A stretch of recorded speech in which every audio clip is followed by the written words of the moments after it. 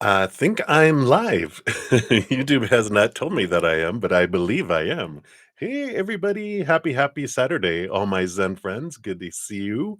Hope you're having an amazing weekend. I'm excited, as always, to see what messages Spirit has for us today. So let's jump in and start off by bringing in some wonderful unconditional love energy. And we'll bring it in with the singing bowl. So I will hit it 3 times. Each time we do that, just imagine like love flowing down either as a giant waterfall or a big bright light starting in your middle of your soul here and going out into your mind, your thoughts, your emotions, your energetic field, your chakra, your aura, into your physical body, into your blood, into your cells, into all of your organs, and then filling up your life and overflowing out to the world. And as I do it, something that can help raise our low vibration. That's really close, isn't it? Is it loud? Sorry. Hello. Um, as we do that, if you take as you take some deep breaths and come back to the moment, you can think of at least one thing that you're grateful for right here, right now, in this moment, and thank the creator for it. Because that helps raise our low vibration and puts us in the energy of receiving messages and other things from that match that energy of gratitude, right? So we'll do that. So let us begin. We'll start with a big deep breath. And let's go.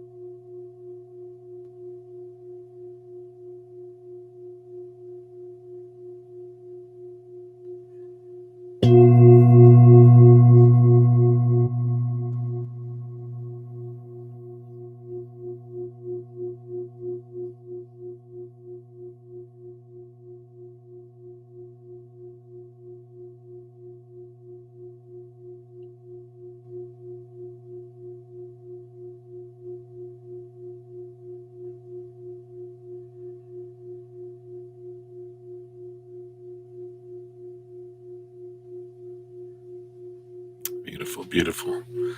She is singing. Thank you so much for joining me in doing that. Let me just put her over here. Hey, everybody. Good to see everyone.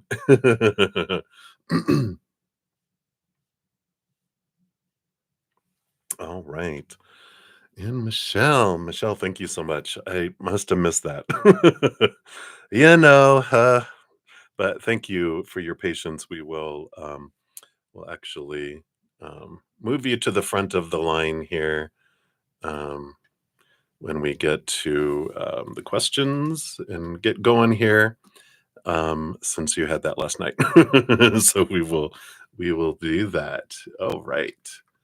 And thank you guys so much for being here. So grateful to be able to be um, with everyone here. Let me just type. I can't do two things at once, evidently. All right, there we go. All right, I think we're good.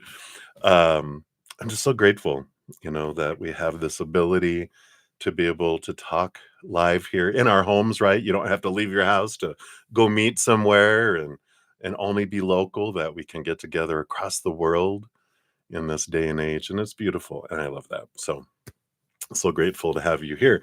And if you're new to my channel or new to these readings, welcome. I'm bruddaZEN. We got a great group of Zen friends with huge hearts and great senses of humor. So we definitely can use those things in this lifetime as humans. It helps raise our vibration. when we're in that wonderful place. So, welcome. Real quick, how the free readings work: we go down in order, first come, first serve down the chat. So there is no special list or anything. We try to keep it simple. The chat is it. So you just put your question out there, or if you don't know what your question is, I just want to hear something from spirit, or you don't want your business out there. You can just ask for a general reading.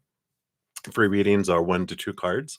If anyone makes a donation, I do honor that energy exchange. I prioritize the readings, step out of the free readings, dive deeper, meaning I pull more cards for those two. And then once I'm done, I return back to the regular session. You can make a donation using the super chat at the bottom and in the description box of the video. I do have my Venmo, CashApp, PayPal, and Square. I don't have a set dollar amount. Whatever you give from your heart is the perfect amount, because I know everyone's cost of living and rate of exchange and all that across the world is different, even across the room sometimes, right? So whatever you give is perfect. My YouTube channel members do get second priority over donations for their free readings. We have some in here. You'll see their names with green with a little badge. We got Moonlight 5. Hello, hello. And Christina Lowe. Hello, hello. Good to see you. I think that's it for right now. So if you're interested in becoming a YouTube channel member, I do have 2 levels: Zen Cricket $2.99, Praying Mantis $7.99. You get prioritization during these sessions, and sometimes I'm not able to get to all the free readings, but I do make sure to complete the donations and my YouTube members, because that's part of their membership.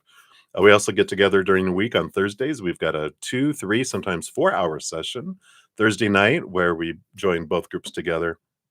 We have tarot readings, oracle readings, past life readings, whatever we want to talk about, because it is there. So I like that. It's a fun time. And then my Praying Mantis members on Friday and Saturday nights and on Sunday afternoons, we also have at least an hour together after my regular sessions. And the Praying Mantis get advanced access to all of the videos that I put out.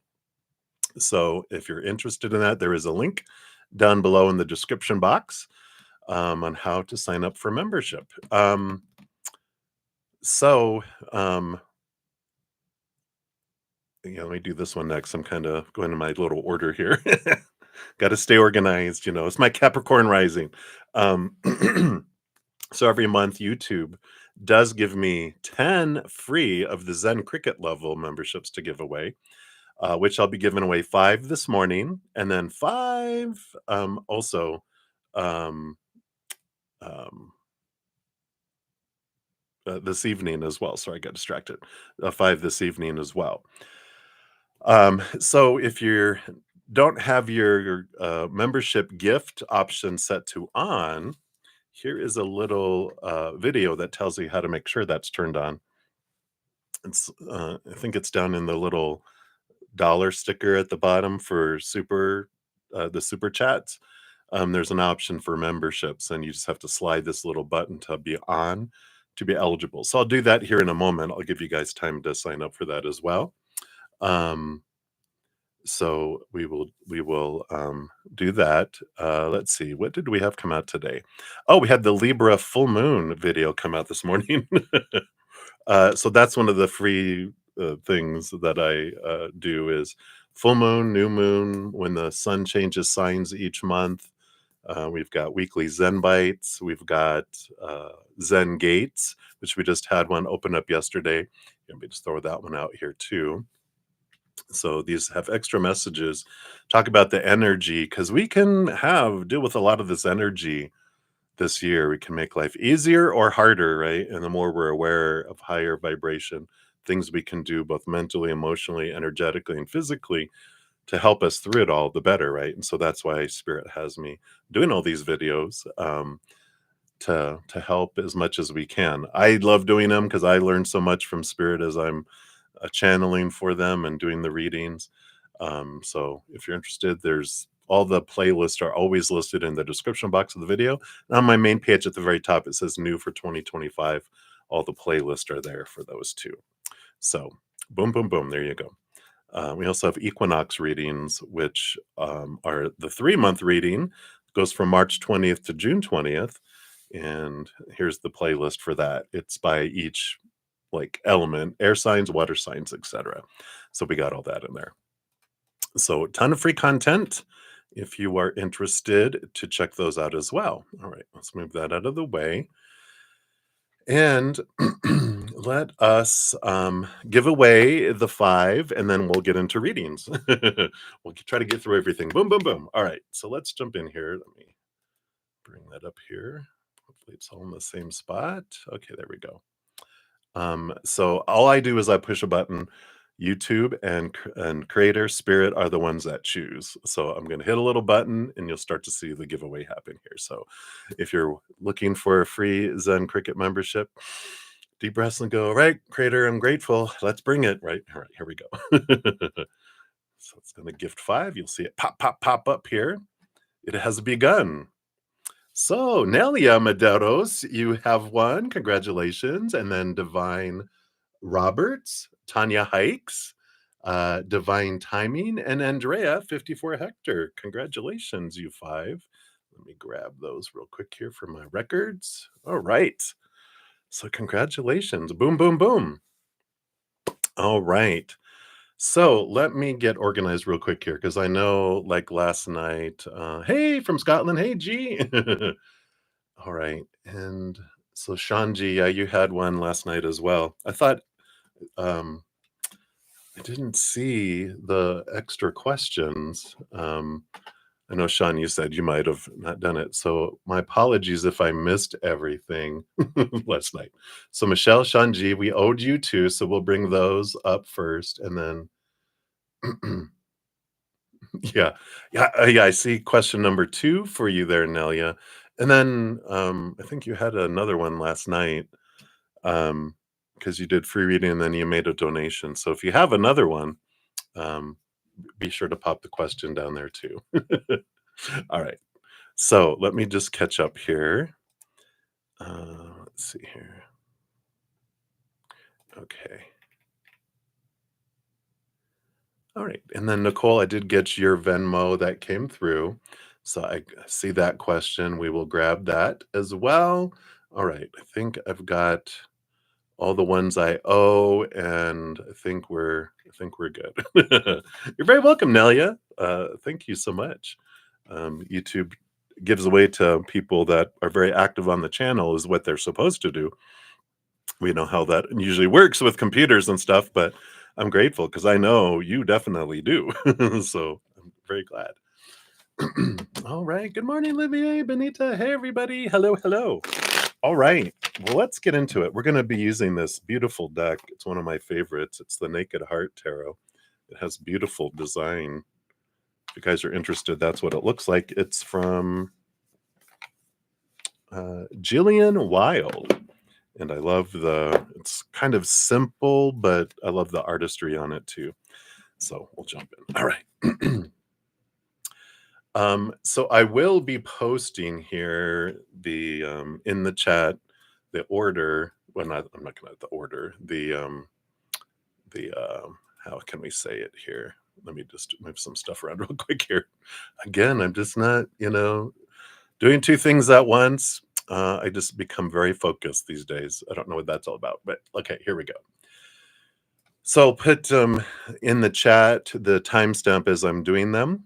And then when I'm done, I will actually post a pinned comment listing the order in which the readings were completed with timestamps. I'll have it separated by donations, my YouTube channel member, free readings, and then the other free readings. So it will be out there. So, all right. So let us shuffle.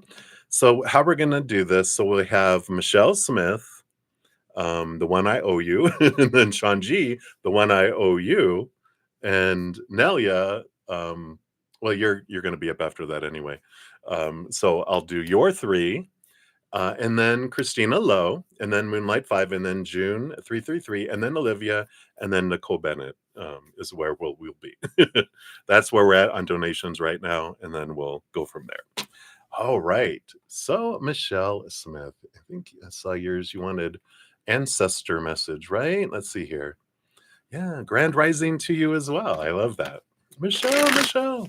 So yesterday you did make two donations and you answered one, but the second was there any messages from your ancestors? All right, let's take a look here. Any messages from your ancestors? Do we want no oracle? So we're going tarot. So let's see what we have here. I love connecting to ancestor energy. It's so ancient and um, I don't know. It's just really grounded to earth, if that makes sense. Just like seeing a giant forest of a lot of trees, all these family trees. But what's great about our ancestors is we don't hang around in the same ancestral tree every lifetime. We purposely jump from lifetime to lifetime to lifetime in different ancestry because we want to experience all that energy of each ancestral tree. Sometimes we do spend extended time. It's like extending our vacation, in a place we really love. Sometimes we will stick with an ancestral line for a while because we are working on it um, to help transform it and to elevate it. And so that's really cool too. Yeah, like Christina, right? I was just thinking of you because the reading we did, you're like in Christina here. Hey, Christina, you your ancestral line. You guys have been really leapfrogging through ancestors. Like being in that same line for a while. That's why they brought it to me. So I love that. All right, let's see for you right now in this lifetime here, Michelle. I love it. Bottom of the deck, you have the 3 of Cups. 3 of Cups is it's joy, celebration, your kind of tribe kind of energy, but it's one of my cards that represents your spiritual posse too, which I love because that's them. Your ancestors are part of your spiritual um, support group on the other side. And so they're definitely with you, supporting you, along with your guardian angel, all of your angels, loved ones that are on the other side that you've known in this lifetime, and all those ancestors, um, and your elemental spirit guides, and just a whole slew of beings of unconditional love and light. And they want to make sure your spirit animals are really perking up and going, yes, yes, also your power animals, your spirit animals, your totem animals. Don't forget us. I'm like, I usually don't mention you guys, so we will shout out to you. So they are definitely there and supporting you, and I love that. And then these two cards came out together here. All right. So you do have the 5 of Swords and the 7 of Swords coming in here. See, don't you love these cards? I just love. These are black and white, but a lot of these will have color in them. But I like the swords here coming up. This is that kind of energy because the 5 of Swords is like conflict, and the 7 of Swords are lies and betrayals and other thoughts and beliefs that steal opportunities from us, right?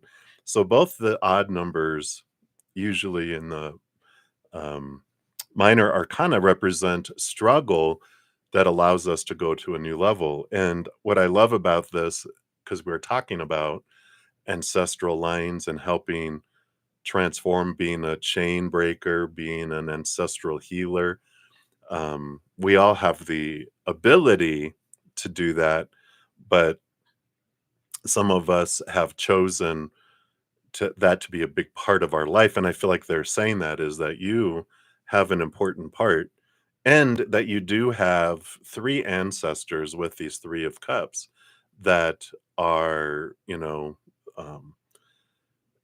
like your liaisons. That's funny that they'd say that. These, they're your contacts into the ancestral line to help. And so there's 3 specific souls, 3 specific spirits that have been several different people within this lifetime, but they're coming to you as being um, your support team in this.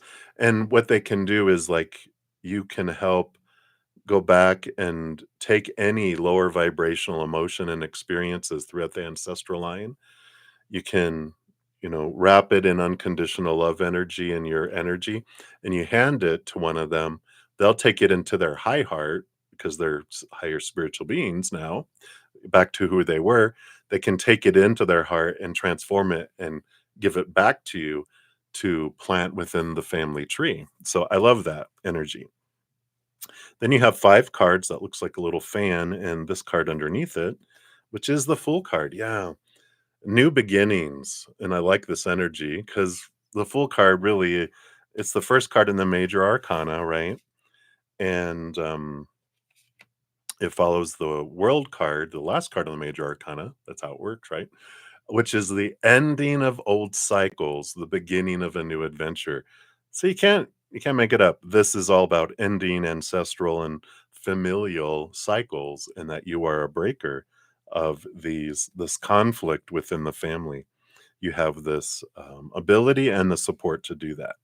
Let's take a look here and see what these 5 cards are all about here, because I feel like this is kind of the how. Yeah, you have the 6 of Swords. It's all this communication and belief systems within this family line, because the 6 of Swords is like moving from choppy waters to calmer waters, but leaving old ways of thinking behind that are rooted in fear into seeing things from a higher perspective in this healing energy. So I love that. And the 8 of Swords. Wow, 5, 6, 7, 8. So here is this. I mean, the 5 of Swords brings us to the 6 of Swords, and then we go to another level when we have challenges of the 7 of Swords. It brings us to the 8 of Swords. All this balancing energy coming in. You just gotta make it up. Let's see what else we have here. So you have the 7 of Cups. So there is some emotional confusion within the ancestral line that is rooted in those fears, right? And so the emotions that are the root of the belief systems that were imparted, that's how it works. Like one emotion can create 1,000 thoughts and rules. And when you are able to go in and transform that emotional experience in the family line, then it automatically solves a lot of the mental, kind of transforms the mental. So focusing on the emotional helps transform the emotional, because there's some things that mental things we can solve mentally. Emotional things can also solve things mentally because we're going to the root of what emotion created it. But you can't solve emotional things with our mind, which is an amazing thing to realize. Emotional things, since they happened first, have to be solved through emotion, through the heart, through emotional energy. Mental things can be solved through mental and emotional. I didn't connect all that till right now. I love that about spirit. I learned so much in your guys' readings. Just saying. Yeah, and you have the Ace of Pentacles, which is a beautiful new beginnings, a new way of looking at worth in relation to the outside world. And you got the Earth Mother, the Empress. So we do have this, doing all this is worth it because it does create new things, of course, with the Fool card being the underlying energy under all this change. It's a new adventure, a new beginning, a birth of new things, a birth of new opportunities. This Mother Nature, Mother Nurture. And it starts with you. And I just love that. The family tree. Here's the family tree, and mother being at the root of it, this beautiful energy. So I love that for you. So reach out to them. You have that support, and we'll grab here an angel number here for you too. Let me just put these cards back in and various places here. I like mixing them all up. All right. And then your angel number. Let's get these activated here. Oh, and I did not put your timestamp. And I didn't even put it in the chat. I failed the first time, but Michelle, I know you're here with us, right? You're first. You're up first. uh, so let's take a look here. You got 1122. Great shift.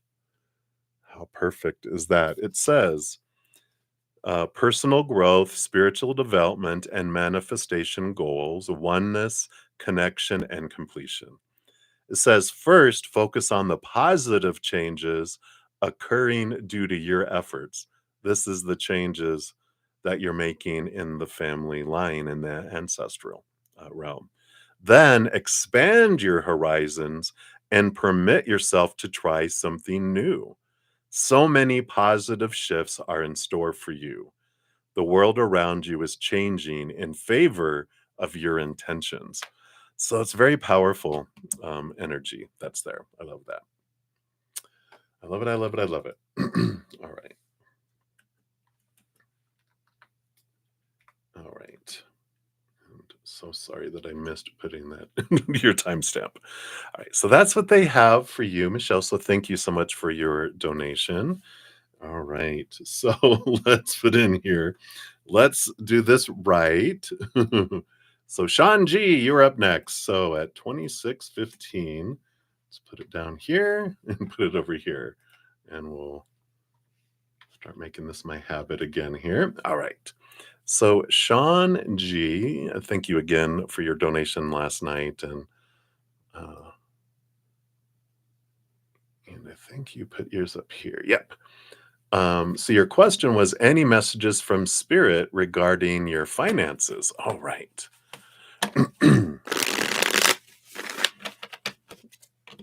So let's take a look here. What does spirit want you to know about finances here?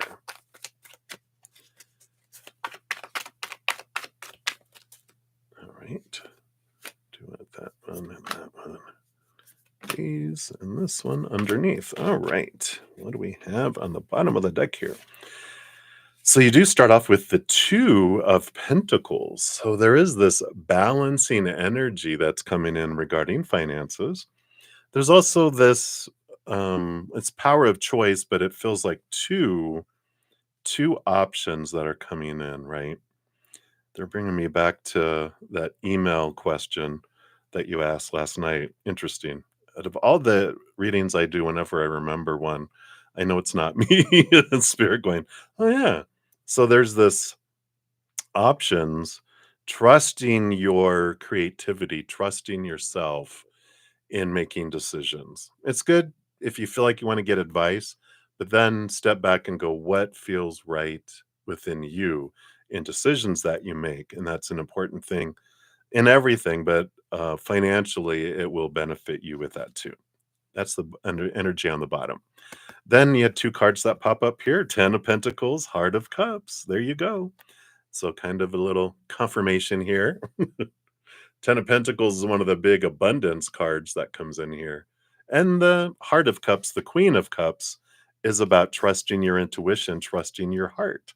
So definitely being reinforced here that you have great abundance, but it's kind of a little paraphrasing last night's reading about the sending the emails and having abundance come in is get out of your head and into your heart, and this is where it comes in because the mind will go into need and want and fear, small t truths, and that's have not energy that pushes it away. When we go into our heart in a energy of gratitude for what we do have and have had, that's that energy, right, of having. And when we focus our energy on having, we have more.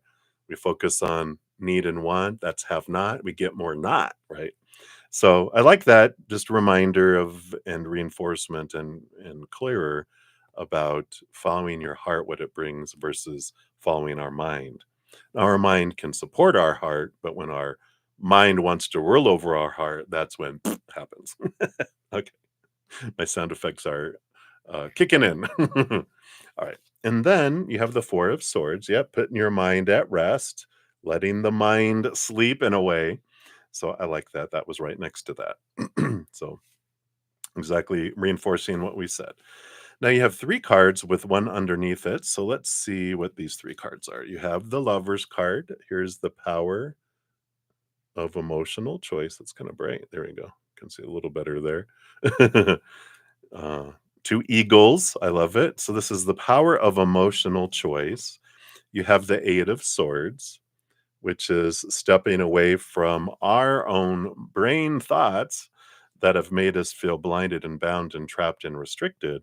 That allows that freedom. So again, it's this energy.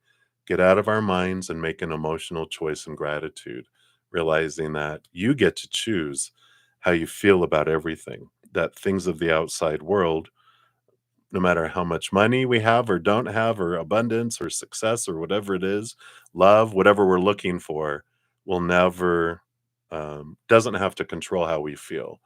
We're taught a lot, right? When these things happen, this is how I'm supposed to feel, but doesn't mean we have to. And that if anyone being a rebel, it can be you. Yeah. And here's the Seven of Swords, Seven and Eight of Swords. This is the fears of deception, betrayal. But these are our thoughts and beliefs that betray us. And so the Eight of Swords is about becoming aware of these thoughts and beliefs of lack, of limited, of supposed to be, of should, and need to be, and have to be, and must be, and blah, blah, blah. All that's what sucks things out of life because we're focusing on what's not happening instead of being grateful for what is. So it's a big piece of that will influence all of that. Even the underlying energy under all that is the Nine of Swords. And I like this because you got this progression of Seven of Swords, Eight of Swords, Nine of Swords. Did you have? Well, you have the Six of Swords on the bottom of the deck too. So you got six, seven, eight, nine. All this thinking, thinking, thinking, and it is the evolution of. And this shows that you've been letting go of fears and more thoughts and belief that haven't served you, and so in a way, it's a kudos for the progress you have made and letting expectations go and focusing more on gratitude. But asking advice about, well, tell me about abundance. They're like, you have such an ability with that 10 of Pentacles to have fullness of abundance coming in. And I think I mentioned it's a great affirmation that Spirit's been bringing up lately, which is abundance flows to me easily and effortlessly. Because some of those little thoughts we have is, in order to be successful, you have to work so hard. You have to like wear yourself out. It has to be difficult to make it worthwhile. And that's BS. That's one of those thoughts of fear that came up. It's like, no, abundance and finances and love and whatever comes to me easily and effortlessly. And I'm grateful for that, right? So I like that for you. So I love this. All right. Oh, I'm so glad, Michelle. I know, powerful energy. Glad you saw yours there. All right. So, Sean G, your fortune cookie is intuition. Oh my God. So 111. And it's all about following your heart, following your gut, following that intuition. Moderation, patience, flow, clarity, joy, movement, self realization, taking action, unconditional love. That's all the energy that's around here. It says, time to implement long cherished ideas, right? That's from the heart, not from the mind. Cherishness. Well, that's not a word, but that comes from here. You're on the right track towards making your dreams and visions a reality. The right people, circumstances, and resources are being sent your way. Happiness and new opportunities are at hand. Trust in the process. Gratitude, gratitude, gratitude as we're going through it, not having success be something in the future, but focusing on all the success in this moment. It brings more success, right? So I love that. You're welcome, Michelle. Michelle. All right, and thank you again, Sean, for your donation. I appreciate that. Let me see here. I think I want to put a little in between these. All right. All righty. So those are those. And then now, yeah, you're up next. All right, so let's put this here. So number one is 3447. So let's put that in here. Nelia. I'll just put your first name. I don't need to spell everything out, right? We'll just put Nelia number one. You're number one. All right. And 3447. All right. So Nelia, thank you for your multiple donations. And we'll be all up to speed on this one now, right? And we'll do your free one later. All right. So up first, so for the first one with the winky wink, I think that was down here. Yeah, with the wink face is actually your number two question. So we'll just do it this way. We'll do the why did you and Thomas cross paths? Is he genuine or an opportunist? Ooh, and is this friendship? Is it a friendship? Will it last? And how will it end? And any other messages Spirit wants you to know. All right. So we'll start with that one, and then we'll bounce to your number two, which is actually your winky wink. And then number three will be the one from last night. All right. We got it together. We got it together. Let me take a sip of some coffee here first. All right. Let's find out about Thomas. What is going on here? So, why did you cross paths? Let's take a look here. Let's get to the crux of the reason. What's the higher reason behind the scenes here? I feel like it's these three. And then, is he genuine or an opportunist? All right, three for that. Uh-oh. All right. And then, will this friendship last? It's funny. It's like you don't think it is because you're asking how it ends. Oh, well, every friendship ends, right? Either, well, it never really ends, right? It lasts eternity, but it either ends while we're alive or when one of us leaves, right? All right. So we'll find out here with that. And then I should highlight so I can keep seeing this here. Any other messages Spirit wants to give you? Okay. What else around this? Okay. We do those and those. All right. Let's see what we got here. Bottom of the deck, you have the Innocence of Wands, the Page of Wands, which is a lot of energy. It's a lot of spiritual energy, but there's a lot of physical attraction energy, energetic attraction energy. So it's a good realizing, and we'll find out asking the reason why here. But it's important to know that um, we either it's either fated, we agreed before we came down here, or we drew a relationship in by our energy. If it's a lower, we'll find out if it's a lower vibration, our lower vibration drew him to us. If we have higher vibration, then that drew it to us in whatever time we do it. And we're not at a high vibration 100% of the time yet, right? We still have lower vibration moments that can draw in lower vibrational people in those low vibrational moments, right? Yay. All right. So let's see here. What's the purpose? What's been drawn in here, right? All right. Well, we do have the Ace of Wands. So that is like the Innocence of Wands being the Page of Wands. The Ace of Wands is energy, drew you guys together. Seven of Wands with the Heart of Cups, Queen of Cups. So I feel like the reason why you guys were brought together uh, by these cards, what they want to mention right now. Seven of Wands is an energy of being true to yourself, not dimming your light, not refusing to shine, um, and asking permission to shine. Not, like I said, not dimming your light, really standing out and standing in your energy, being yourself. The Queen of Cups is also very empathic energy, and it's about trusting your gut, standing your ground, being true to you is why you wanted this connection, this mirror for you. Now, they, of course, have their own reasons, but it's like what they're learning, you'll never be aware of because they're very private in that kind of development. So I don't feel like you will know why their higher self, until you're on the other side, of course, why they chose what mirror they're learning from, because we're just a mirror. We have no idea what people are seen when they look at us. A giraffe looks at us, they see a giraffe. A lion looks at us, they see a lion, right? So I like this, that what you wanted to learn through this relationship was about standing your ground and really trusting your gut and trusting your instincts, which I like that. Are they genuine or an opportunist? Let's take a look here. So it's an interesting energy. You have the Eight of Pentacles came out first, which is putting the blood, the sweat, the tears in to get reward. That kind of feels opportunist, right? Movement of Wands.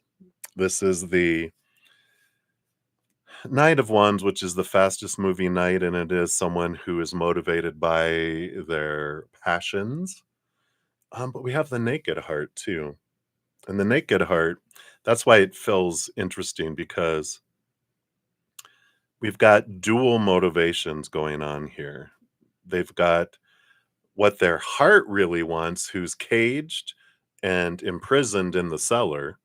The heart wants to feel loved and be loved and all this, but the mind that took over and encaged the heart in the prison in the cellar, the mind is the opportunist. And let's define that, because really what it is it's the mind's way of trying to feel fulfilled, trying to give the heart feelings that uh, the mind thinks the heart wants. The heart wants love, it wants to feel fulfilled, right? And the mind goes, "Oh, I'll get that for you. I will find, you know, things, money, bodies, finances, possessions, opportunities, opportunities in the outside world to where you'll feel full and whole and complete and da da da da da." So everyone ultimately is an opportunist, right? Until we find our own self-love on the inside. We're looking for opportunities in the outside world to fill us up, right? So we are all opportunists. Our human side is right, but it's important to know that their heart is caged, and so their mind, it's like the evil twin is in charge, and they're not evil. They're just uh, unemotional, right? The mind has plans. The heart has passion, and the mind is trying to live out passion by its own interpretation of what passion is, which is achieving things, right? So that could be a lot of what you're picking up here. And I like this, that you're learning through all of this, with all that. Now, will this friendship, will it last, and how will it end? So will it last? Got the High Priestess. And, so the High Priestess energy, that is like the Queen of Cups. This is, you're very connected. You're connecting to spirit. You're looking beyond the veil. You're diving deep into that, and the intuitiveness that comes in here. We'll see how it ends here, on the bottom here. I have this feeling that with your picking up what you're picking up, you're just like, um, I feel like you will choose not to continue the friendship, because I feel like you're going to learn what you're wanting to learn from it, trusting yourself, standing up, and trusting what you're picking up emotionally through your empathic and spiritual gifts. And you're like, all right, I've learned what I needed to learn through this, and this is not a healthy, supportive relationship, so I will let it go, right? Yeah. We do have here the Four of Cups. I'm sorry, the Four of Wands, and the Innocence of Cups, the Page of Cups. Four of Wands is a joy and celebration and marriage kind of card, and the Innocence of Cups, the Page of Cups, is a higher love kind of energy.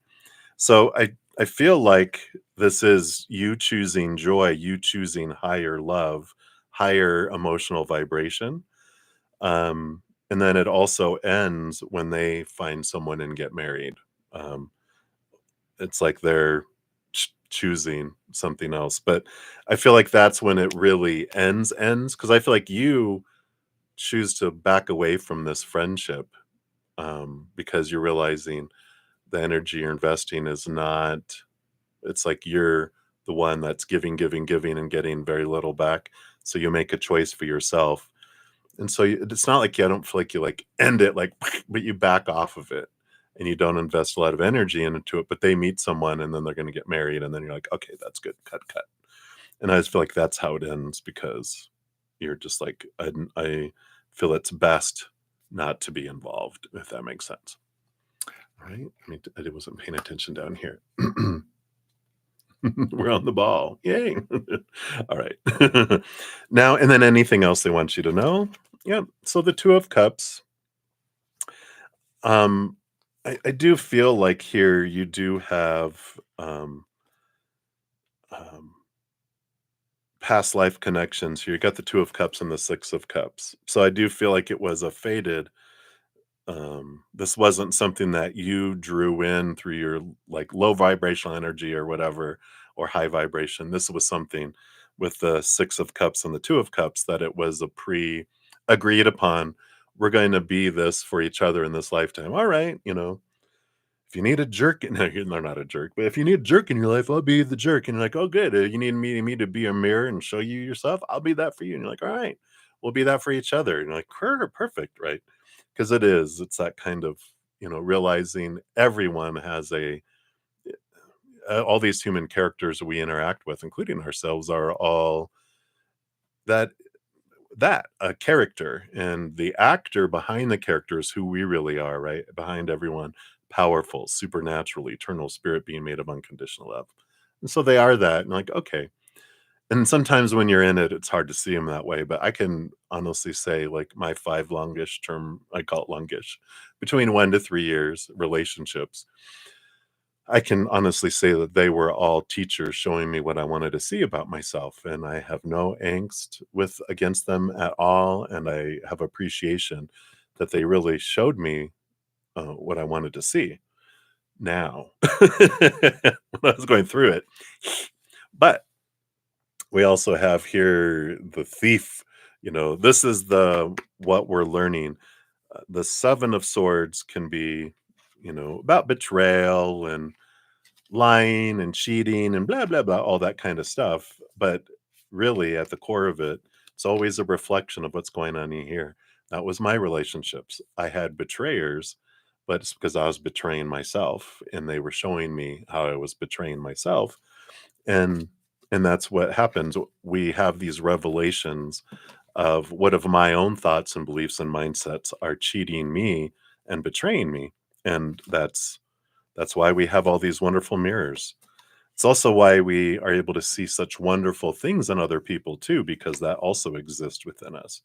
But the things that piss us off and irritate us also exist in here, what we're seeing out there, right? So it's always a mirror, always coming back to ourselves, going, what is this trying to show me, right? So I love that. So that is what they have for that one, Nelia. Let's get you your fortune cookie. We're going to go with an angel number oracle. I think we're going to stick with these for today. Whoa, all right.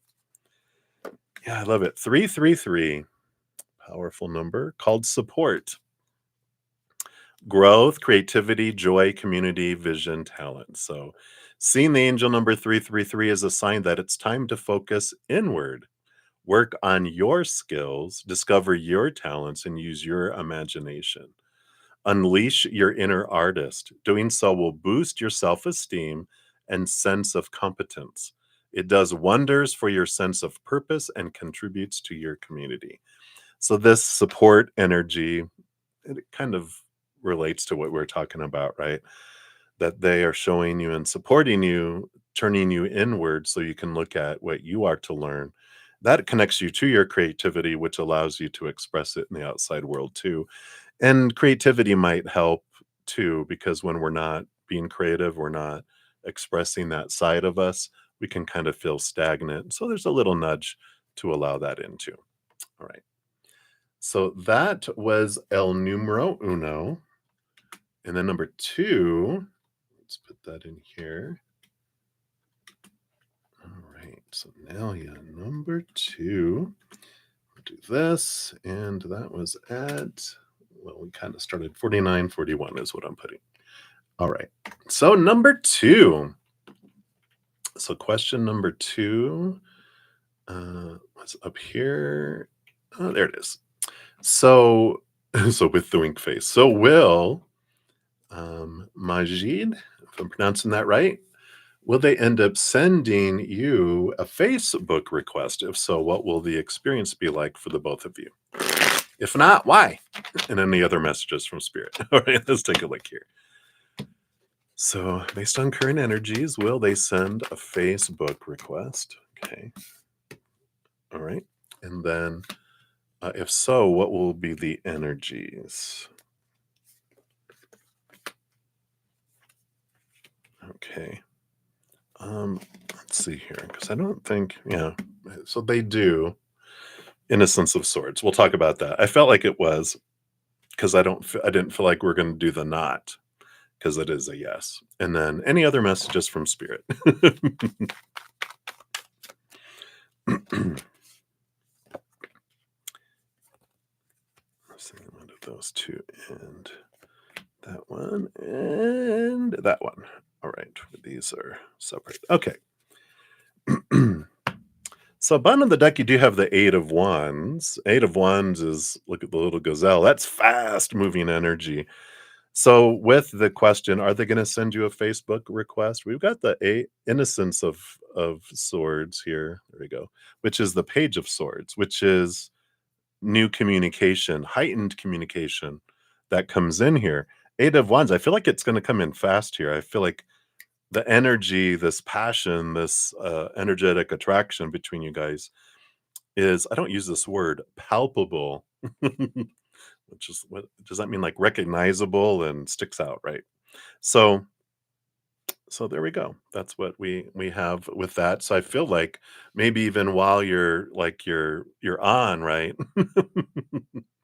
um it's like, oh, any second. Oh, look, they just did it.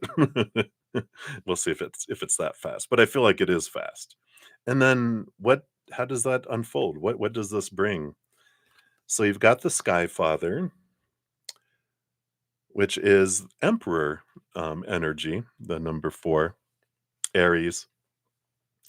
And just that energy there, it's like it's still, there's a lot of possibilities, but they're really reinforcing here that you get to choose.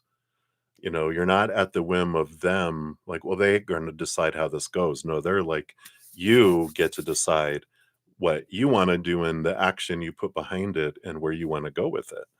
Um, so I feel like um, that is an important thing for you to decide what you want, and then put that Aries action energy behind it there. So let's see here. You also have the Heart of Swords and the Ten of Swords. Heart of Swords is this, that's like the perfect partner energy, but the Ten of Swords is let those expectations go. I know. It's like, well, so they're not gonna, if you have these expectations that they're going to be this perfect fit and this is the person and da da da, they're just like, no, they're not meeting that criteria with the Ten of Swords. It's the end of expectations regarding them here. So I feel like you will, as you communicate with them, you're realizing, oh, okay, this isn't bringing me that. This is that person that's coming my way energy. This is like, oh, you're a stepping stone, aren't you? That's the kind of energy I'm coming in here, right? Yeah, no expectations. And it's good that you don't. So they're confirming here. Uh, they're not gonna meet those, even if they're subconscious. Somewhere in the back of our head, sometimes we're like, "I wonder if" okay, no, I'm not wondering anymore. Let's see what else comes in here. You got the Six of Swords and the Innocence of Cups. So, the Six of Cups, um I'm sorry, the Six of Swords energy here, is that leaving behind old ways of thinking, moving forward. And the Innocence of Cups. It's funny because I'm seeing the turtle here. I'm seeing like a stream, and I'm seeing turtle shells, which are stepping stones to get across to the other side. And that's what they're doing here. They're leading you to this higher love, this Page of Cups energy that's here. Are you gonna video? Are you gonna face call each other? You know, this innocence of swords with that movement. I'll need to pull a card for that unless I see it come out in these other cards here, because I'm not getting that answer with the innocence of swords. But let's see what else they had here, because we go, what else do you need to know? Here. So you've got the Wheel of Fortune. So I like that it is happening for you. Again, it's like there's these stepping stones that you've chosen to get you to the other side where you don't have to swim through the mucky water. You get to step over these stones to um, reach the other side. So it is happening for you. And there is a gift in the interactions. And I like going in with no expectations that, oh, this is going to be anything besides a mirror for me to learn about me, to prepare me for this other person that will be coming my way eventually, right? I like that. You have the Chariot, yeah, the power of choice, the movement card, the victory feeling card here. And I do feel like, that's one of the big things we learn through all these experiences, our power to choose. Every moment I get to choose the story I put to whatever's going on. Is it going to be one of lower vibrational fear or higher vibrational love and joy and play and unconditional love, the higher vibration, right? I also get to choose the emotion, lower or higher, my energy, lower or higher, and my physical actions. Is that lower or higher? And I like that this, with these two major arcana, that again, this is the wheel of fate, the wheel of fortune, is that this uh, interaction is happening on purpose for you. You're learning a lot about your power. Yeah, you got the Five of Cups, excuse me, which is this energy. It's the emotional energy, because usually you'll see like someone focused on the Three of Cups that are spilled. That's our sad Z's, sorrow, lower vibrational emotional energy, right? They're like, oh. But behind them are the Two of Cups, the power of emotional choice. I like it. It also tells us there's no wrong choice, right? The power of choice isn't, oh, you're choosing wrong. No, the whole purpose of giving us free will and power of choice, especially in this realm, is that on the other side, we still have the power of choice, but it's a no-brainer choice. We can choose unconditional love, or we're like, why? Why would we choose an or unconditional love? Yes, it's like you can choose $1 billion or you're what? That's like our human down here. But down here, we have lower vibrational choice, higher vibrational choice, and we do come here to experience lower vibration to understand more higher vibration through contrast. And so there is no right or wrong choice. There's just different choices with different outcomes and different experiences. And we're learning that. And part of what you're learning through these individuals is to be gentle with yourself. So I like that. And then the lovers, yeah. And so here's emotional choice, just to reinforce that. And you also learn about what you want, what you don't want. Um, but you're discovering your self-love more through these two, because the more you're letting go of thoughts and beliefs that don't serve you anymore, emotions that don't serve you anymore, energy that doesn't serve you anymore, and anything in the physical world that doesn't serve you anymore. That's, you're raising your love vibration because you're transforming things. So I like that. Let's see what else we have here. You got the Spirit of Wands. So here's the King of Wands, bringing us back to that same energy as the Emperor. But you get to choose, what do I want? And stepping into your power and authority is part of all this. Is that what we were talking about before? Sounds familiar. And the Judgment card, which is your higher self taking you and having you see things from a higher, different perspective too. So definitely, I like whenever I get the X's up here, because they've got like two X's. I always think of, not always, but I often think of, what was it? It wasn't America's Got Talent, I don't think. It had Simon Cowell on it, but it's like where they and they do the X's, and the third X means you don't get to go through. But this is different. This is like, you're experiencing these stepping stones to help you move into something that is in more alignment with what your heart truly wants, and not settling for things that are rooted in, you know, the lower vibrational small t truths, right? So that's number two. Let's pull your fortune cookie here. Let's see what else they want you to know here. Nope, none of those. All right, all right. There it is. So what else? We got 9999 lessons learned. So just to confirm, they're all about, they're classrooms where you're learning about yourself in a beautiful way, not in a judgmental, graded way. It says culmination, results, benefits, reflection, completion. It says take stock of your accomplishments and how you arrived at them. This is a reminder to maintain optimism and drive toward your goals. Here's that Emperor, King of Wands energy. I create the goal, I put energy behind where I want to go. Maintain your momentum and know that the powers of heaven have your back. You made it. And the reward goes to you. And then you wanted to know too, if you guys would meet video. And let me just pull one quick card for that too. Just want to see, is it going to be a video face call? Will you guys reach out via video, right? Because we had that they were going to be Facebook, send you a friend request. Will there be video? Well, you have the sun card, which is a bright light shining, and things seen. So that is like, if that's what you're wanting, the sun card is a victory card. So that would be a yes, that you guys will reach out and face call. So boom, boom, boom. All right. And then number three, we got 10203. Interesting. Let me just put that 10203.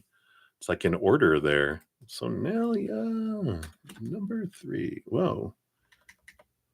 Sorry, my mouse got in the way. There we go.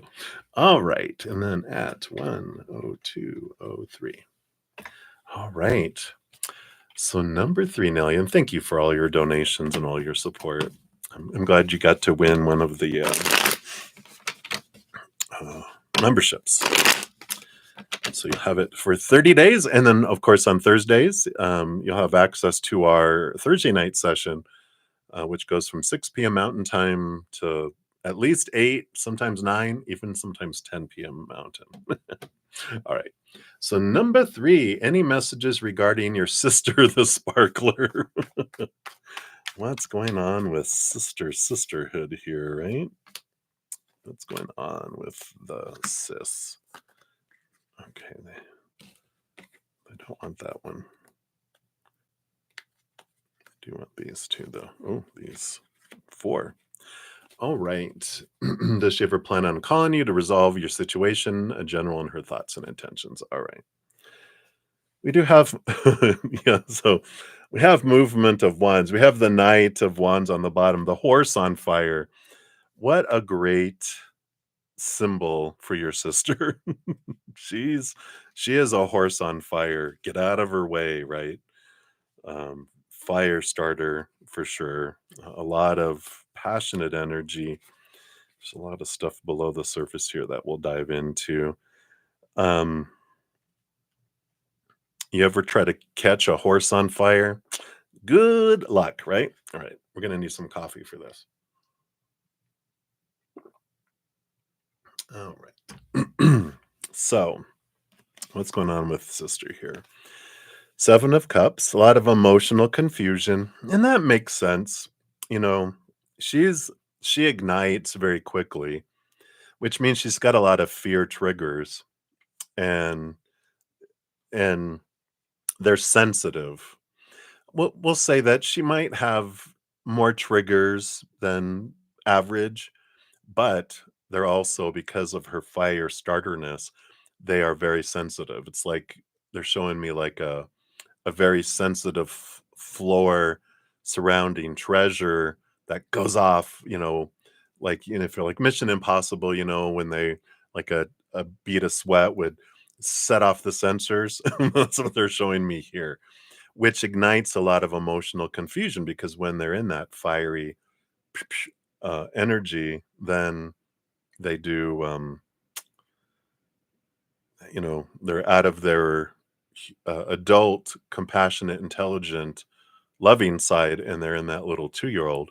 So they revert to that young child and hissing cat energy quite often, but it keeps them in the state of emotional turmoil and emotional confusion. So it's important to know that because then we can have kind of, I want to say proper expectations around them, but because there's really not proper expectations, it's just be aware of what we think is someone's capable of.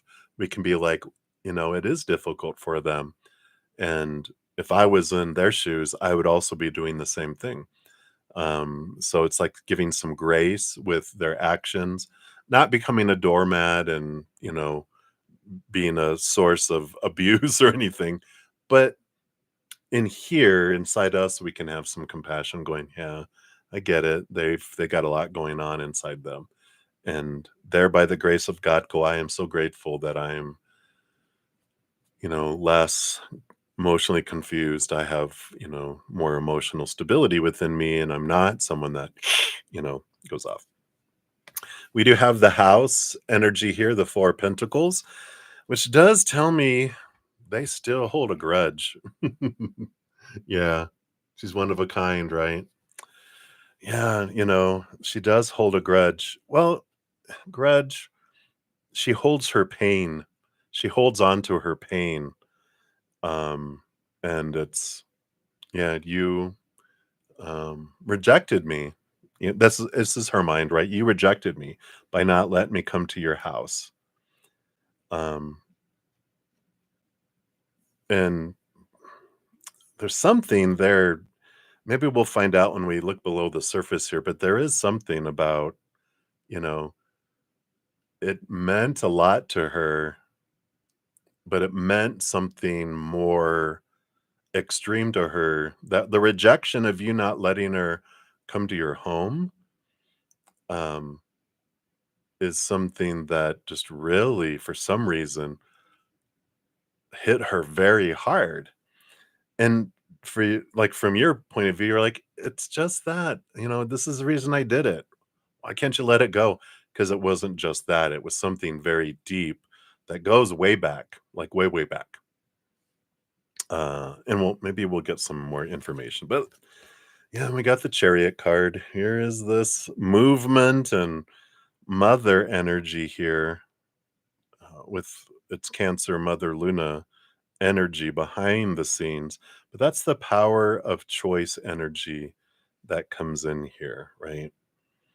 And so there is something happening here. Even on the bottom of the deck, we got the Two of Wands, which is about our power of choice as well. So there is this coming in here where you're investing your energy in it, and um, like choosing to release, choosing to forgive, choosing to just release her and take away the importance of her contacting you. You've already tried, and just there's this release energy just to go, you know what? I'm not going to focus on what she's not bringing me. I'm going to use my power to focus on what I love about my sister, what I love about the times we've had together. And then that will bring the energy, that will allow the energy to be open for you, for her to come. It doesn't mean she will. We'll find out more here. There's a lot of cards. But so it's like um, choosing on the things you love about her. And and you don't normally take things personally. Maybe you're taking it personally that she's not contacting you back. Maybe. So that's where the energy can change, is not focusing on who she's not being, because that's lower vibrational, not, not having energy. You can look at it and go, "Oh, okay, I see that I've been focusing on that she's not doing what I would hope or expect her to do. With me reaching out and doing all this, she should be, right, contacting me back, and she's not, so I'm focusing on she's not doing what I think she should do, um, or that you want her to do, because I don't feel like you need her to, but you do want her to. So, kind of changing that to be, I'm gonna focus on what I love about her and what I love about what she has, what we have had in the past, and and that can change some energy. Let's see what else we have here. So we've got the Heart of Swords, the Spirit of Pentacles, and the Ace of Pentacles. Okay. So we do have the Heart of Swords is the balance between head and heart that comes in here. The Spirit of Pentacles is the King of Pentacles, which is this abundance in the outside world, and the Ace of Pentacles. So there is possibilities here, when we're asking, will she ever contact me? There is this, all these cards are about, yeah, there is this ability, possibility of the future. It may be slim, but it is there. Well, let's see what's below the surface here. There's 3 levels before here. You got 1 card below that, 2 cards before that, and 2 cards before that. Yeah. It is hard, right? But this is the power of your energy that you get to choose what you draw into your life, right? And it's like, well, I'm blaming her as the one that's not bringing me, but I'm like, my energy can be keeping her away because I'm learning about my power of energy, right? If I focus on who someone is not being, then I'm actually pushing them further away. When I start to focus on the higher vibration of who someone is, the things I love about her, even if you have to go back into early childhood, but it's like focus only on what you love about her, and then that grows, that draws to us instead of pushes it away. Let's see what's below the surface here. 3 levels. Level 1, the 4 of cups. So there's this emotional stability energy here, but there's also this, the one of the reasons that's here. 4 of cups can be stagnant emotional energy, and that can be our energy, and we are faced with challenging emotional situations to help us go to a new level. And then when we're at the, so the it's like when we're at the 2 of cups, the 3 of cups helps get us to the 4. After we're kind of stable at the 4, become stagnant, we need the 5 to help take us to the 6. Then we're in the 6 of cups for a while, then the 7 comes to take us to the 8, right? Then the 8, the 9 comes to take us to the 10, and continue to move up and evolve. And so this is saying that below the surface, this is for you to understand your emotions and to have emotional conflict, to grow and learn that power of emotional choice. So we like that because it's like, yeah, I can use this. What gift is for me in a situation? And this is one of the gifts, is that it helps you transform your emotions and take it to a whole new level. Yeah. And here's the strength card. So a part of this here too, the strength card is your connection with your higher self. And the 10 of Pentacles is about fullness of life. And, you know, I like this card because they join together the lion and the maiden, the higher self, to create this creature, which is like this joint, you know, um, coming together of the two. And I do feel like below the surface, again, one of the big things that we're learning is that I can be full and whole already in here. Anything in the outside world really truly doesn't bring me this abundance, because the outside world is unstable and fickle, right? As we know, relationships, people change, people walk away, people pass away, people act like a fool, right? We're like, yeah, unstable relationships. If my worth is dependent on relationships, then I feel unstable. Same things with job or situations like education, job, social status, whatever. And things, our bank accounts, our possessions, our bodies, all that stuff is unstable out there. And so part of when we have these challenges that come in and our world gets shaken, we realize, oh, I'm learning over and over and over again that these 3 areas that we're taught as humans to define ourselves in are all unstable. Thank you for the reminder, Sister Instability. You're helping me realize I'm the only one, not my human. My human is also unstable. When it goes into fear, I also flip out and become a sparkler, right? We all do. That's the human condition.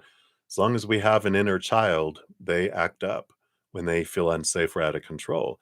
But once we learn that we have that higher, stable, eternal, unconditional love inside of us that we can define ourselves by, that's where we get our stability. And we keep getting pointed back inward from everyone, situations, people, and it all. And so this is part of developing that inner strength when we find that, right? So it's like, that's right. Thank you for that reminder. Yeah, right.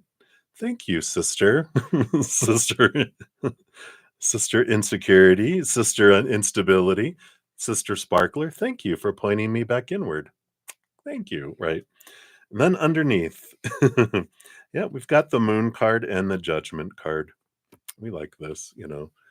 This is your higher self calling you to see things from this higher perspective, transformation. The moon card is this revelation, the bringing the hidden emotions to the surface, but it is all about transformation and that it helps us. So I love that remembering that everything does happen for us. It's not happening to us. And we be gentle with ourselves because we will go into that victimhood, that drama where there's a villain, a victim, and a hero. And then we're like, oh, that's right. We just gently remember I can choose differently if I want.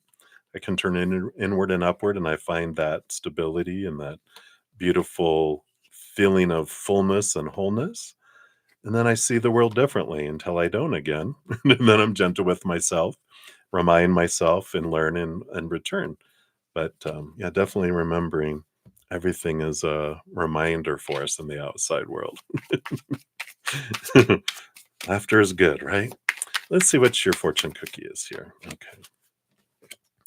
So we've got high vibes, 1144. Yep, to help us raise our love vibration. Divine intervention, prosperity, big ventures, fated events, faith, purpose, higher calling, just like we just had with that judgment. It says love or other happiness lurks just around the corner. It will be something much better than in your wildest dreams. A rare opportunity, an exciting encounter with like minded people will exceed your expectations.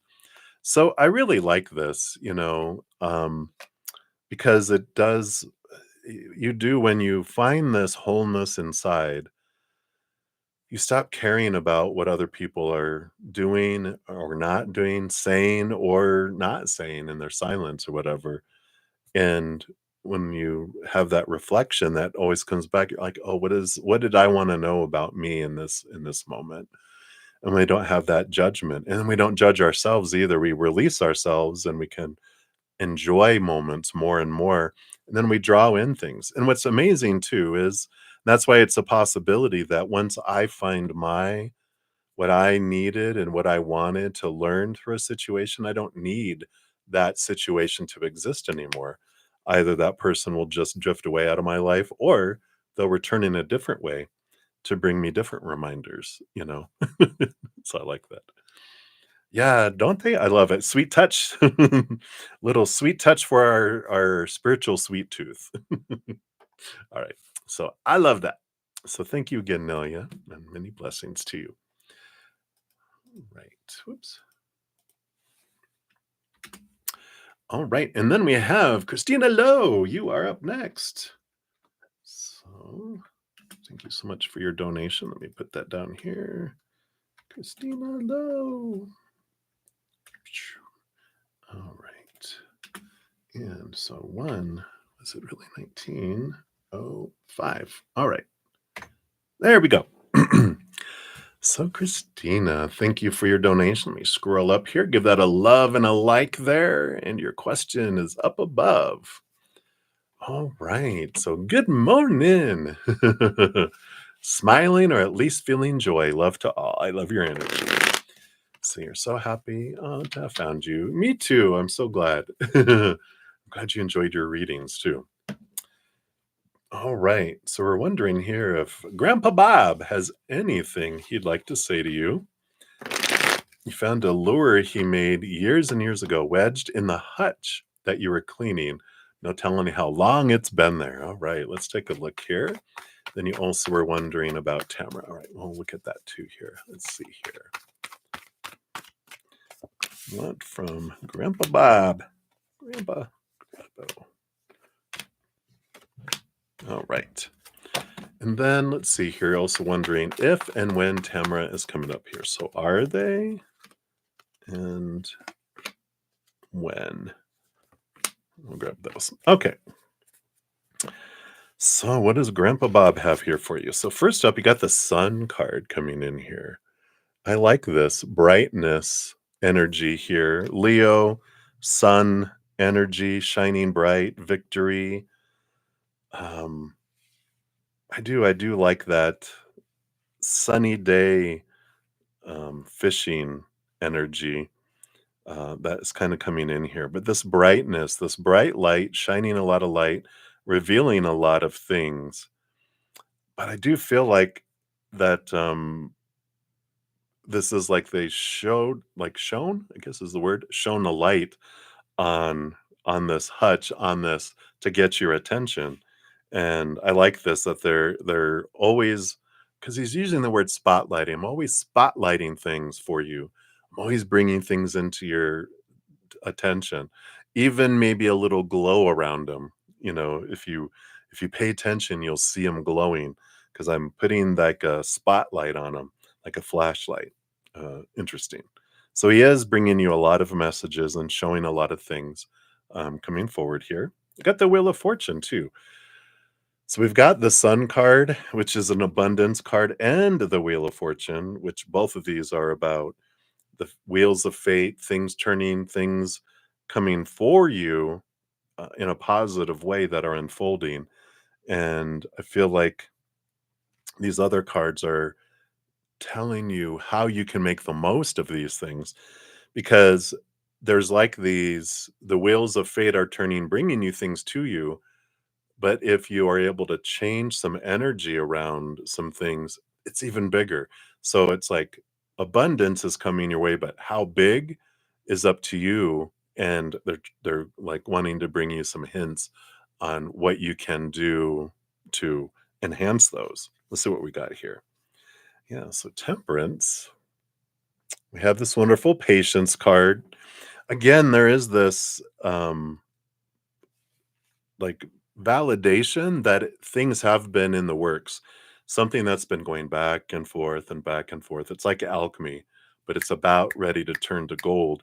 And so don't give up, I feel like is like their first little energy here with the Sagittarius temperance card. This is very much your energy, right? Don't give up, keep going, keep persevering. You're doing great, but don't give up. It's like fishing. I love that he's bringing in the lure. Fishing, it takes patience and but when you see it, then go for it and then it will happen quick. But it's the waiting and the enjoying the sun, enjoying the company, enjoying what you're around. It will come. Just don't give up. It's been in the works. And then you have the 3 of Wands. Yeah, but it's going to come a different way than you had anticipated here. Because it's with new information, you take a different route with the 3 of Wands, but it's you choosing a different approach to something. So, something that you've been working on with abundance, there is new information that Grandpa Bob will bring you to show you that there's a way that's even better for you, if that makes sense. And it's specifically around abundance and this feeling of abundance. You have the Innocence of Cups, the Page of Cups. That is higher emotional vibration. Choose joy, joy, joy, which you have so much of that already. And I feel like they're focusing more on, um, gratitude is an important thing. Look at what you're grateful for. Again, it's like that the fishing that he's showing me being on the edge of like a lake, it looks like a river going into a lake is what I'm seeing, but they are like it's about the patience and just enjoying it, not like, I got to catch a fish. I got to catch a fish. Because the more that we're doing that, the more we're getting upset, the more we're scaring the fish away because we're cussing at the water, you know. But it's this energy of enjoying the moment and going, oh, look, my little dealie or the little floater bobber thing. It's all right. Here we go. This is how to catch a fish. Is patience, focus on joy, focus on the moment, focus on the gratitude for what is and the fish you have caught in the past brings in more fish, right? If we're focusing on want and need, that kind of energy, right, pushes it away because it's an energy of have not, which brings us more not having, not more having. It focuses on the not side. But when we're focusing on what we do have and what we have had, then we draw in more having. And so I feel like they're saying, you do this so much, but it's very important in this area of your life to really go, you know what? Yeah, you know, whether it is about finances or abundance of life or grandma or anyone that's coming in. He just brought that in. It's focusing not on what's not going right, but what are you grateful about what is? And it's a good energy here. Yeah, and then the justice card. Yeah, all this balancing energy. I mean, you got all this balance, balance, balance with these two coming in here. It's okay that we go out of bounds. Be gentle with yourself. Don't beat yourself up. Just return to that higher vibration, that brighter light, and I will continue to shine the light on things for you as well. So I'm like, that is what they're bringing in with that. Sorry, I wasn't paying attention down here, Christina. So you used to fish on Sundays and not go to church, huh? Oh, oh. So he taught you how to notice the things others don't and see beauty in things. Yeah, right. Used to tell you to save water for the wells. There's something special about the wells, and it's crazy how um, right? Yeah, the whales, not the wells. I get it. So I love that. And then the other question here, let's see, was well, Spirit knows who we were asking about. Well, let me find it here. Yep, Tamara. That's right, Tamara. Tamara or Tamara. So are they, and if so, when? All right, let's take a look here. So, will they? You've got the movement of swords and the sage, which is the Hierophant. So the movement of swords does say like, yes, they will. Because that movement of swords, movement of that. So they definitely have that boom, boom, boom energy of movement. So they will. And the sage is an invitation to see things from a higher perspective. I kind of feel like that's, that energy, just the reminder of like what Grandpa Bob was talking about, right? It's like, okay, so, and we'll find out when here, but it's like an important piece of it is um, not focus on what's not happening, you know, going into that gratitude, going, I would like her to, come visit. And I'm grateful for who she is in my life, what she does have in life, and I'm grateful for these times that I was able to get with her and spend time with her before. And when we have that gratitude, that's that energy that opens up the portal, allowing that to come in. We're not pushing it away. We're opening up the conduit to allow it to happen. Of course, we don't, you know, uh, we can't control other people's actions and thoughts and all that. We just make it easier for them to make decisions by our energy, right? So I like that. Um, let's see when here. Got the Eight of Wands. So we have this faster than we're thinking here with the Gazelle. We've got the Nine of Wands, which is the barrier, the perseverance energy, and the Magician. Yeah. So they're talking here about energy again.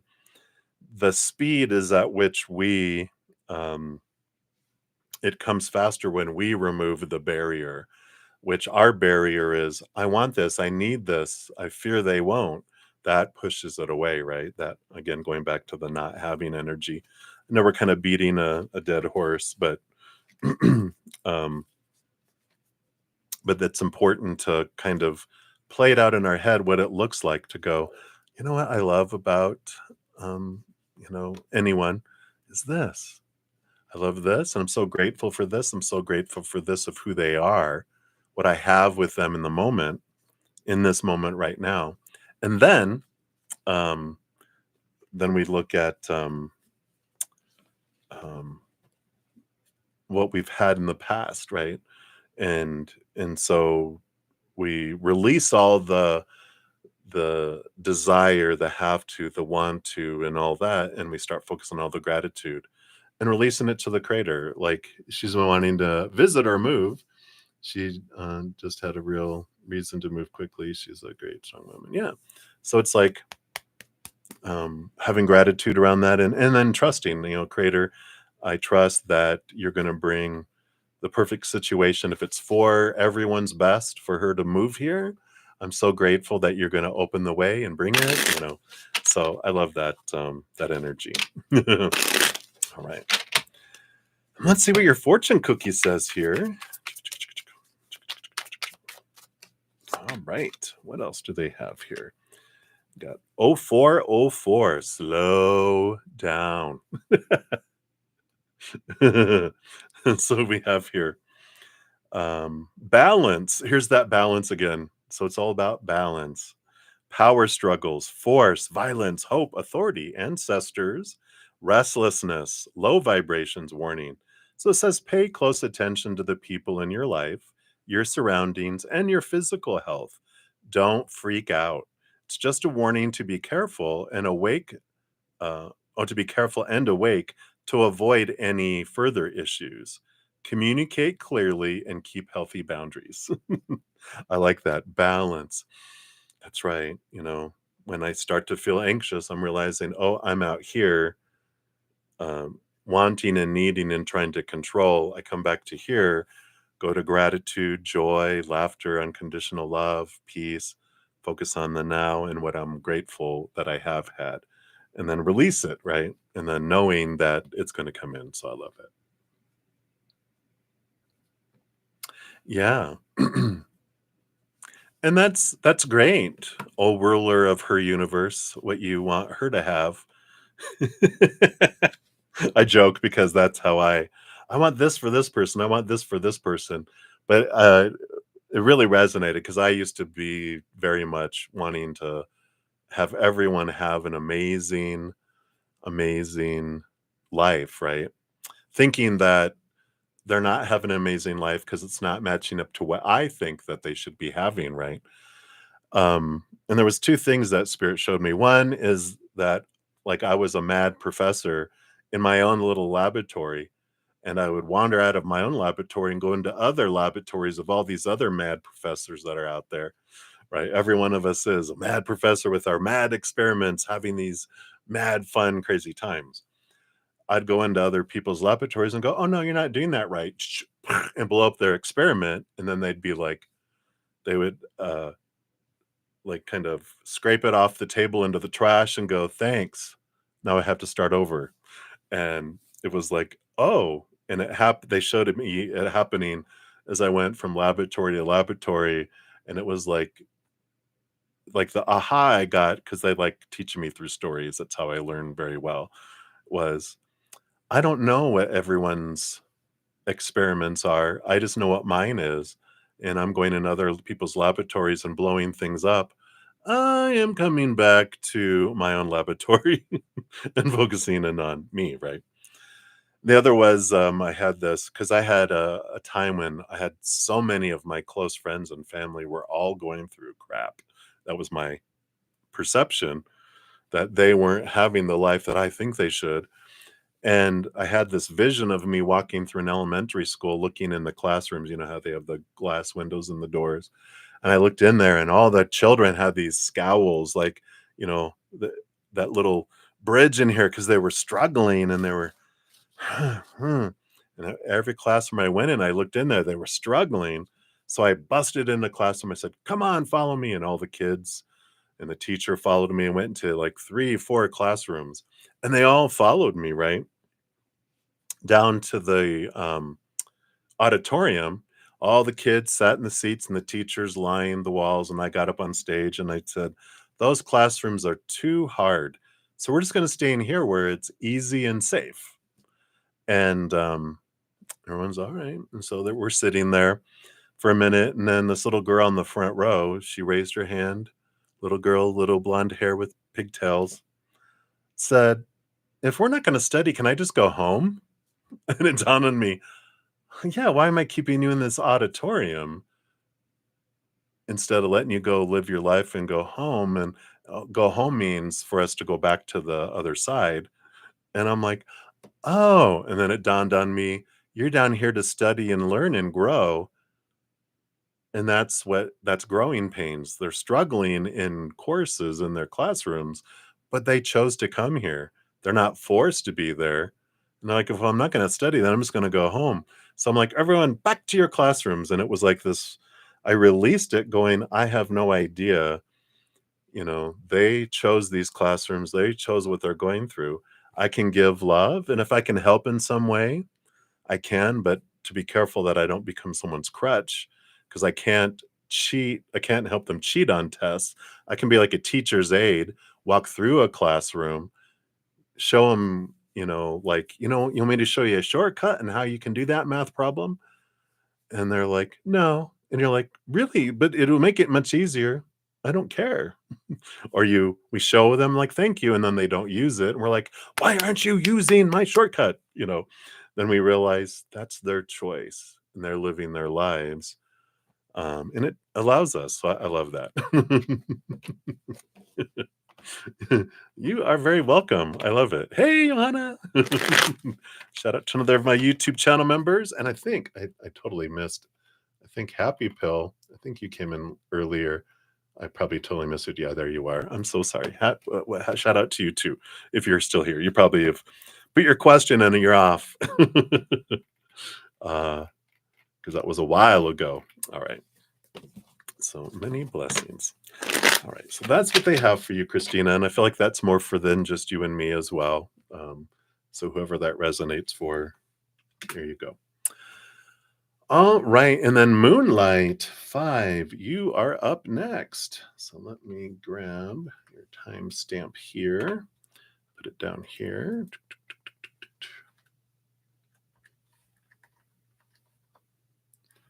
Oops, my little mouse going crazy again. All right. Okay. Behave. All right. And that was 137.40. All right. So Moonlight, thank you for your donation. Let me scroll up here and the popcorn. All right. So hello. You're just wondering how many fake people you have around you these days. You're tired of lies, staying at home. You feel like you're going crazy. Well, I hate to be a spoiler alert, but every human around us is actually fake. It's not real, right? Because that's what you said. Yeah, fake people. Everyone is fake. None of these are real. They're all characters in our story, right? The real people around us they're the actors behind all these characters, right? Powerful, supernatural, eternal spirit beings made of unconditional love. And so all these characters are not real. They're and we never see anyone for who they really are either, because we don't see the world as it is. We see the world as we are, right? Through our stories, our emotions, our energy, through the conditioning that we had growing up. And so it's always, there was this great, I think it was on Facebook or something, there was this little story someone told about how there's 1,000 different versions of us out in the world because Everyone who sees us, from the closest friend to family to someone that just happens to see us at a bus stop or at the airport or in passing, all of them have a different version in their head of us, and none of them are right. Even our own version we have of ourselves, none of it's accurate. So, what we perceive, we don't perceive things accurately at all. Our mind, our human mind takes in billions and billions and billions of sensory things every second, and it only processes 0.00000000000000001 of those because it only can process so much. It's so inundated that we only see this much of what is really going on. So none of us really see it all. And I get what you're really saying about people who are liars, people who don't tell the truth, but everyone speaks their own truth. Everyone has their own perceptions, and we don't know what someone else's small t truth is. We only know our small t truth. And so there's a lot of that going on, right? So let's see what they want you to know here, because I feel like the importance we put around people being truthful, there's something in that that we can learn and grow from, right? I need them to be this. I need them to be that. Well, guess what? Humans disappoint, right? And that is true. When we stop needing other people to be things, then we allow them. You know, I haven't started reading this yet. That's my little shelf of books to read. This is the Let Them Theory by Mel Robbins. And just here, following her on Instagram, um, she has little excerpts from it. And it's an amazing book. So I highly recommend it, even though I haven't read it. But I've seen enough things from it that I'm just like, holy crap. It's, letting people be who they are and not needing them to be someone who they're not, right? And there is this freedom that comes with that, because then you can focus on you and focusing on the mirror that people are for us. Like when someone's a liar and I see them as a liar, there's these three fingers that point back at me and go, how am I lying to myself? How are my thoughts about them a lie? And and I love Byron Katie too. She's another amazing soul. If you ever check out her work, she has a website, thework.com, just THEWORK.com. But it's all about, um, when I have a thought that this person should be a certain way, that's the lie, right? That's when I'm like, no, they don't need to be any way that I think they should be. Who am I? I don't like it when people tell me who I'm supposed to be, right? So I can turn in. I used to say this all the time. Whenever I find myself policing the universe, I'm like, as God's a little sheriff, I'm like, oh, here, you can have that badge back. And they're like, it's okay. It was a toy badge anyway. You really had no authority, but wasn't it fun playing the game? And I'm like, yeah, till I take the badge back again and try to rule the universe. And oh, that's right. Here I am trying to be God's little sheriff going around. You should do this. You shouldn't do that. You're supposed to do this. You're supposed to do that. Why aren't you doing that? Why isn't the world being the way I think it should be? It's like, oh, let me return back to my own front door, to me, because that's the only person I have control over. My own stories, my own emotions, my own energy, my own actions, right? So it's very interesting, and then you don't need to stay at home, because you don't need anyone to be anything than who they are, and it's beautiful. The bottom of the deck, you have the Moon card, Mother Luna, getting in tune with our own emotions, and you have the Naked Heart underneath that. And this is a special card specifically for this deck. It's card number 22, which is the master number of our higher self and connecting there. But I love reading it from the book because it's a special card. And this is about connection and purpose and the higher self. It's the Tended Heart Warrior. It says, I radiate at pure vibrational level calling in all that I need at this time to stay in alignment with my path. The universe is highlighting my gifts and asking me to trust myself and my intuition. And as I listen to what my heart needs, not my mind, right?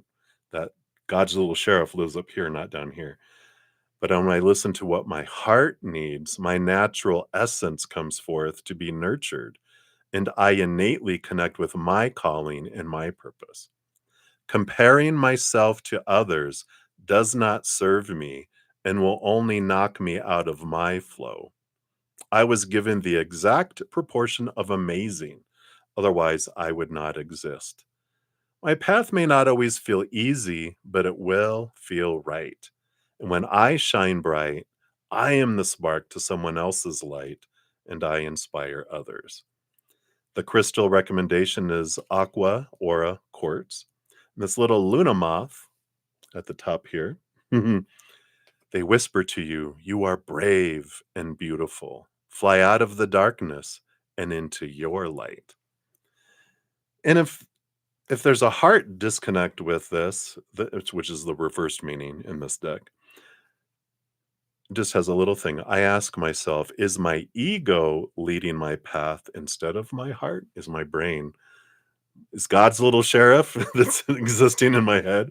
Are they leading my path or is my heart? Because when we lead and we embrace our heart, then we exist from a place of love, not needing anyone, not depending on anyone.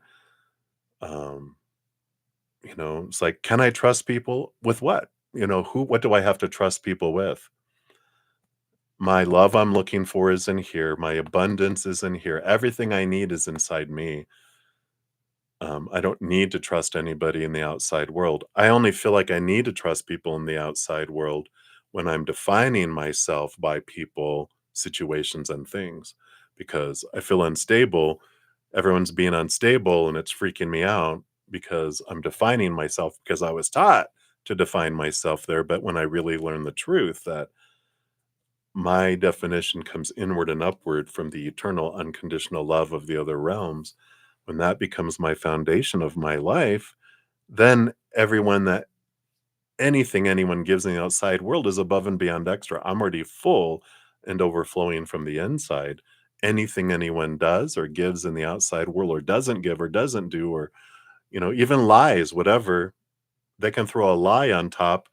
It's above and beyond extra. It doesn't impact who I am. It just alters the outside world and the drama that's unfolding out there, but it doesn't have to define me, right? Interesting. So you have the judgment card. Here's our judgment. But this is our higher self calling us to see things from a higher perspective, realizing that everything that unfolds out there, the lies, um, you know, that we think that we're seeing or that are being reflected for us are for us to help us transform, right? Because when someone lies, the gift that's in that for me is for me to question what lies are in here about myself, about me that I have about others. And that's a good flag, right? That I can look at something inside me. When there's someone trying to be a dictator of a country, that reminds me of the dictator inside of me. Again, I'm trying to rule the world. The world needs to be the way I need it to be. Wait, that sounds like a dictator, doesn't it? Yeah, I'm trying to dictate the world. The dictator's a reminder for me to go, okay, cheaters. How am I cheating on myself? Everything is a reflection for me. And when I see someone doing amazing things, that's also reflective of something inside of me too. I'm like, wow, I love what they're doing. And how does that exist inside me? I can celebrate that within myself while celebrating in something in someone else too. So there's this great transformation that comes through all this, right? Yeah. The Wheel of Fortune, which tells us everything that unfolds in our life is for us. And in connecting to that, that can bring us to this, place of um, balance between the head and the heart, and that we can see things differently when we step out of having our head and all those expectations rule us and step into that heart like we had with the naked heart. Yeah. Every moment is a choice, right? We can choose joy with that 10 of cups. Look how beautiful that card is. Or that 3 of swords is pretty beautiful too. I like that. But it's expectations equal disappointment. Joy, filling up with joy and remembering who we really are. We care less and less about what people are doing. And going back to that book, Let Them, her whole theme of that is if someone wants to lie, let them. I can't change them. I'm wasting energy and trying to make someone be something different. Instead, I'm going to focus the energy on loving myself and loving my life and loving people. But it doesn't mean we have to depend on them. It's like people will lie and people will be fake, but people do all that out of fear, right? People lie not because it's juicy and it's cool. They do it because they fear if I don't lie that I'm a failure, that that I'm going to be rejected, that I'm not going to be enough. So every moment is either of unconditional love or a cry out for unconditional love. So when people are lying, cheating, abusing, whatever, it's not because they're evil, it's because they're fear. And when a human is in fear, we do stupid stuff because we're acting like a 2-year-old who wants all the toys, right? I need them all. I need it all. I'm afraid. So hopefully that helps a little bit there, Moonlight. That went way different than I thought it was going to go, but that's where we're at there. I'm sorry, I wasn't paying attention down here.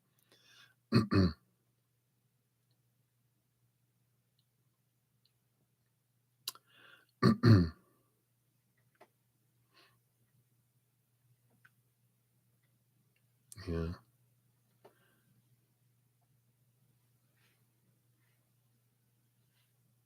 Yeah. Yeah, and it's definitely right, and so, like you're saying that you have an expectation that people are going to live up to their word, well, that's on us, right? If I have an expectation on someone and they don't live up to it, is that their fault or my fault for having an expectation? Really, there's no fault because there is no expectation, that's just a made up story, and what I feel, that disappointment I feel is mine, and I can transform that because it's like I expect that when someone says they're going to be faithful and wants to be in a exclusive relationship, I'm like, all right, well, let's do it then. And then they don't do it. I'm like, well, why did you say you wanted it if you weren't going to do it? Well, I had good intentions, but I'm like, that's true. People have good intentions. People have intentions of trying to be something more and they fail and they're not able to do it because of their stories and their energy they have. It's like, all right, I can release them. I can release myself from all these expectations of who I think I'm supposed to be. And I get to release everyone else too. So there's some freedom that comes in there for, so many of us. All right, let's see here. Let's get your fortune cookie. I don't think we did one, did we?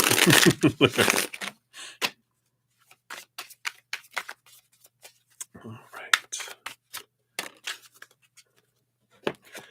And we've got clarity 5555. All the fives of the minor arcana, which is about conflict. Conflict helps bring us clarity so we can move to a new level. Great transformation, like that butterfly. Major changes, opportunity, fast pace, forward in process. You aren't a victim of circumstance. Rather, you are the beneficiary of it. If that weren't the case, life would be pretty dull. You will set yourself up for success in the long run if you're willing to adapt to this shift. Everything is working out for the best. At long last, you are accomplishing what you set out to do. Everything will work out perfectly in the end. Wow, I know, really, right? It's like, wow, deep, but it is. It's this lessons that we learn of not needing to believe in others, believing in creator, that the creator is my source. They bring me everything I need in each moment and that everyone else is extra. People bring me extra and if they don't, if I'm full on the inside, trusting that, I can expect from the creator. They're the only ones that aren't don't have a human that's going to freak out and withdraw things and fumble and fail, right? Creator, they're always going to bring us everything we need. And then when we look at it that way, then we don't need anything from people. People are like, I promise you, I will always, always, always, always do that. Okay. And if they don't, oh, I'm so, so sorry. Okay. It doesn't impact us because we don't need it. What we need is on the inside, not the outside. Right. So I know you get that, but I feel like that's for more than all these messages are, you know, uh, always for more than just us. Right. So I love it. All right. And again, thank you so much, Moonlight, for the question. I feel like it was so important for all of us to hear. So thank you for sharing that and for your donation, of course, too. All right. And thank you guys so much. I do see more donations have come in. Where we're at right now, we've got June 33 will be up next, and then Olivia, and then Nicole. And then I will look and see who's next after that. But that's the 3 coming up next here. So let me grab that timestamp here. So June, you are up next at 1:56 even. All right. Let's put that down here. So June, here. Jump back over here. 1:56 even. All right. So June. Thank you so much for your donation and your sticker there. So it's been a while, but you just wanted to circle back to say, spot on. I love it. Thank you for that. So after the Vegas trip, AP went back on their word and refused to sign for the house to be sold on. All right. So they doubled down on the guilt tactics. Yay. Always fun. And then MS has tried to leave twice. Not married. No kids. Right.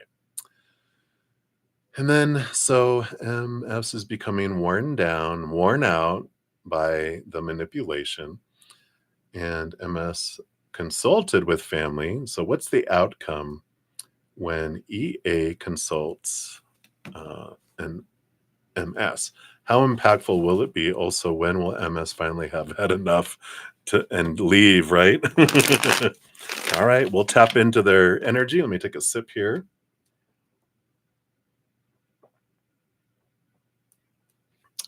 It's coffee, it's not tea, but we'll get into the tea now, right? All right. So, what's the outcome based on current energy when EA consults MS? All right. I feel like it's this one here too, but not that one. Okay. All right. We'll see what that's all about. And then how impactful will it be? Impact. And will he finally have enough and leave? Or when? When? Based on current energies, the when. Okay. I feel like we want this one too. All right. So. A needle pulling thread, right? It's like a movie. The Sound of Music. Farewell. It's like that song that they would do. Farewell, Avita Zane, adieu to you and you and you and you. Because we got the 2 of wands on the bottom. I don't know. Were they in music? Were they in drama class? But the 2 of wands is the power of choice, that they're at this crossroads. Whatever they focus on is what grows and expands, right? And MS does focus on the drama, does focus on what's not happening, what's not possible, what they are doing. And then they grow that, right? And so they're actually very empowered if they want to be, through all this too, right? So they do have this ability, of course, to leave at any moment if they want. But I just feel like the possibilities of things has to do with their energy and their choice. There's not like fated things that, well, regardless of what they choose or don't choose, something's going to happen. But their energy is such the catalyst for what they have in their life. I know it's hard for them to focus on what they're grateful for, but that can change their world. And if there's any way that you can share that with them, saying, I know it's difficult to be grateful for things in your life, but it it will change their life. All right. So let's see here. Let's dive into the questions. So what's the outcome when they consult here? All right. Well, we have the movement of wands. There is motivation here. Movement of wands is Knight of wands. So um, it's like there's this moment of empowerment, like I can make things happen. I can choose to make things happen, right? Yeah, here's that two of swords. So here's two of swords, which is their mind and their heart battling. Their mind is like, oh no, no, no, these beliefs, but their heart is like, I want to do this. If they close their eyes and open their heart and step into their power with this, there can be fast movement. And I feel like they're showing them the crossroads and they're showing them their choice. But I feel like that this consultation, that it is this power of choice that comes in, they realize no one's going to come rescue me. I have to rescue myself. I'm the only one. In a drama, when there's a victim, a villain, and a hero, they are tying themselves to a railroad track, and the villain, being we know who shall not be named, um, and they're waiting for this hero to come and take them off the railroad tracks, but no hero ever comes because they play double parts. They actually play all three parts. We're the villain to ourselves, the victim to ourselves, and the hero to ourselves. But we replace the role of the villain with someone else because um, we don't want to play all three roles, and we want to be able to blame someone else to be the villain. But they have to untie themselves, go change into their white outfit with the white, hat and the white horse, and ride in to go rescue themselves, who's now a scarecrow, because we had to replace that to be this other part. And so I like that. So they're just, they're um, getting into their power, stepping into their power. And I feel like this consultation, they have that. Bottom of the deck, we have the Seven of Pentacles, not the bottom of the deck, but the energy underneath these two cards. Seven of Pentacles, which is, it's been a long time coming, and it just didn't happen overnight. This has been growing and growing and growing and growing. And the underlying energies, they have to realize this isn't the fruit I want any longer. And I'm not going to get what I want from this situation. And it's time for me to choose to sell my orchard of all the trees I planted, and I'm going to go invest in something else. And it's important for them to see that. And I feel like they do see that, and I feel like there's some great clarity that comes in with that consultation. How impactful will it be? Let's take a look. Well, we have the Hermit off by themselves. Let's see what else we have here, and the Ace of Pentacles. So it does feel here like, being by themselves in a new opportunity opening up in the outside world feels pretty impactful. It is, the Hermit card is a major arcana. So there is this energy of being off in their own shell, being off in their own place, being off and by themselves. So it does feel like it will impact them. Let's see when here, right? That's the real question. Let's see what we got here. So when, based on current energies, well, we have the Sun card here and the Eight of Pentacles.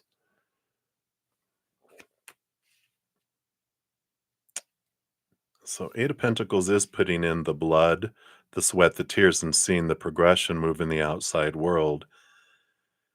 Sun card again, victory.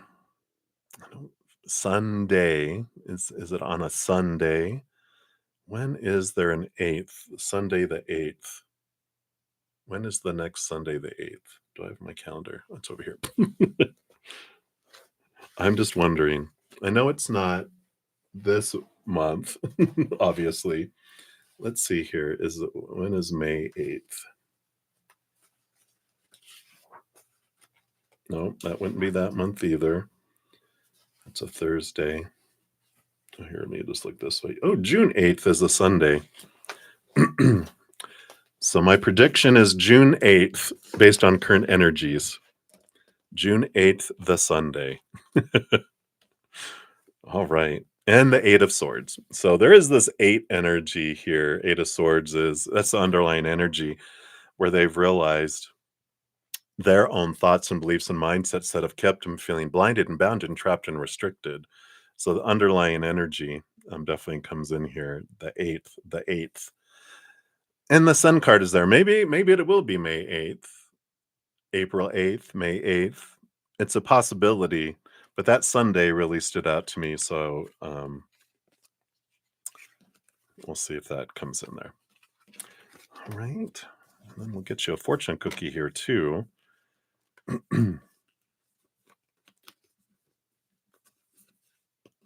feel like it'll take that long to have to get their own place and to be able to actually move out and leave on that day.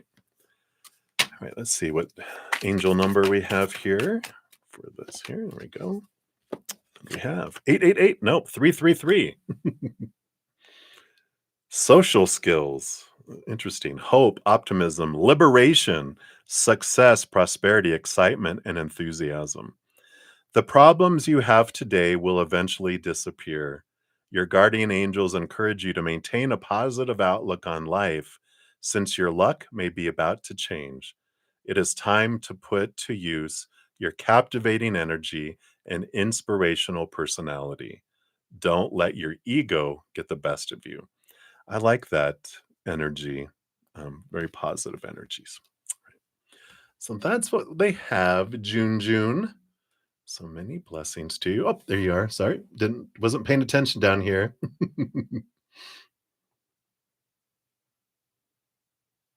Yeah,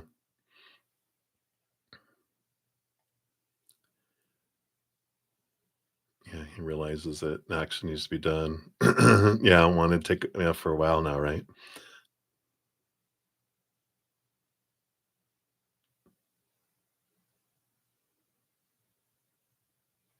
Oh, let's take a look here. Will MS contact CR? Let's take a look. Nine of Swords. There's a lot of fears here, and I feel like right now, based on their current energy anyway, they're just afraid to reach out to people. They're afraid of rejection, afraid of asking for too much. Um, this is what keeps them kind of trapped too, is this idea and this belief that they have to be, the giver a lot, and um, that undeservedness. That's the source of a lot of what's going on. That they're like, I don't want to ask to have someone tell me no. They're kind of feel like that, and there's a lot of that psychological stuff that's been planted in their head. No one wants to help you. No one likes you. You know, no, no, no. You know, why should other people help you get out of something that you're the problem? Kind of stuff. All right, so we'll do one more follow-up question here, and then I need to go on to the others here as well. So, what would happen if CR reaches out to MS? We got the Innocence of Swords, Page of Swords. I feel like they would give him new ideas. They would give him clarity and help bring clarity for him, because that is the Page of Swords, seeing things from a higher perspective, seeing things more clearly. So I feel like MS, they would say some things that would get through to them and break through some of those barriers in their head.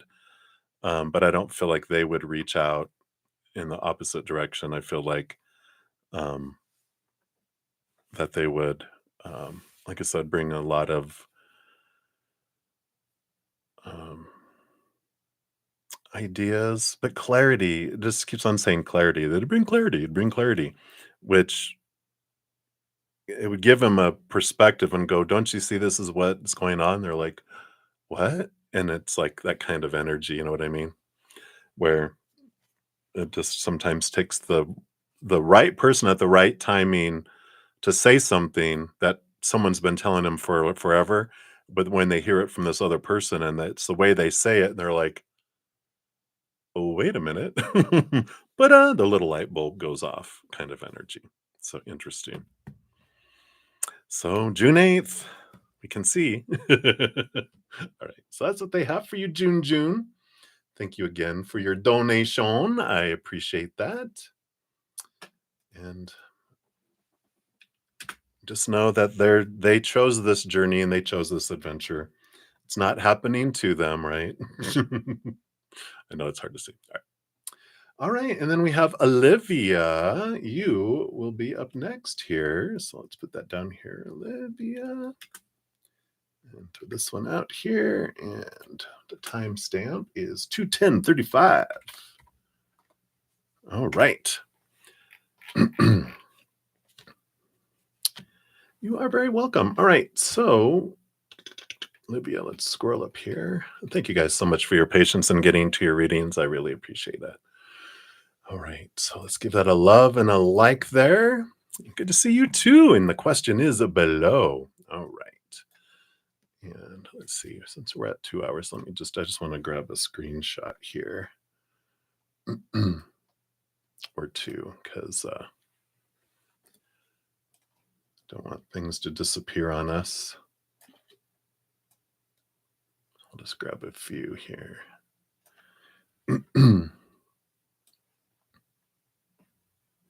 All right, we'll do down to here, down to the gifted ones. All right.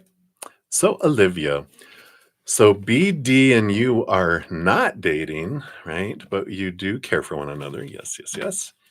And so you'd like a reading on your past, present, and future situation. All right.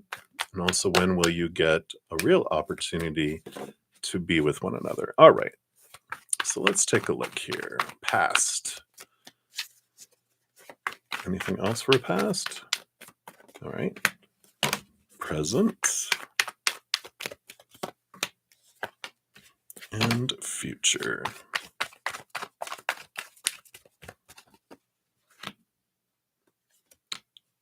Just the top one. All right. And then when will you have a chance is that one. All right. So energy on the bottom of the deck, you do have the High Priestess. Of course, the High Priestess is an energy where she, of course, steps away from the chaos of the world, goes into her High Priestess temple, connects to the higher realms, looks behind the veil, dives deep into emotions and the unseen and the unknown.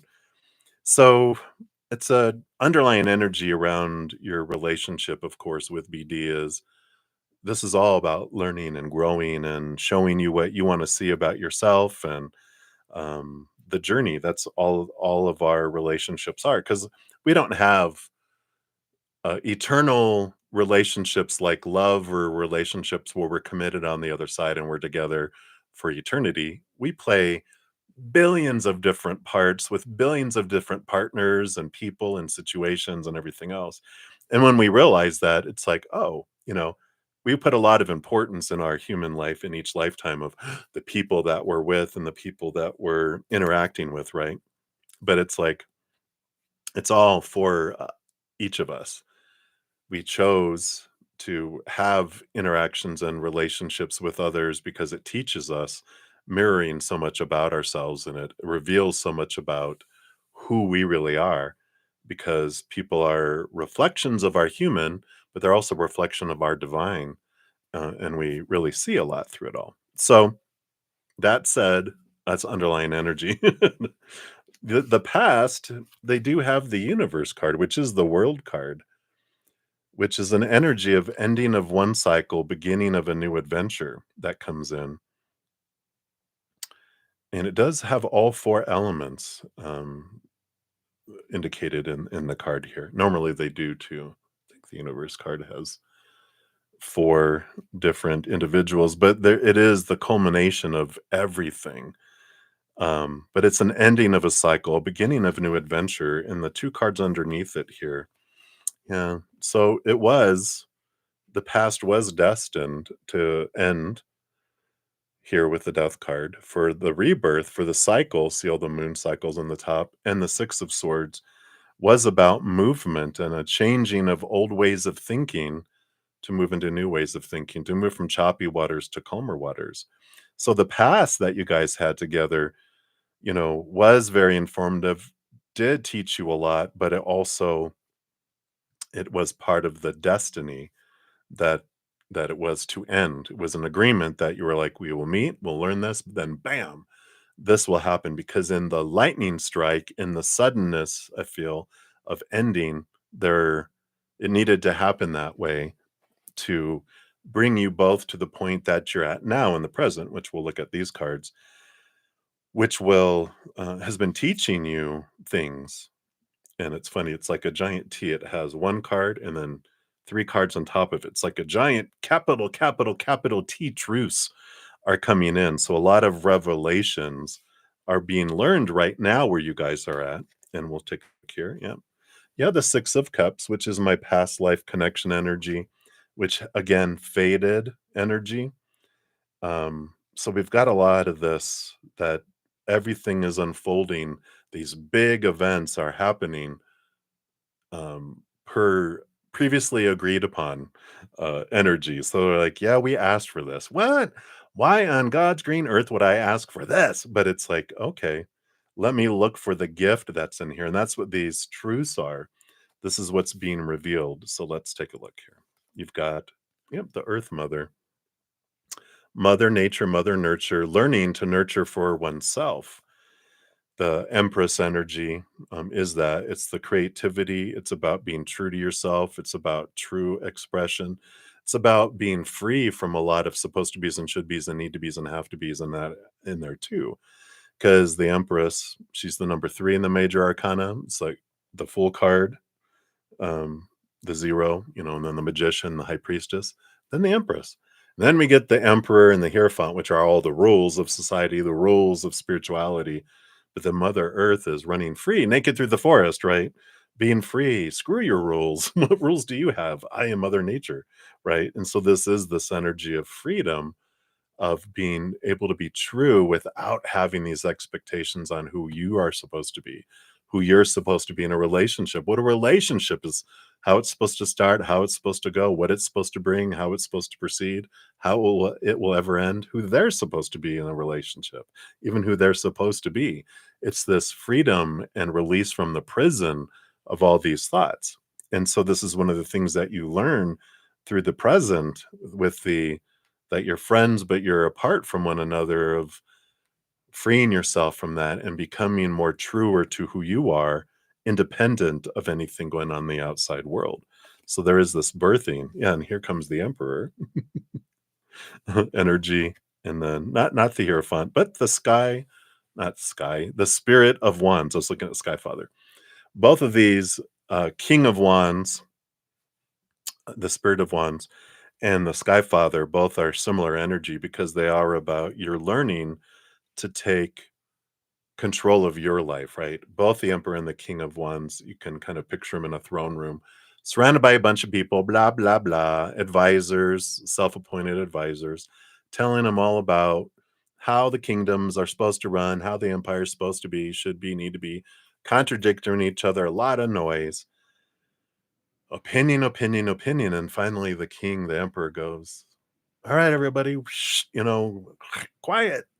I'm the emperor. I'm the king. I'm going to decide what I want for my empire. Everyone, please leave the room, the throne room. I'm going to decide. I'm going to put a plan together, and then I'm going to put action behind my plan. And so there is this energy. Like, one of the big things you're learning through the present is how to stand up and for you. Get out of your head from all those opinions. You put all those on a table, but you're like really looking into your heart, getting out of your head and going, what do I want in my life? And I'm going to do that and go forward. It's not dependent upon anyone else being in your life or not. This is about, who do I want to be? What is my life? What do I want it? And then you're living your life. You're having that energy. if whatever's meant for you will never pass you by, we'll look at your guys' future here based on current energy or fate. It seems like there's a lot of fate here for you guys, but they're a part of your life. They're not your life. You share your life with them. They share their life with you, but they don't define you. And this stepping into the power, you're not a queen in this case. Oh, I'll be the queen that you rule the kingdom and I'm at your side. No, you are the warrior queen. You're Xena, the princess warrior princess, right? You can do the la la la la la, and then you get to be powerful and rule over your life and share it with someone, but not have your life be someone else's. And this is big energy that you're learning, and this is why what has happened, so you could step into this power, right? And then for the future, let's see what comes your way here. You got temperance. So there's a lot of balancing energy and alchemy and slowness and patience with that. And the innocence of pentacles. Sorry, kind of bright there. There you go. Can see it a little better.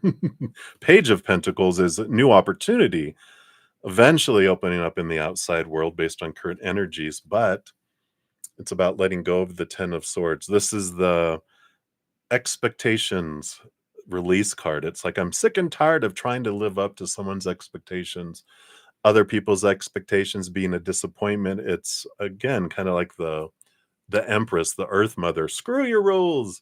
I'm going to be who I am, and I don't need to fear rejection. If I'm not being who someone wants me to be, tough.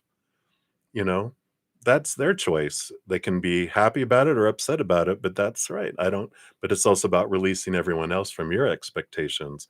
And that's part of what this patience is and this timing. The reason why it's alchemy going back and forth and it's patience that's taking time is the more you let those expectations go, the higher your vibration goes, and the higher your self love, the higher your self worth, the higher that uh, love vibration gets higher. And that's when you draw in a relationship that's of that instead of one that's rooted in small t truths of fear, right? Which bring in lower vibrational experiences. We don't want that, right? So I like this unfolding here for you. And it does, there is this opportunity opening up, but the timing we'll see here before I look at them, there is this, the energy of how fast it unfolds is how fast both of you are letting go of these expectations, these small t truths, and seeing things from that higher perspective. So let's see what they have here. So you have the Judgment card, which is your higher self calling you to a higher place, transformation, and the Three of Wands, which is a change of direction based on new information that comes in. So timing, again, it comes back to the Judgment card of how fast that you transform from the caterpillar to the butterfly, how fast they transform from a caterpillar to a butterfly. And the Three of Wands is it's like it goes a different route than you're thinking or expecting it to be with all that Ten of Swords, right? It's like, okay, this possibility of to be with one another, it's all dependent upon releasing these things and focusing on your own evolution. Like you can't force a butterfly or a caterpillar to build a cocoon to become a butterfly. When it's their time, they will. All you can control is when is it my time to become and be in, and you're in the cocoon already, but you're transforming into the butterflies. I get to decide. And then once I'm the butterfly and I'm out of the cocoon, depending on where they're at, am I going to wait or am I going to go be a butterfly and wait for them to catch up? Or am I going to hang around as a butterfly, twiddling all my little legs? This Three of Wands is you choose a different direction than you normally would have regarding how you guys end up being together. But that's still mysterious and to be seen. They're kind of hiding it from us right now. All right. And then we'll pull here because it's possibilities and there's so many things to be decided yet. The when is still too many possibilities for them to tell me what the outcome is, or what the if it was like two outcomes, like, well, there's a possibility this or this, they would usually give me that. But when it like, well, it could be this way or this way or this way or this way or this way, and it can be then or then or then or then or then or then, they're like, too much to tell right now, um, because we haven't reached the point of less possibilities, if that makes sense. All right. Then let's pull an angel number here.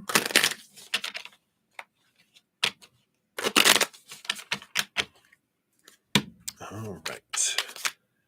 All right. That one right there. Let's see what we got here. You've got cycles. Yay. 1919. Yeah, that's when last time you guys were together. Karma, warning, judgment, influence, power, cycles, changes, rebirth. So karma will be paying you a visit. Well, this is fate, right? Release the need to control because you cannot force things. Well, we were talking about that already, right? Learn your lessons so that they don't repeat in the future. Make some space for new experiences. This is like what we're talking about. Learn the lessons of the present, and that helps bring in the future, right? In that direction. So I like that. Perfect fortune cookie there. And let me just jump down here. All right, so I don't think Olivia's here. Hey, Nicole, you're back! Yay! Um, Perfect, because you are up next, Nicole. In fact, let me put that timestamp here. We've got 2:26. I think it was 36. We'll put that up here. So you were going to be right up. So perfect timing. So thank you so much for your donation via Venmo. Oh, let me put the timestamp in here too. See, I was going to jump ahead. Look at me getting all excited. We'll put it in the chat too, so it's referenced there. So 2:26, 36, right? All right, there we go. All right, so good to see you. And then I see you commented here. It's in the email here. You would like a love reading. All right. So what direction to put your energy into? Absolutely. Okay, and then I see that there. Okay. Oops. Let me just make sure here. Okay. All right. So Nicole. Hey, Olivia. Actually, I just finished yours just now. Did I miss your other questions? Was there other ones?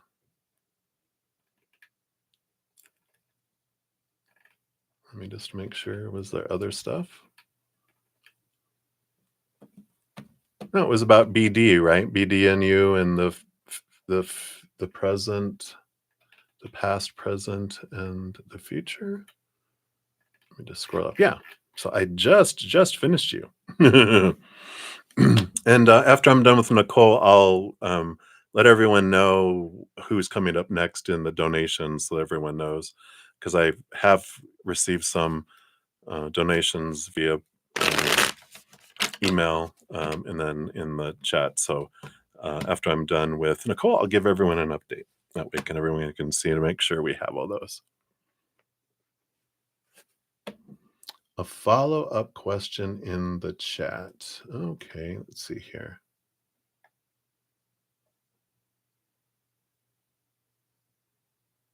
Let's see. Sorry, Nicole, I'll readjust your timestamp because we have gone way off of your reading here. Let's see. Follow up in the chat. Follow up in the chat.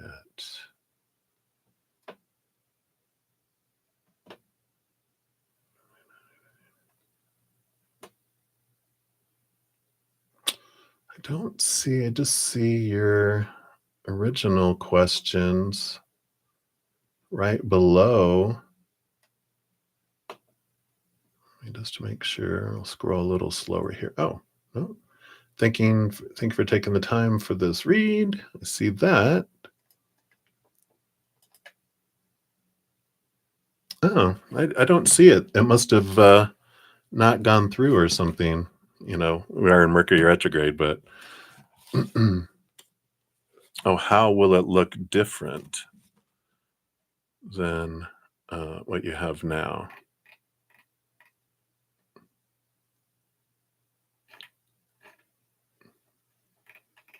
Okay.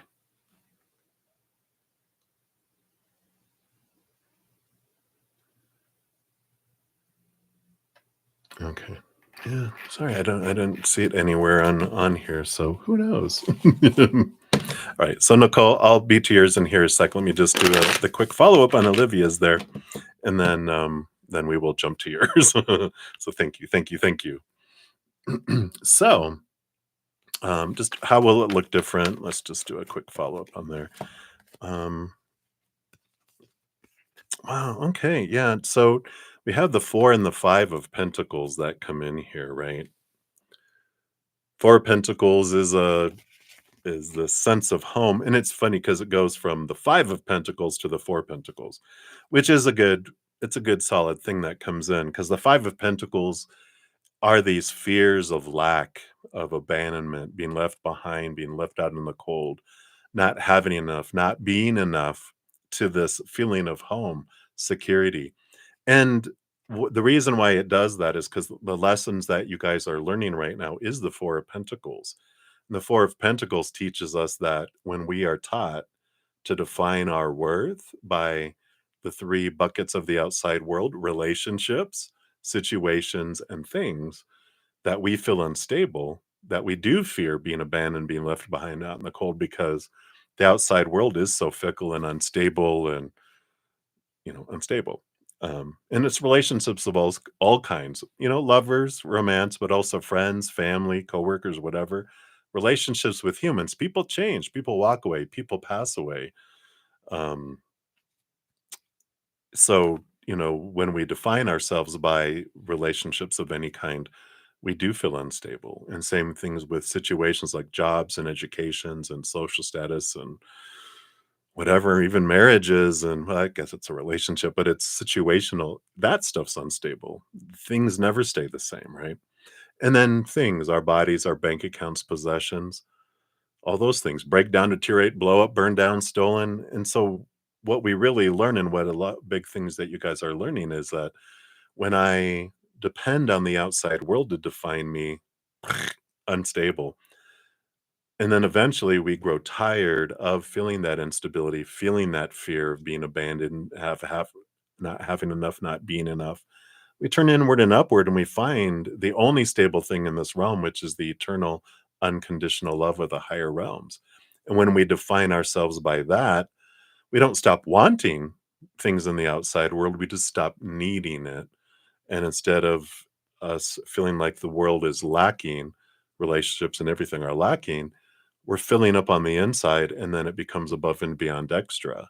Where, again, coming back to that, they are not my life, but I share my life with them. I'm filling up and overflowing, so I'm giving them love. They're giving me love, and it's above and beyond. If I don't have it, I'm going to live. I'm going to be fine. It may not be as fun, but it's just extra. And that's what changes, is that you're my everything changes to you're my extra. But I love it. I want you to be my extra, but you're not my all. I'm my all, you're my extra. And so there is a change in the perception of that. And that's how the relationship is different in the future, because you're not there's not this desperation of I've got to be with them or I'm nothing, that we're kind of taught. And it may not be that extreme, but at some point in our lives it feels that way. But then we learn and we're like, it's not that. I'm gonna live, I'm gonna be fine. I don't need you, but I want you. It changes to that. So hopefully that makes sense. All right. So that's what they have for you, Olivia, for your follow up there. All right. So, Nicole, let's change your timestamp here. I'll change it in the notes. Since you're here live, I won't update it again there. All right, Nicole. So, a love reading, a general love reading. What does Spirit want you to know?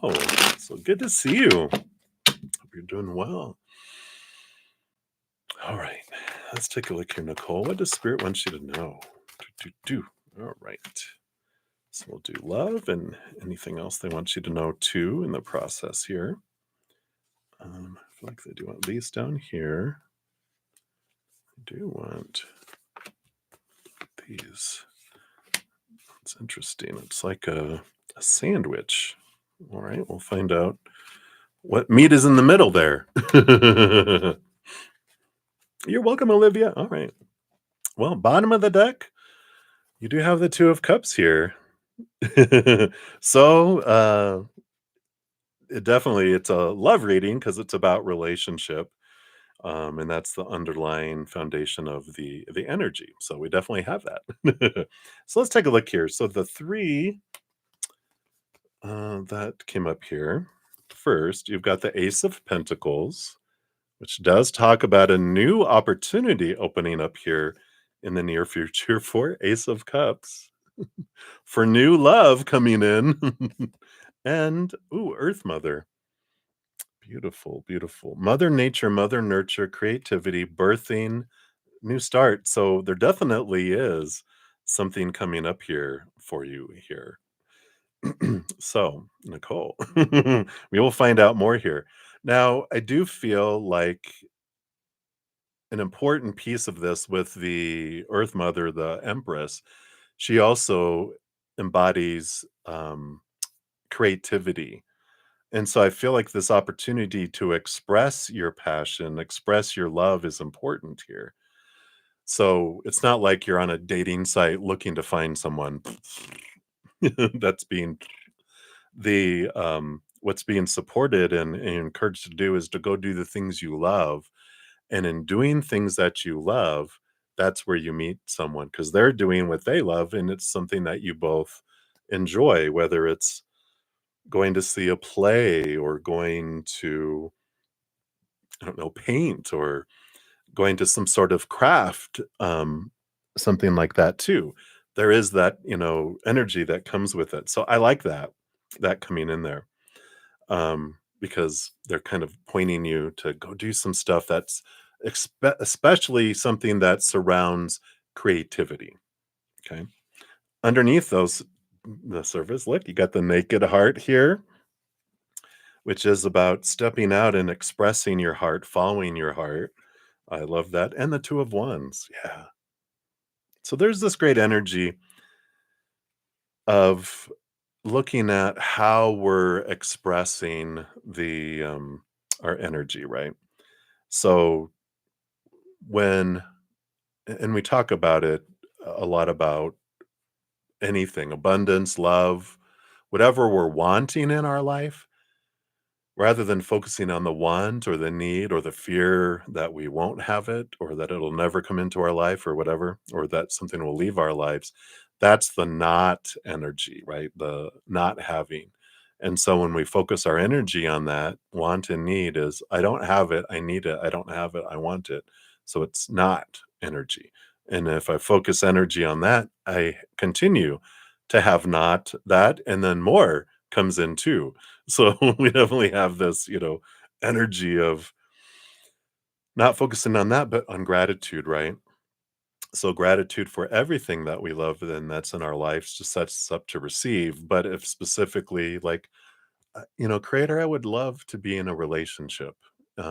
So let me tell you about all the relationships that I have in my life that I love, and all the relationships I have had in my life that I love. And then you just share through gratitude. Thank you for that relationship. And I loved this about that person. I'm so grateful for that. I'm grateful for this person and how they expressed it. And if it's romance you're looking for, which I'm imagine it is, it doesn't, you don't have to have gratitude for just the love of romantic relationships. You can be, I love this type of love in my life, this type of how this person gives. I love that feeling and that and so it's like focusing in on that, even focusing on the feelings and what you're grateful for about what you were able to express in relationships and the love you felt in relationships. So I like that. Just underlying energy saying this is what can happen here, but it's all about where we're focusing our energy regarding love. And then let's see, here's the sandwich. We got the Spirit of Cups. I love this. So the top bread of the sandwich, the Spirit of Cups, the King of Cups, is one of my super compatible individual relationship person cards. That means it's someone that fits like a glove. They're intelligent enough with the swords that every king has behind it. They can communicate, and with them being the ruler over emotion, they can communicate emotion, and they're not so emotional that they're a wreck and emotionally unstable. They're not so much in their head, they don't know what an emotion is. It's a beautiful balance. So I like that this is the person that's coming forward here. You have the Ace of Swords. So in the middle, you have all these aces. Oh my gosh. This definitely is someone you don't know. It's someone new that you meet that comes in here. So it's not someone rehashing, coming back, or that you already know. It's someone brand spanking new. And then on the bottom, yeah, the Seven of Swords. This is about letting go of your own thoughts and beliefs and mindsets that would steal opportunities out of your life. Like, oh, I couldn't go do that, or oh, I won't find someone. It's really getting those lower vibrational thoughts that don't serve you anymore. The fear of betrayal, the fear of people lying, blah, blah, blah, all that stuff from our past. It's like it protected me before, but now it's hindering me. And I'm going to let those go. I'm going to not hold someone new accountable for anything anyone else has done in my life. And so there is this, while you're waiting, especially with that Ace of Swords coming in with the Seven of Swords, it is about clearing away that and realizing what's the fear below that. When other people cheated or lied or whatever, that wasn't about me and my worth. That was showing me about them. It's also showing me how I lie to myself about things. And so there's some good awareness that comes through all this too. But I love that. And then the last two cards you have here, Seven of Wands. Yeah, this is definitely about being seen and stepping out and not dimming your light, not asking permission to shine, not defending on what you want to do, but this is about you stepping forward to be seen and be out there. So no more hermiting, no more hiding out. Darn it, right? But I love that. Yeah, and then the Eight of Swords. Here's that. This is the progression. After the Seven of Swords, you have the Eight of Swords, which is you becoming aware of and releasing those thoughts and beliefs and mindsets that don't serve you anymore. Those that would make you feel blinded and bound and restricted and trapped and small and limited and powerless. Now you're like, I am powerful. That Seven of Wands is stepping forward and shining bright like the sun, and not dimming your light. So I love this for you, but it's about get beyond some of those thoughts and beliefs about betrayal and liars and those, and not focusing on those fears, but focusing on your um, all the things you're grateful for, and you'll draw someone that matches that vibration instead of the others. So that is what they have there. And let's pull here an angel number and see what your fortune cookie says. Whoa, wow, I'm flying out. You got 1212. Persistence. Don't give up. It's a shift, it's enthusiasm, it's gratitude, contentment, and new experiences. It says, "Oh, happy day. An ample opportunity related to your life's purpose is just around the corner. Take immediate action once it pops up. Of course, a lovely partnership or an epic romance is also in the cards."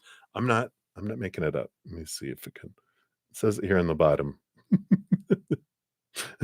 There you go. Boom, boom. I love it. All right. So that's what they have for you, Nicole. So many blessings to you. Enjoy that. Definitely get out and do some creative stuff for sure. My goodness. All right. So I love that. I know. Woohoo. You are very welcome. And thank you again for your donation. All right. Let me just take a look here. Let me just move some stuff here. All right. So let me just quickly here, or semi-quickly.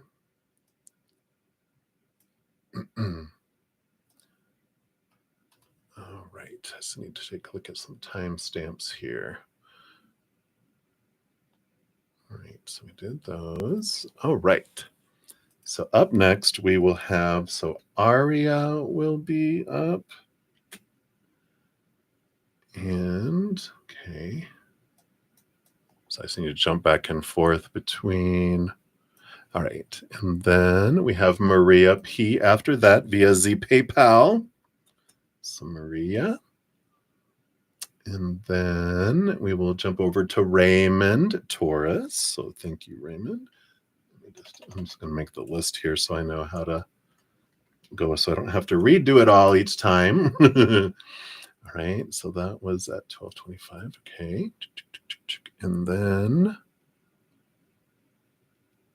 we have Johanna. Jojo. All right.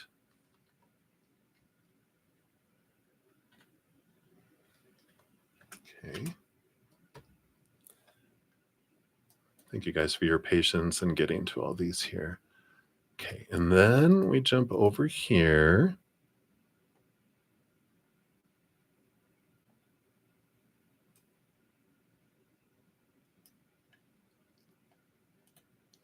To Jamie. So, hey, Jamie, thank you for being new. And let me see here. Yeah, Jamie, one-on-one. Okay, I just want to make sure. I didn't want to say your PayPal name.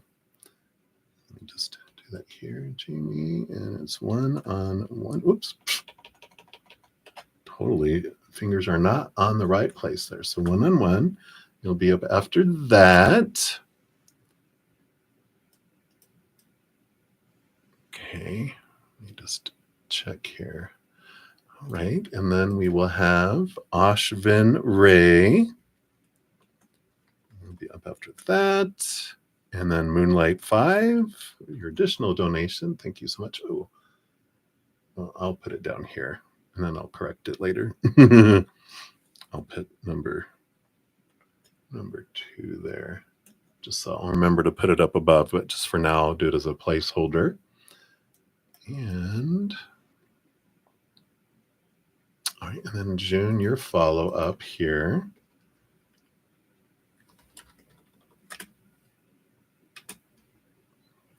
Okay. We're getting there. We're getting there. All right. And then Yadi, thank you so much for yours via the CashApp. So we'll put you in here. So that's where we're at on the donations right now. So thank you guys again for your patience in getting to all these. I'm so grateful. Let me take a sip. We'll jump back in here.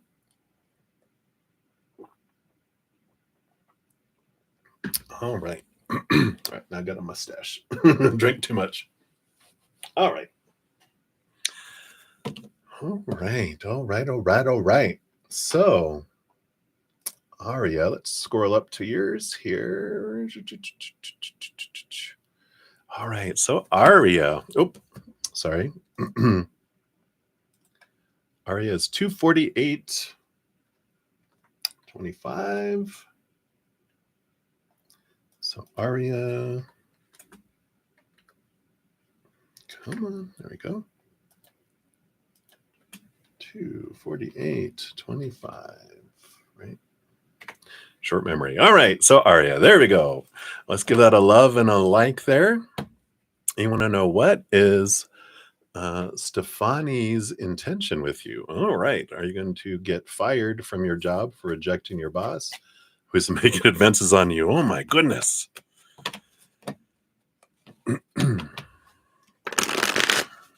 Let's take a look here. You must not be in the United States. That is, well, I don't know anymore, but oh, goodness. All right. So what is Stefani's intention towards you? Let's look at that first here. All right. So we got those and that one. And then will you be fired So, based on current energies, are you going to for rejecting your boss's advances? All right. So let's take a look here. The bottom energy on the bottom of the deck, you do have the Four of Cups energy that's in here. Let me just try to a better place. There we go. Um, which does show that you're in a wonderful opportunity of learning and growing emotionally.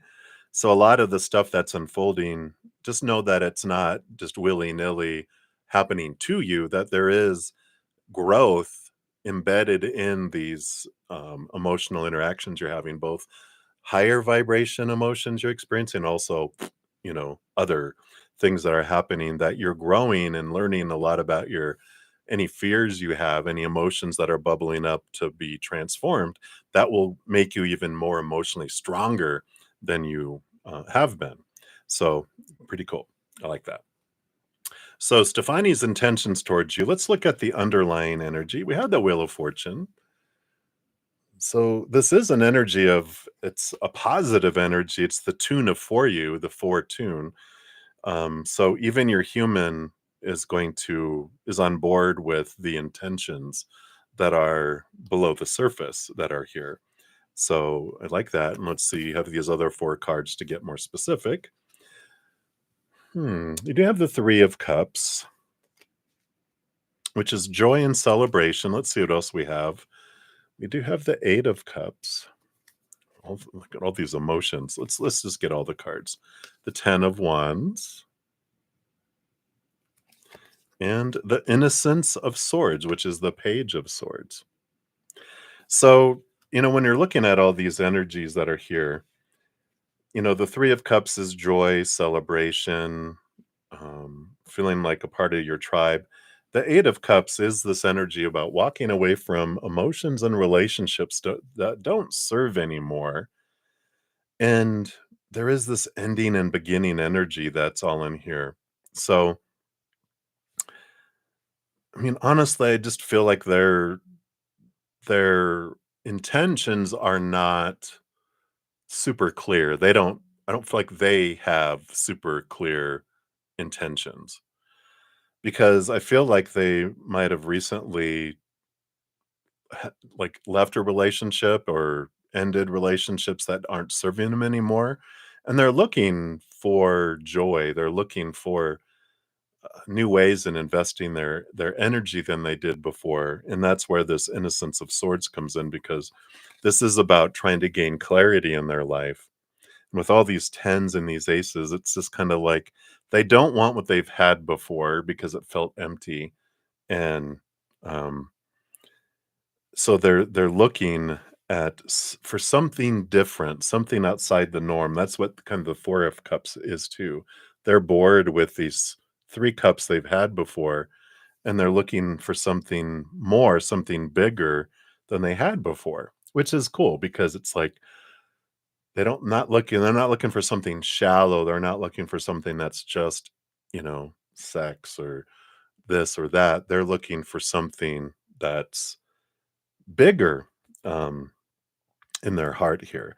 So I definitely feel like they're kind of have this energy of, let's see what unfolds. Let me see who you are. Let me understand who you are more. And um, I need something bigger, because they feel empty on the inside from past relationships, which is what we all do, because we're trying to replace what we'll find in our own heart with something from the outside world, but we have to find our own inner love first. But this is their humans' intentions, is what they're going on. But just knowing behind the scenes, no one can fill you up and no one can fill them up. We have to fill ourselves up with our inner love. And then other love doesn't feel empty and falling short. It feels above and beyond extra. But if we're looking for their outside love to fill us, the only love that fills us up is that eternal, unconditional, huge love that's there, right? So I kind of feel like that's where they're at right now, there. And then let's take a look here at, will you be fired from your job? So based on current energies, we got the Six of Wands. So this feels like victory and movement. It doesn't feel like um, like bad stuff. You have the Spirit of Swords, which is it's the King of Swords who, is very intelligent, very much, um, you know, they can see the big picture, they can communicate, and so I feel like they get it that that would be a bad idea. That's there. And you have the Inner Strength card. So we were talking about, that, um, all these lessons you're learning are making you stronger. I feel like in the end, it actually, not that it ends up like you being rewarded for it and benefit from it, but I feel like you're able to feel stronger for it. And you're like, um, if, well, one is, do you still want to work there with them doing that? Um, is there somewhere else that it's like you standing up for yourself with this Leo strength card energy of like, I'm going to be me. I'm going to stand up. I'm going to have the courage to go, you know, don't ever let that happen again and stop that, or everyone's going to know about it. It could be that, right? But it's you standing up for yourself and going, you know what? I don't feel comfortable working for anymore. I want to work in that department. So I need you to get me a job over there. And it's like, whoa. But I feel like it ends up you feeling victorious because you're standing up for yourself and you're choosing for you and the strength that comes from it. But I don't feel like you're going to get fired from it. I feel like with that 6 of Wands, you actually come out feeling victorious around the situation instead. So I like that for you. You're becoming stronger and you don't have to put up with anything that you don't want to, right? It's just a matter of I'm gonna go find somewhere else, or like you said, depending on how strong you feel you are, to tell them um, what you want, right? So let's take a look here. What's your fortune cookie bringing in here? Let's see. Yeah, I did. I did have a fortune cookie. Hopefully, I didn't forget the fortune cookie last time. You have 1616 readjustments coming in here. Say a little bit there. It says overcoming obstacles. There is about soulmates, romance, affection, support, and comfort. Wow. Both of your questions that kind of deals with it says your level of self control is sufficient to make things right. On the horizon is the possibility of beginning a new romantic or platonic relationship, as well as a chance to begin life anew with a person from one's past. Everything will fall um, it says everything will fall to pieces, but I feel like it's more they were meaning everything will fall into place. And that's what happens when things are falling, when things feel like they're falling to pieces, they're falling into place. That's a famous saying, which they're bringing back to my mind, which I didn't remember. So I love that. So hopefully that helps Aria right now. So hang in there, my dear. Many blessings to you. All right.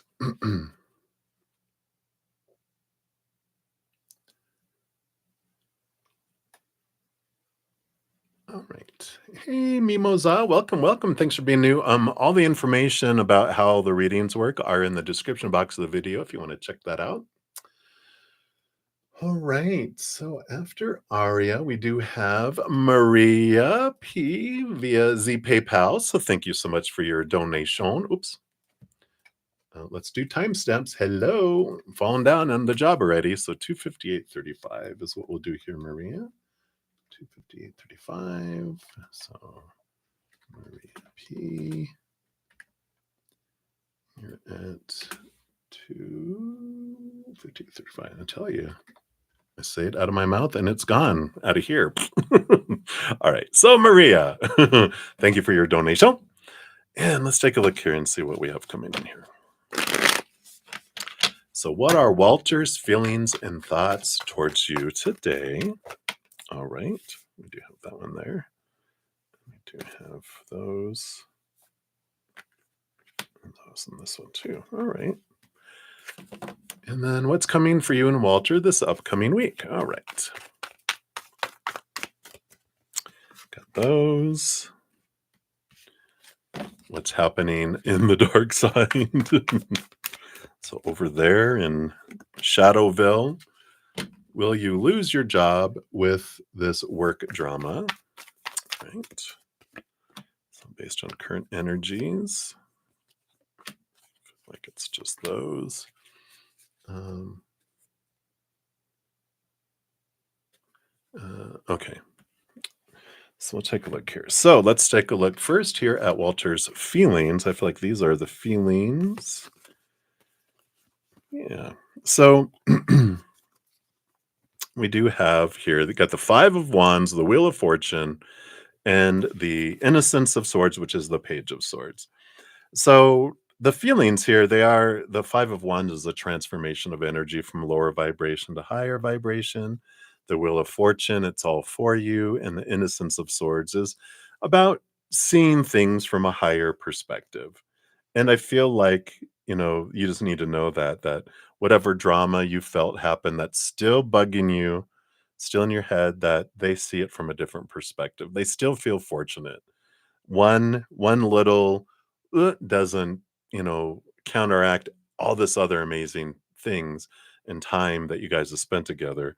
It's a blip on the radar and they understand it and they have the ability to see things from a different perspective. And so the feelings are still there. Um, their mind here, I can also see here the mother nature, the mother nurture energy that's here. So they see that from you, that nurturing, the little Nine of Pentacles, which is like that um, energy that they love about being pocketed away with you in the cocoon. They're thinking about those things, especially today. And the transformation too. The death card here isn't about ending your relationship. This is about transformation, about cycles and them understanding, they're focusing on the things that they love and they know they've been in relationships. They know it's not all roses, right? There's some thorns that happen with the roses and that's okay. It's normal. It's not bizarre and weird. Um, and so just know that they're looking at it and they're focusing on the stuff that they are grateful for in you guys' relationship and that they're able to, they're like, I'm not an 18-year-old, not dissing any 18-year-olds. We'll say I'm not an immature 18-year-old who goes, "Oh, this is bad," and leaps at it. They're like, "I see the big picture. I'm old." They're funny. So that's what they have for that one. And then what's coming in for you guys next week? So you've got the Ace of Wands. Looks like a little bit of passion. Let's see, is that 2 days? And you have the Five of Pentacles. So the Five of Pentacles is this fear of being left behind, being abandoned, and all that. Ace of Wands is that you guys at least once you get together. It's passion. It's expressing passion and energy there. But the Five of Pentacles is this experience you have next week of this fear. All right, excuse me, of being abandoned, being left out in the cold. Lack, feeling like, oh, we're not going to get together, and just once. Again, this is this energy. Focus your energy on what you're grateful for on the times you have had together. Because if you focus on want, need, and fear and expectations, that pushes it away, right? So this is a reminder. Return to where you're focusing your energy, right? What are you grateful for? What do you love about what you've been together? Think about all the times that you've been together. What did you love about them? Reminisce about them. Have gratitude and around those. That's what brings things in. But that Five of Pentacles is a flag to you going, when you focus on the fears, you get what you focus on, right? So don't focus on that unless you want that, right? So it's a good reminder, right? But you definitely at least have one day that you get together with that Ace of Wands. What's happening in the dark side? The Hanged Man. Ooh. Transformation. There is this. It feels like a caterpillar that's turning into caterpillar soup. There's a lot of stuff liquidating. There's a lot of stuff. It's the caterpillar goes through this irritation when they're losing their skin and their pieces of them are falling away. and it's a transformational energy, which is it's like growing pains, but it's important. So, they are trying to see things from a different perspective there too. A lot of decisions being made, which makes sense. This is that. What are they needing to let go of? What are they keeping? What's the next steps? There's just a lot of Two of Swords is like a conflict between the head and the heart, but that also can be a conflict in the outside world of what's next. What are we going to do? What are we keeping? What are you keeping? What am I taking?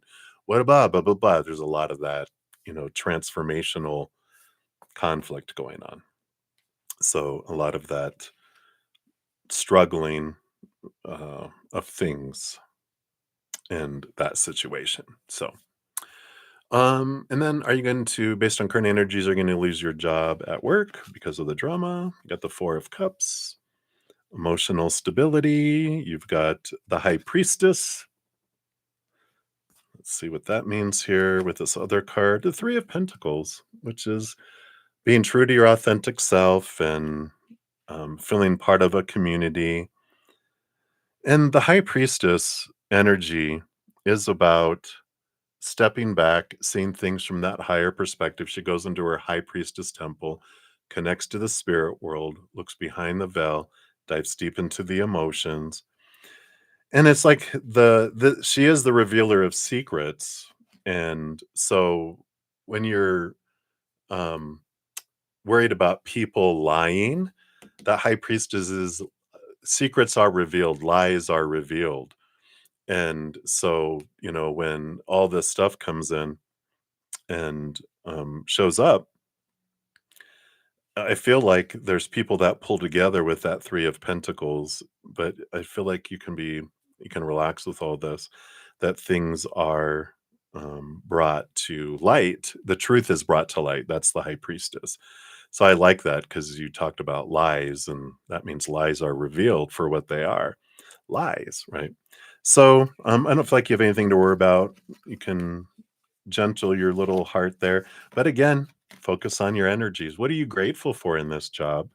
When you focus on fear and worry, then it's like that, right? So if you focus on gratitude for truth and honesty, and that the truth is revealed, and that you trust the creator, that everything's going to unfold for your highest experience and the experience of everyone involved, and that you can trust that, right? And then when you're doing that, then that's what brings those things that match that energy. So be aware, and if you're like, well, I hate this job anyway, well, then maybe this is an opportunity for you to find something that you'd be happier with, right? But I don't feel like you're not going to get fired from this job. I feel like if anything that you have become bored with this job and you're looking for something else anyway. Is that true? All right. So that's what they have for you, Maria. Thank you again for your donation. Very much appreciate that. All right. And then Raymond Torres, you are up next. So 307:53 is the time here. All right. So Raymond, let's put that in the chat here. I'm going to put that. And then, all right. And then let me post the time here. Again, 307:53. 3 hours. My goodness. It flies by, don't it? Oops. So 307. Okay. All right. There we go. So Raymond, thank you so much for your donation. Let's give that a love and a like there. All right. So you want to know why your fiance has been so dry with her responses lately and texts? Is she just busy or what's going on? Uh-oh. All right. Let's find out. Let's take a sip of coffee for this one. Uh-oh.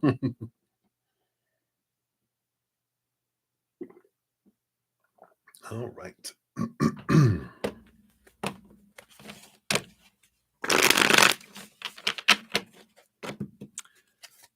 What is going on? So let's check in with your fiance. What's behind this here? What's behind her responses here? Come on. I know you want this one. I know you want that one. And I know you want these here too. But Just those. Okay. Let's see what we got going on here, Raymond. Bottom of the deck, we do have the star card here. The bottom of the deck is it's Aquarius energy. Let me see. Trying to get it to where you can see everything on there. It's very bright. Let's see here. Do I have a dark spot? Anyway, it is the star card. It says it at the top here or at the bottom. But this is it's Aquarius energy, which I'll talk about here in a sec, which is funny. I'm an Aquarius sun, so I get the reference here. Ha ha ha spirit. But the it is about dreams come true and wishing upon a star. So there is this energy being very focused on the dream. Aquarius energy is like this energy of I'm trying to save the world and join me in trying to save the world. And they forget, oh, that's right. You are a separate bucket. You're not the bucket with the world that I want to love and save. Sometimes Aquarius energy is like, oh, I forget.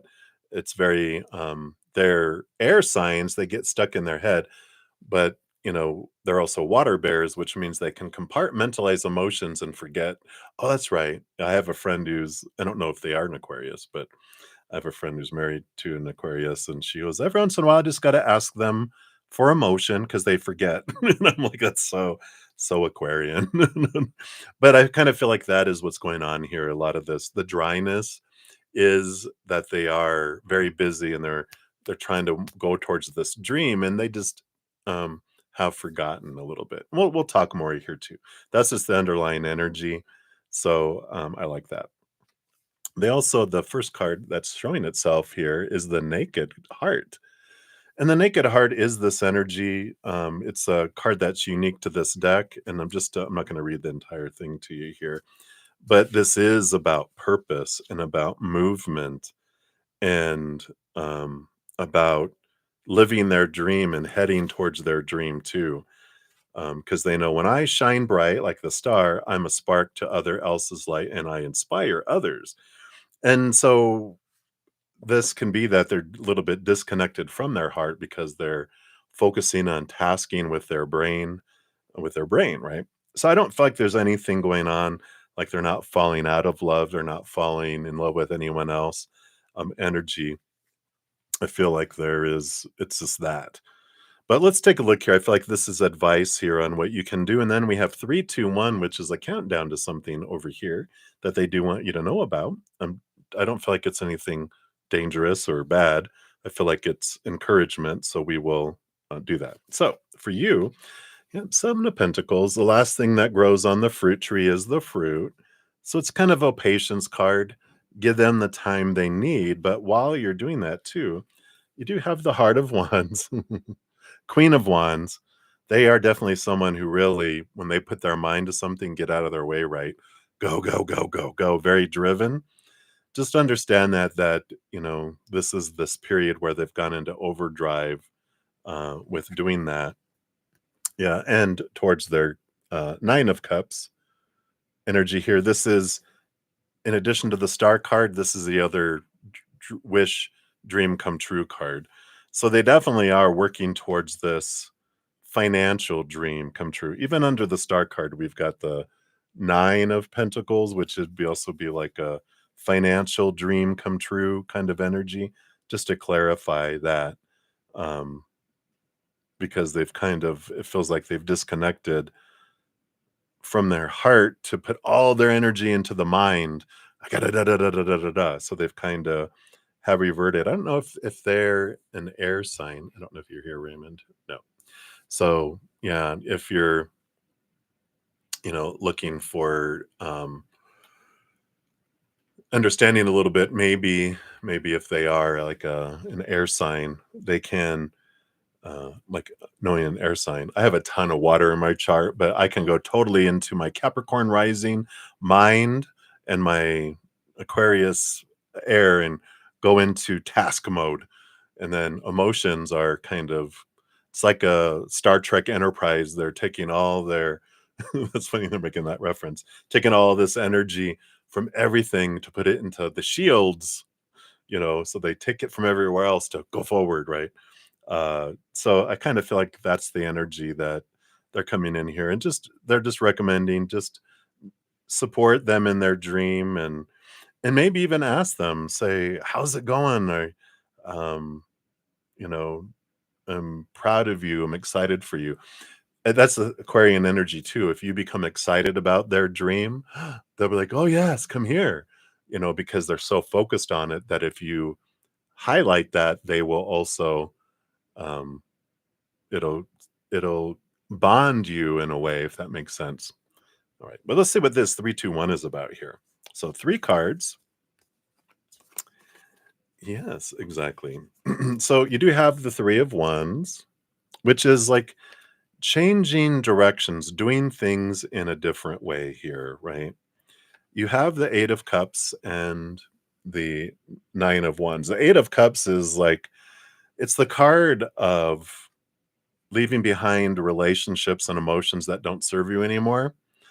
And this is the fear we have, right? The fear that someone's going to leave us. And the 9 of Wands represents like a barrier that's there. Um and so the 3 of Wands is about it changing your energy. If you have fears, if you have, you're focusing on who they're not being, what they're not doing, what that does is invites more of that, right? When we focus on the nots, like I want this, I need this, I don't have it. I'm focusing on not having, right? And that's what pushes that stuff further away. But how you can change your energy is start what are you grateful for and that they are bringing you, right? In this moment, what are you grateful for about them? What are you grateful for that they do bring to you? Also, what have you had in the past with them that you've loved? The more you focus on that and the gratitude around it, that draws in and expands that opportunity for that stuff to happen. Instead of focusing on what's not happening, more things don't happen, more not things happen, right? And we're like, we don't want that, right? We want the other. And that can even include sharing with them things you love about them, not, hey, you haven't really responded lately. That's not a good idea, right? Because that just, we're pointing out who someone's not being. And who wants to hear that, right? Instead, it's like really genuinely being specifically grateful to someone for who they are and mention it, not trying to schmooze, not doing it with expectations or whatever, but sincerely from the heart going, I was thinking about this today and I love this about you, and be specific and all that. And then that makes them go, wow, right? So I like that energy. And let's see what the 2 are here. You got the 8 of Pentacles and the 5 of Pentacles. Yeah. This putting in the blood, the sweat, the tears. This is the work, work, work, work, work that's going on. And the 5 of Pentacles. And I feel like they're just saying, just be aware that um, the drive that's behind them a lot is goes back to when they were younger about feeling like they might be abandoned, like they might be left out in the cold, that they may not be enough. And that's why they work so hard is because they're trying to achieve something so they can feel good about themselves. But I feel like if you know that about them and realize that if you point out things about just who they are, not things that they do that make them this, but who they are as a person, that this is why you love them and who they are, I feel like that will help them go, wow. It helps us realize I don't need to perform to try to become something that's worthy of love and worthy of anything, that they're worthy just because of who they are, kind of energy, if that makes sense. But I feel like understanding what their drive is will help you too, going, oh, this isn't about me. This is about how they feel about themselves, right? And you have the 6 of Cups. I like it. 6 of Cups, you guys do have past life connections that go back many lifetimes. And there is a lot of that emotion below the surface there. So try to be aware of what might be not of this lifetime, but other lifetimes that could be bubbling below the surface too. Because the 6 of Cups is child energy, childhood energy, but it's also past life energy there.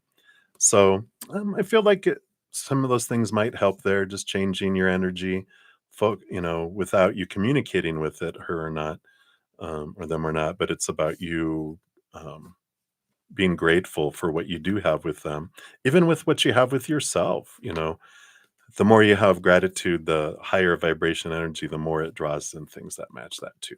So hopefully that helps, Raymond. That's what they have there for you. And let's pull your angel number here for your fortune cookie. See what else we have here. All right. So you've got take action. Yeah.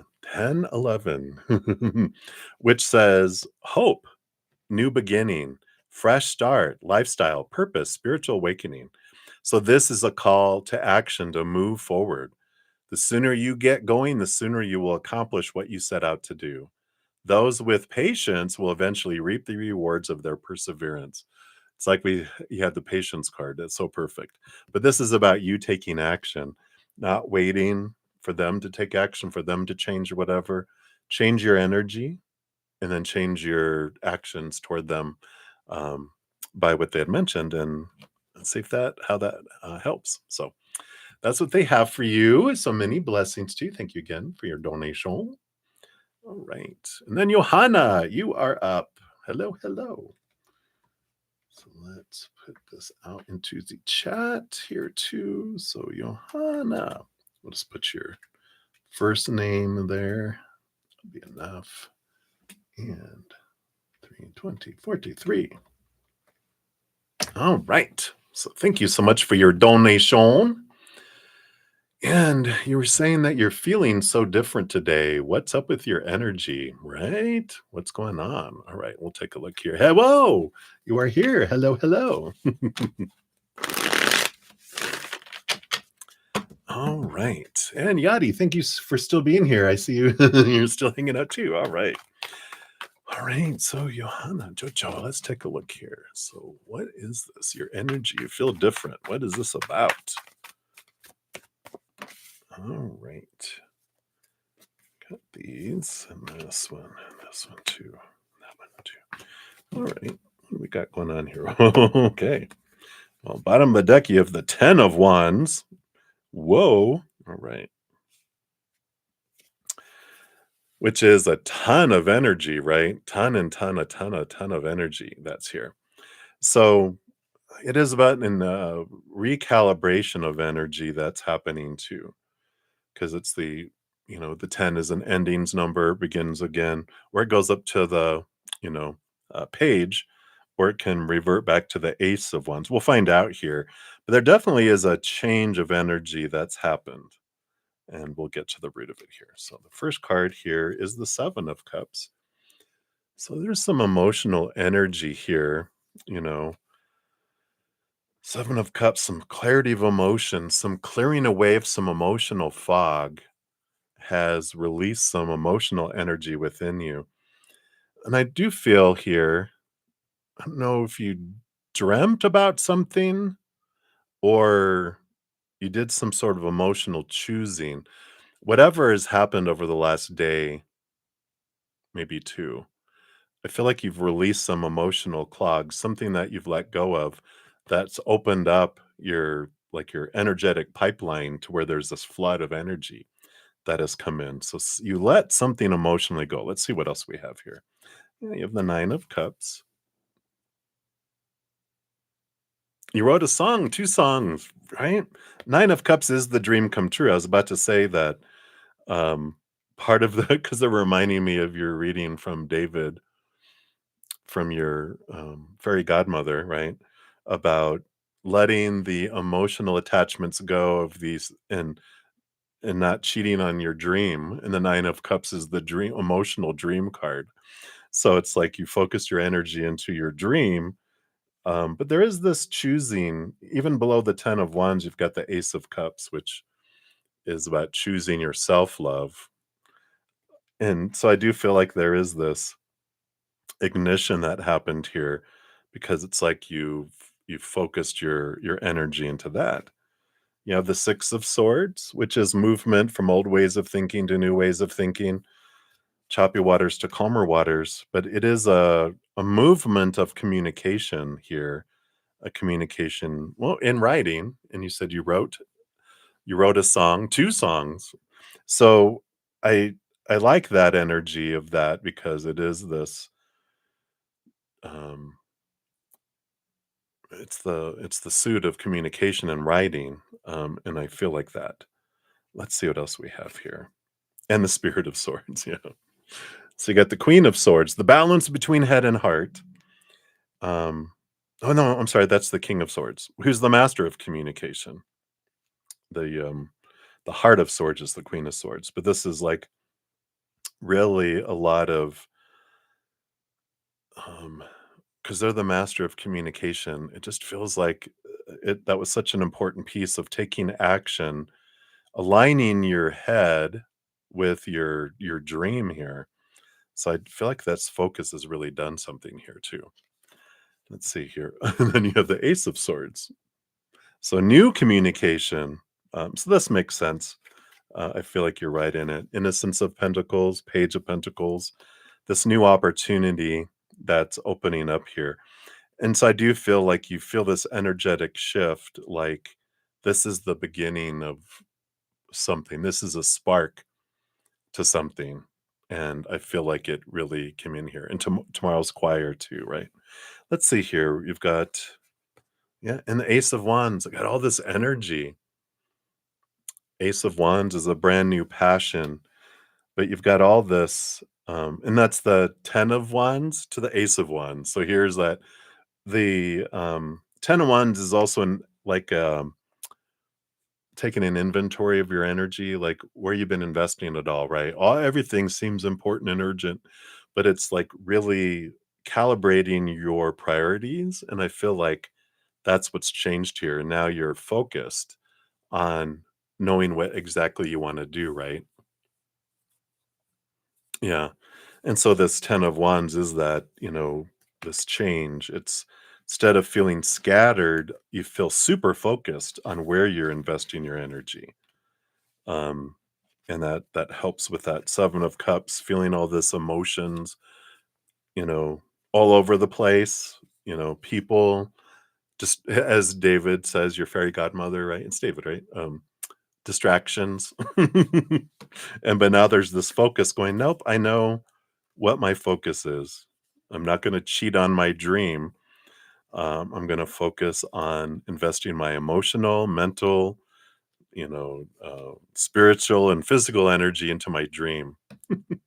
So I like that. So I feel like that's what it is, this shift, because you feel your energy is super focused instead of scattered. So let's see what your fortune cookie is here too. Yeah, I'm in a committed relationship with my dream. I love him. I love them so much. All right, let's see here. So what else do we have here?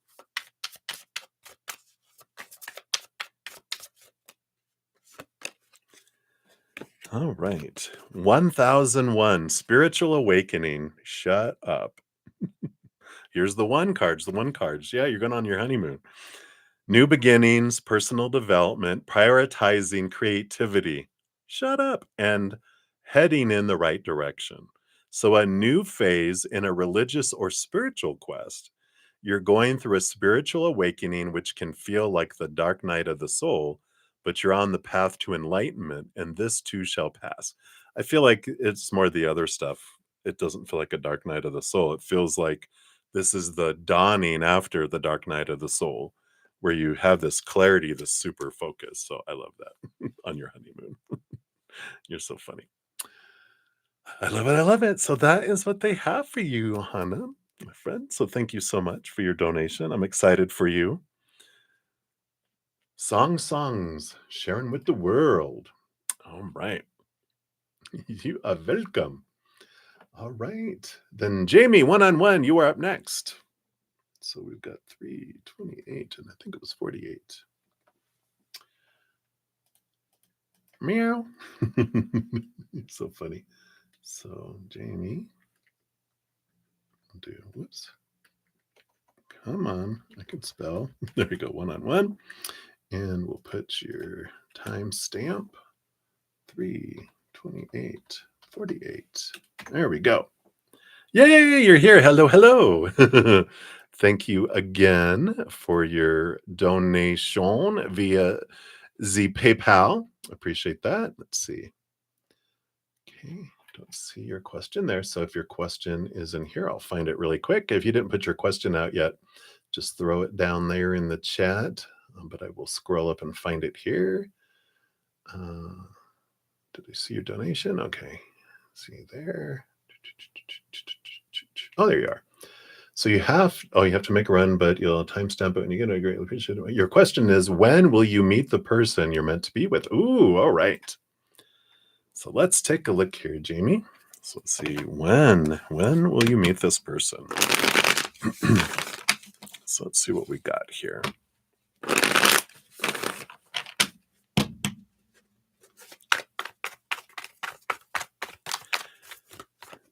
And of course, whatever else we can dig and find out, right? Okay. Ooh, countdown 3, 2, 1 after that. And we got this one. Do we have these 3, 2? Okay. And those two. All right. Let us dive in. So, bottom of the deck, you do have the Eight of Pentacles on the bottom here. And this is a very transformational energy. It's like the apprentice becoming the master. And this does show that you've been doing your work on yourself. You've been putting in, as they say, the blood, the sweat, the tears to raise your love vibration, to release thoughts and beliefs that don't serve you anymore, emotions that don't serve you anymore, energy that doesn't serve you anymore, chucking things out of your physical life that don't serve you anymore.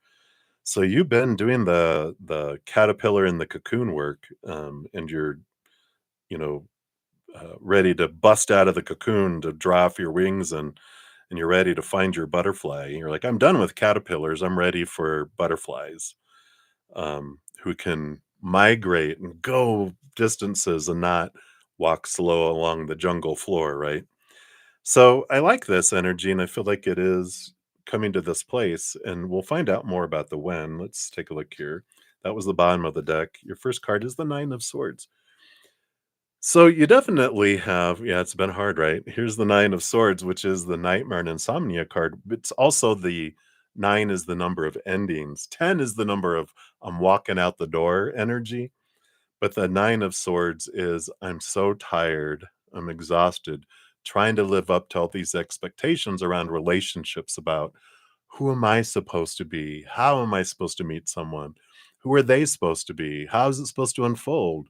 What's this? What's that? But the thing about expectations and relationships is they're the relationship killers because we end up focusing on everything that's not happening, this long list of expectations instead of, the other as well. So, um, this is part of what's been going on, has been releasing all of these things that sound like supposed to be and should be and need to be and have to be and must be around relationships, and you've been clearing those out. And I feel like we're like so close to like being like, I'm sick and tired of living up to all these expectations and feeling like I'm disappointed, and then I'm a disappointment, and then I'm disappointing others. I'm done. You're so close to like letting go of some core of these old beliefs that have been with you for your entire life, where you're like they're hanging on. It's like a tooth that's been wiggling that it's almost ready just to fall out, right?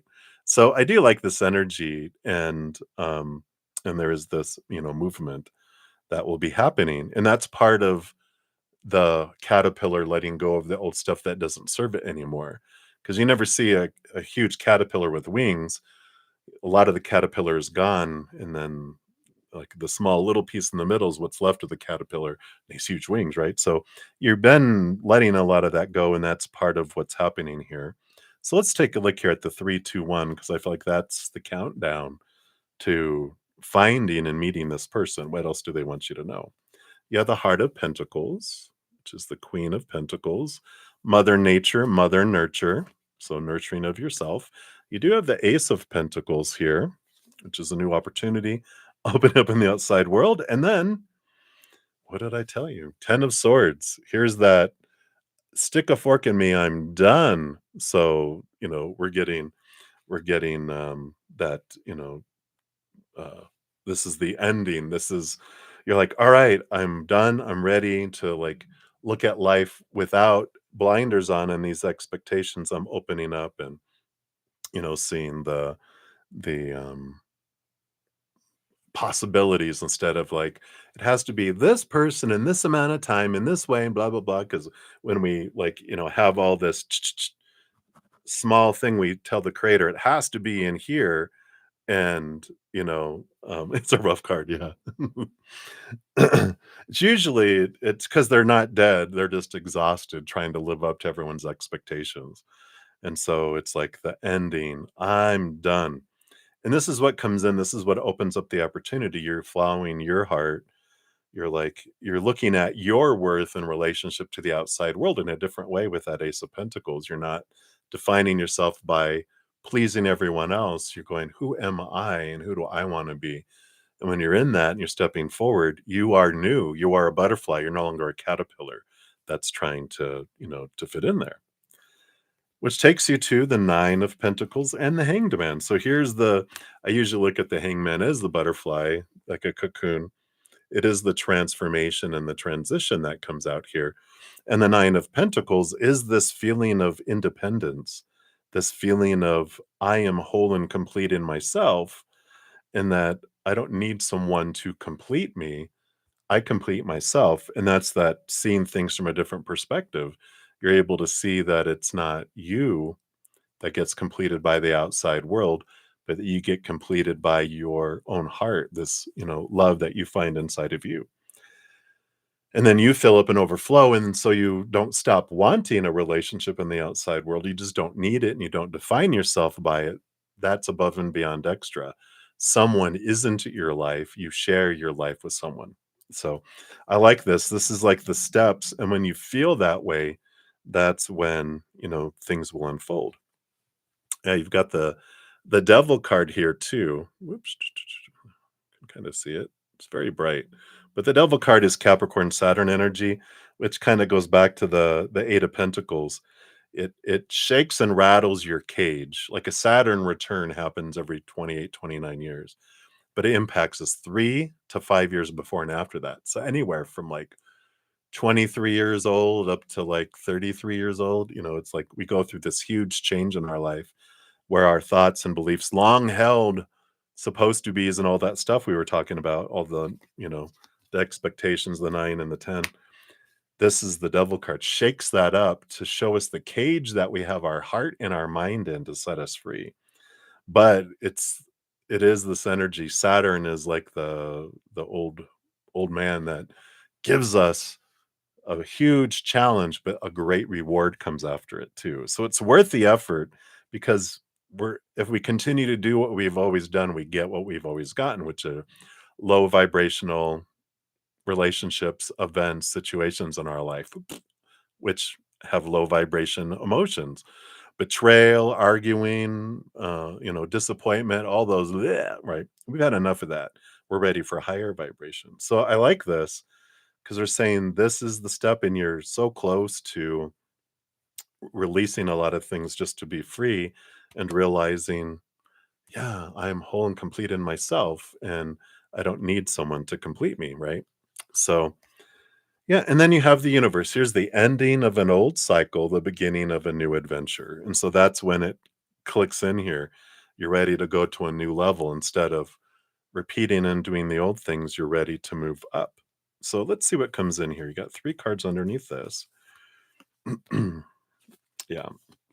So you have the 7 of Cups, which is a lot of different emotions, a lot of different experiences you've had.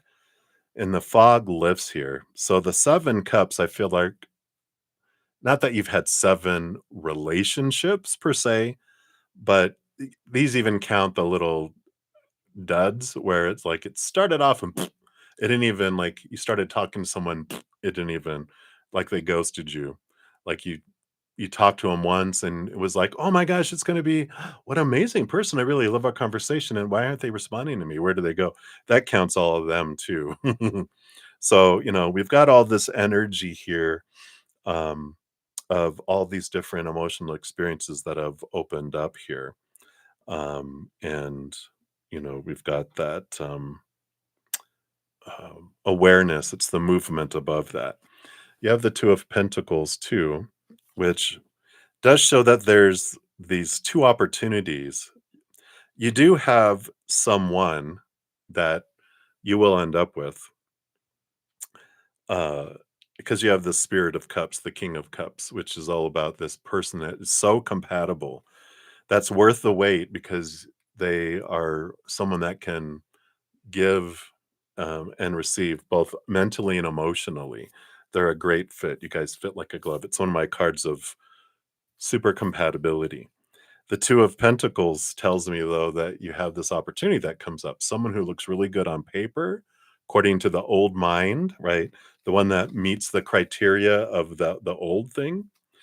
And and we've got here and then this other one, right? That doesn't meet the old criteria because they don't fit into that little, they're out here, outside of our blinders, and because you're opening up those expectations, you see them, and there's this awareness that comes in, the fog lifts, right? And you're just going, that is so the person I would normally go for, but this is the person my heart wants me to go for, right? So, that's the like, wow, okay, wow. And then you end up here, Six of Swords, Temperance. Yeah, it's all about the patience and leaving the old ways of thinking behind, moving to the new ways. So, Temperance is, it's going to be still a little while longer. I feel like maybe you haven't had all the seven cups yet, but I feel like you will have what we call stepping stones, where you'll have people that will get your interest and they're good reminders going, oh, wait, no, this is them. This is the old ones in a different person's body. No, no, no. I see it. And I love this awareness that comes in. But the temperance is going back and forth with with these, the cups, which is, it is moving towards gold. Sometimes we don't realize how far we've come, because we're with ourselves all the time. But when you glance back and look back, and we have these reminders that pop in too, of going, you realize that someone that used to attract you now repels you. Like I used to really be attracted to, I called them fixer uppers or the stray puppies, because they needed help and I really wanted to help. And so if they were needy and I was attracted to them, I go, you must have been really gone through a lot of stuff. And they go, I have. Well, how'd you know? Because I'm really attracted to you. And so later, after doing our inner work, um, neediness actually repels me away from people. so so it's a good journey that we're on here. Let's see what your angel number card is here for your fortune cookie. But I feel like it's going to just be a bit longer, but the more you focus in and raise that vibration and continue to, question, what do I feel I need to have in someone, and what do I need from a relationship? Put down those needs that you feel are there and then question those, because those are those small t truths that can be released. I don't need anything. I'm full in myself, and when you're full in yourself, then we have stopped fooling ourselves thinking that someone else is going to make me feel full. I fill myself up and everyone else becomes extra, right? Yeah, The Void, 2002. Longing, technology, ambition, genius, forward thinking, stress, and depression. It says, you have more control over your life than you realize. So it's that empowerment. Learn and execute what interests you. Turn things around. It gets better with time. There are plenty of friends to make. So chill out, have fun, and open up. Go outside. That is, it's like not trying to find a relationship with someone. It's about living your life and living your passion. And when you're living your passion, you meet someone else that's living their passion. The spark happens and a relationship organically grows. That's a different feeling than like you're putting out applications, trying to hire someone into your corporation of your heart, like taking applications, doing background checks, interviewing people. Then you find out they lie on their resume. You end up firing them and you have to try to hire someone. That energy, it feels like work when we're trying to find love, trying to find someone to fit into my heart to make me feel whole because I have this position. When you realize you're self-employed, all you need is you, and you don't have to hire someone. You want a playmate to play and enjoy life, not someone to make you feel full and whole, right? So I love that for you. Yeah. There's those expectations, right? It's like, okay, well, I want to have children, and if that's the way that it unfolds, being okay with that. But what's the fear, right? You know, the fear of, well, if I don't have children, it's like, well, I want children. Well, there's plenty of children that need adopting. You might meet someone, I don't think they have children, but let's say you might meet someone that already has children. You have family. There's plenty that we can. There's plenty of people that don't have mothers out in the world that need a mother. We can be a mother in a variety of ways, right? But we have this idea it has to be this way, or I'm incomplete. I want my own baby. I want all this own. I want my own. It's like, where's the fear? And when we're able to release the fear, then it'll unfold perfectly anyway. But we can question it and look at that. So very much fun. All right. So that's what they have for you, my dear. So many blessings to you. Hey, Go Records. Sorry, I was in the middle of a reading, so sorry I didn't reply. Obviously, Jamie answered, so we're on them. For donations, I have Ashvin Ray, Moonlight 5, June 333, and then Yadi. So sorry, can't even read my own typing. Yadi Kaplan. Those are the 4 donations. They all get priority. So they will be up first. Then if there's no other donations, then I go into my YouTube channel members for their free readings. And then after that, then I start at the very top and go down in order, first come, first serve for the free reading. So you can definitely put your question out there and I will get to it eventually. But if you want it prioritized, then a donation of any kind will do that as well.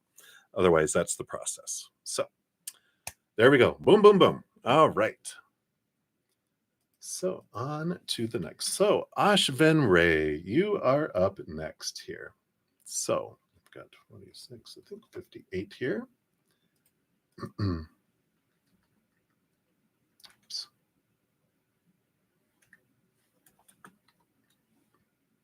So my little mouse cord keeps on getting in the way here because I have it right over here. All right, so 3, 46, 58. All right. So Ashvin, thank you so much for your donation. Let me scroll up here. There it is. Let me give that a love and a like since it lets me. And so you want to know is, we'll call them PS because I don't want to murder their name. Devanya, your future spouse. All right. Well, let's find out to see if there is fated spouse. And if so, are they it? Excuse me, hiccup. Scared myself. Just kidding. All right. So 1, do you have a fated spouse? We'll see if it's possibilities or that. And then are they your future spouse? Let's see what else they want you to know here too. All right. So do you have a fated spouse? All right. So you have the Ace of Cups and the Spirit of Pentacles, which is the King of Pentacles, which is fullness of life. I do feel like you do have, like in this, some lifetimes we don't choose that we're like, we don't have an agreement with someone that we're going to be that fate where no matter what map, whatever paths leads, that it leads to the same person just at different times, depending on different choices. And then, so sometimes we do choose that. Sometimes we choose, no, we don't have a specific one. We just have possibilities of who we'll end up with, different people, depending on different paths. This case, you definitely have a fated person with these cards. And on the bottom of the deck, you have the Innocence of Pentacles, the Page of Pentacles. It just feels, the combination of these feels very fated, secure, And the Ace of Cups is you have one love that's offered here for marriage. So there we go. So we do have a yes that you do have one. Now we'll find out if Divine, if they are it. So let's take a look here. We've got the Innocence of Swords and the Three of Cups. It's an interesting energy with this. We have more cards, so I don't feel like this is an absolute yes here. Because the Three of Cups is this energy of joy and celebration, but it's also of tribe. And the Innocence of Swords is about um, like new communication, enhanced communication, but it's among friends. So let's see here. What else is here? We've got the Temperance and the Four of Wands. Okay. So uh, so I'll tell you this first, and then I'll backtrack here because the Four of Wands is the marriage card. The Temperance card is eventually, and it's like, oh, okay. So it makes sense here. What comes first here with the Innocence of Swords and the Three of Cups is a foundation of friends. It's like best friends that you will be with forever in your life, kind of energy. And there's three of you, and two of you I mean, so two of the is not you, is the others. But these are individuals that you keep each other in check. You're very supportive of one another. You're very much like peas in a pod, but it's like best friends forever energy. And it's the foundation you need before you go into this um, marriage and relationship because they are the ones that keep you true to yourself and keep you honest with yourself instead of like and an example would be like I would in my relationships when I'd meet someone and they were really attracted to me, I would go, "Uh-oh, I need to become who I think I need to be to sustain a relationship." So I would shrink who I am. And who I was is who they were attracted to, but then I thought for some reason I needed to change. So I would shrink and become small and try to change my life to fit into theirs. And friends would be like, "You found love again, haven't you?" "Yeah, why? How did you know?" "You haven't talked to us in 3 weeks," because they knew I'd abandon all my friends, and then it wouldn't work out, and then I'd be, "Hey," and they're like, "Oh, you guys broke up, huh?" But this is the people that would keep me honest um, and not let me do that. And this is the kind of friends that you have. So I do feel like with that Four of Wands, that is it here, the Ten of Swords. It is important for you to, in this process, of this temperance as it's unfolding, is to really question and your expectations around who they are supposed to be, who they're supposed to be, just who they're supposed to be in a relationship, what your relationship is supposed to be, who you're supposed to be in the relationship, who you're supposed to be, what the relationship is supposed to bring to your life.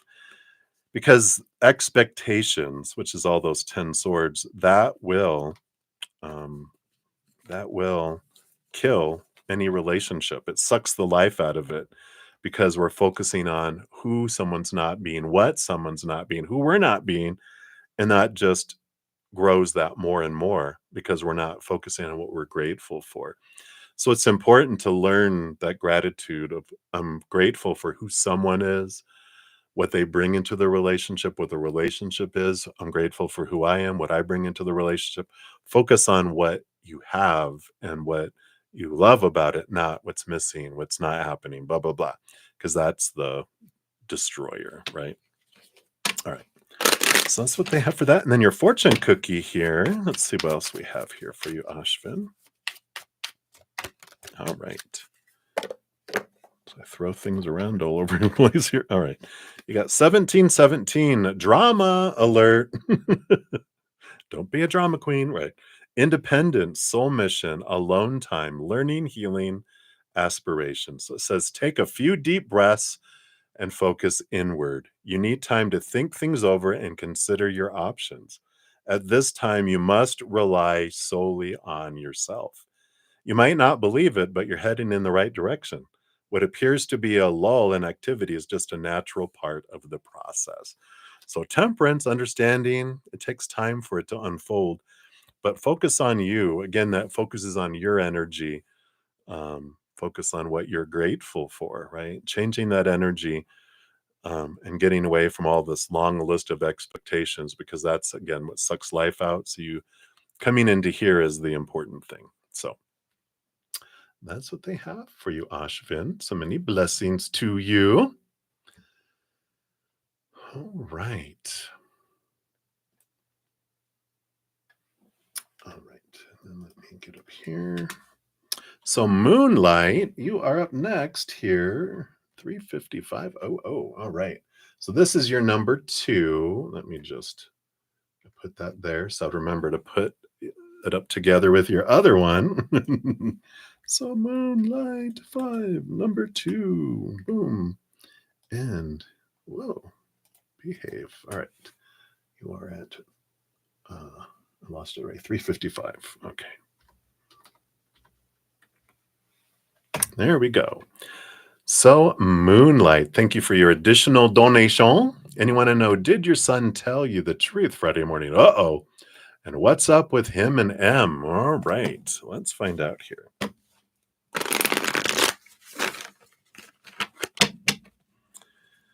Apologies to your son right now. No, just kidding. You better not have, right? But let's find out. Oh, right.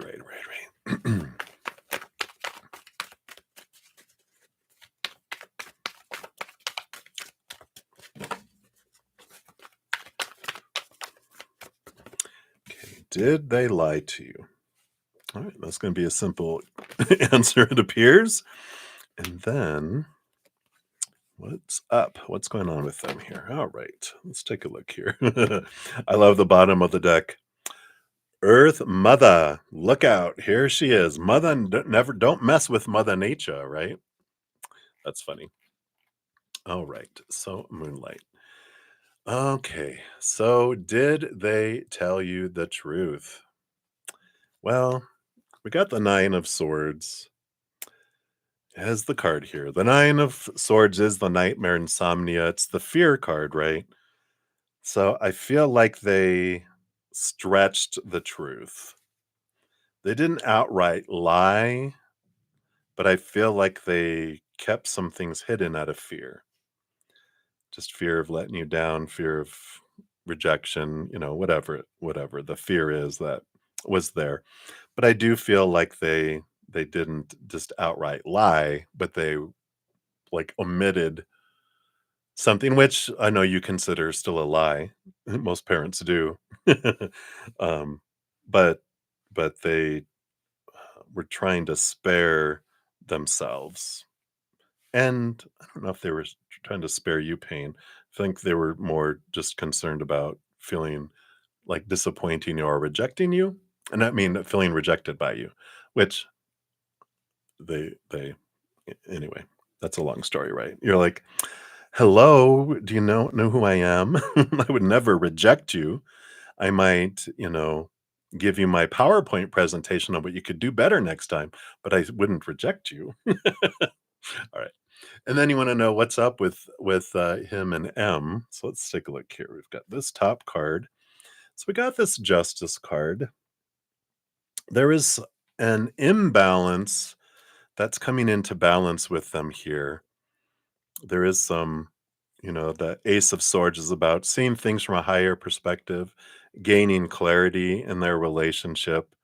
That's going on here. But I do feel like there's been some ups and downs going back and forth with this, trying to figure out what's going on, right? That's up and down kind of energy.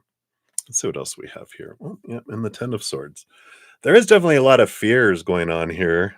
You know, 9 and 10 of Swords, the Ace of Swords. There's a lot going on around thought and belief and mindset and supposed to be and should be and need to be and have to be and must be and doing that they're this Libra energy of trying to balance out relationship because of all these fears and long held beliefs. I feel like they're challenging some stuff within themselves, going through their own little kind of like a Saturn return where they're questioning long-held beliefs about stuff, um, and I feel like they both have different perspectives because they've joined it together. We're on 9 of swords is on this side, 10 of swords is on this side, so their fears offsetting one another. Well, I got these fears. Well, I got these fears. Well, I got these fears.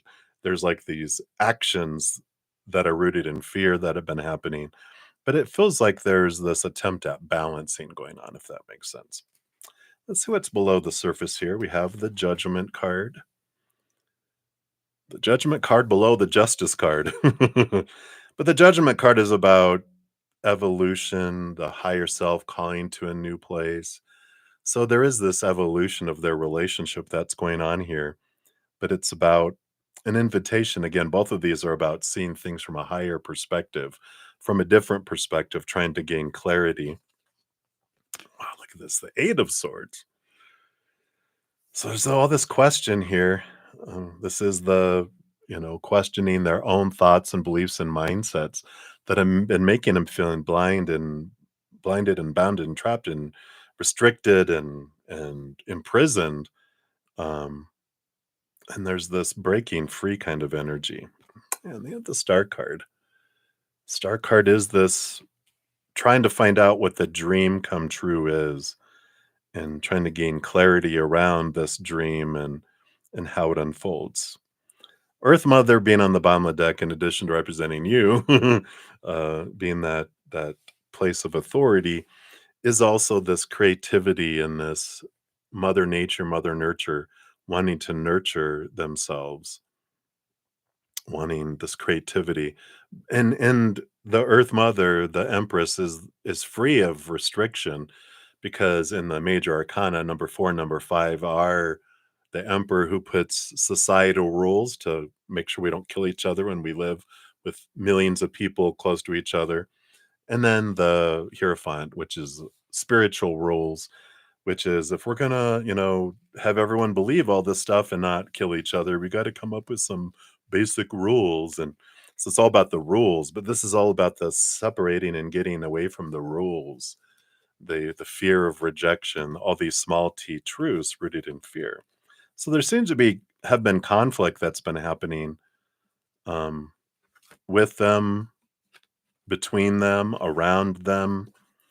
But there feels like they're really working on balancing it out with that Libra energy. But um, I feel like they're keeping things very to themselves, if that makes sense. So hopefully that resonates for you. And let's see what your fortune cookie is here, Moonlight.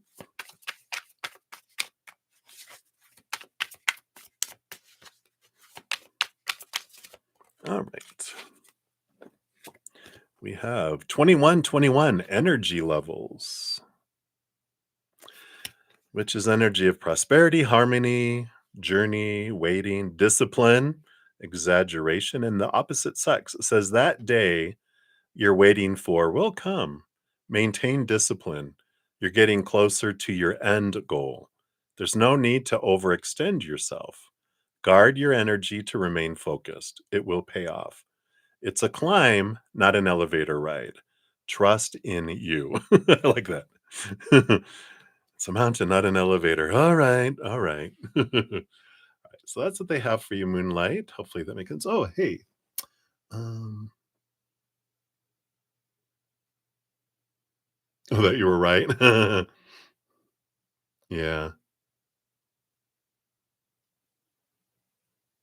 Oh, very good. So you're like, I had a feeling. So you're like, all right. Yeah. He's at that stage, right? I can't be wrong. Well, I don't want you to be right. You're always right, Mom. Right. All right. I love that for you. All right. So that is what they have for you. Moonlight. All right. And then June. Let me just wait here. June. There you go. June 404. So for your follow-up question here, this is for number 2. Let me just grab that actually. Okay, I'll bet you up here. I'll put it next to your name so you have both of them next to each other here. Put the time stamp up there. All right.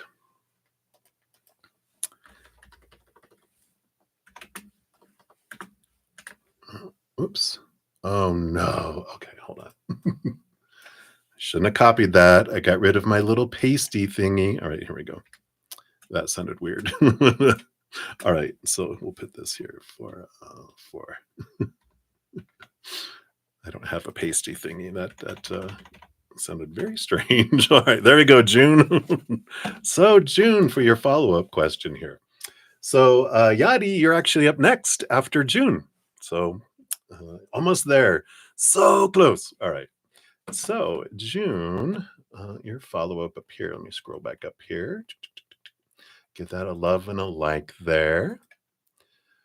All right. And then you wanted to know, when should CR reach out to MS? All right. Let's take a look here.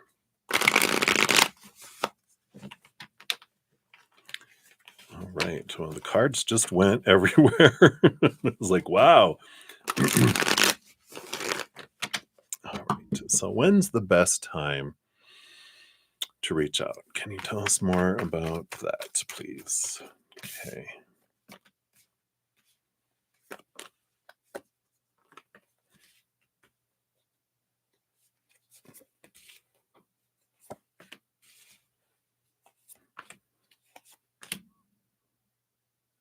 On this one, I was like, what is all this about? But so, this energy here,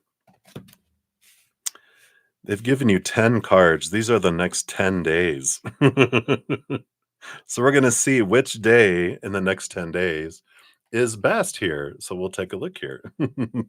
So is tomorrow the day? 10 of wands. That's a lot of bird in there. I don't feel like tomorrow is it. Nope. We've got day 2 is the hermit card, that's staying to oneself. Nope. Day 3, 6 of wands is an opportune time. So 3 days from now seems like it would be a good time to reach out. 4 days from now, we got the emperor energy. So that can also be a positive energy for that. So day 3, day 4, day 5 too, energy. So it's like waiting. It's like not tomorrow, not the day after, but so far 3, 4, 5. Let's see here. Day 6, 4 of cups. 4 of cups is, that's more of a emotionally stable energy. It kind of, I'm getting energy of like it's not the best day there. Day 7, no, lying and cheating and betrayal going on that day. That's not a positive card. 8, 6 of cups. This is the past life connections, and it's a good flowy energy. So day 8, day 9 is innocence of wands, page of wands, another positive card. How interesting. Oh, and then definitely not day 10. So the ideal times, let's see. So we've got 3rd, 4th, and 5th day, and 8th and 9th day from today's date. And I feel like the we got the victory card 3 days is like probably the biggest victory type of energy card.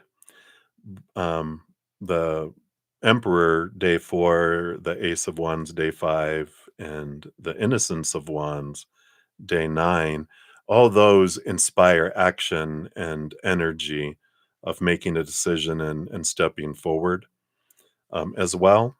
And what was this? 5, 6, and day 8.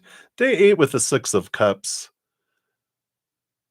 I feel like that is, it's child, past life, emotional. It's like emotional flow energy on that one. So I'd probably say that would probably be the least one out of the days to do it. Um, Day 3 feels like number 1. 4, 5, and 9, good. Day 4 with the Emperor, really positive, fiery energy. So if you were gonna do them in an order of importance, I would say day 3, number 1, day 4, number 2, day 5 or 8, number 3, and then, um, the last one would have been the Six of Cups, day number 8. Page of Cups on the bottom, Innocence of Cups. So there is that energy of, emotional happiness that comes from it. So it is supported. There's just some days that aren't as productive as others. So very interesting. I never done it that way before. That's what they wanted to show you, though. And then we'll pull you a fortune cookie here, too. And come on, come on, come on, come on, come on. All right, there we go. All right. Let's see an angel number here.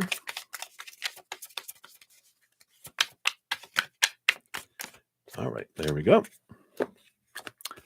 We got, I love it. All zeros, limitless potential, reset, relaxation, unknown, surrender, finish line, success, victory. So it says it serves as a timely reminder that anything can be accomplished. If you can dream it, there's no reason you can't make it a reality. If something is in the possession of another person, it's also available to you. So try to remain calm. What's meant for you won't pass you by. Let go of tension. Relax. I like that. Some good energy there. All right. So that's what they have for you, June. All right. And then finally, Yadi, thank you so much for your patience and getting to your reading here. Thank you for your donation via Zcash app. Let me just check over here. All right. Yay! I know, right? And thank you guys for all of your patience and getting to your readings. I will put timestamps in the chat, and when I'm done, I'll have a comment that's posted that lists your name with all of those here. But yeah, let's find your question. It was a little while ago, right? Absolutely, my pleasure. So grateful. Let's see here. So if you haven't asked your question, pop it down below. So you made a donation. Let's see, what time was that at it? Back at 1:32. So it's going to be back here probably. There it is. So you had a rigorous interviewing process. Oh, those are always fun. So you want to ask, will you get the executive director position with the e-program in North Carolina? All right. Let's take a look here, Yadi, and find out what we have going on here. Yeah. Well, now we know why they put you through so much. Because for that position, got to put you through the ringer. All right. So based on current energies, are they going to offer you that? All right. Okay, they do want to give you that one, but not all those. Okay, they do want to give you this one here. And I'm just going to get nosy a little bit too. Oh, wow. I love that. Just is this for the highest experience for you? I'm just going to get a little nosy and snoopy here. Because is there anything else that is better in your better interest too that is out there, right?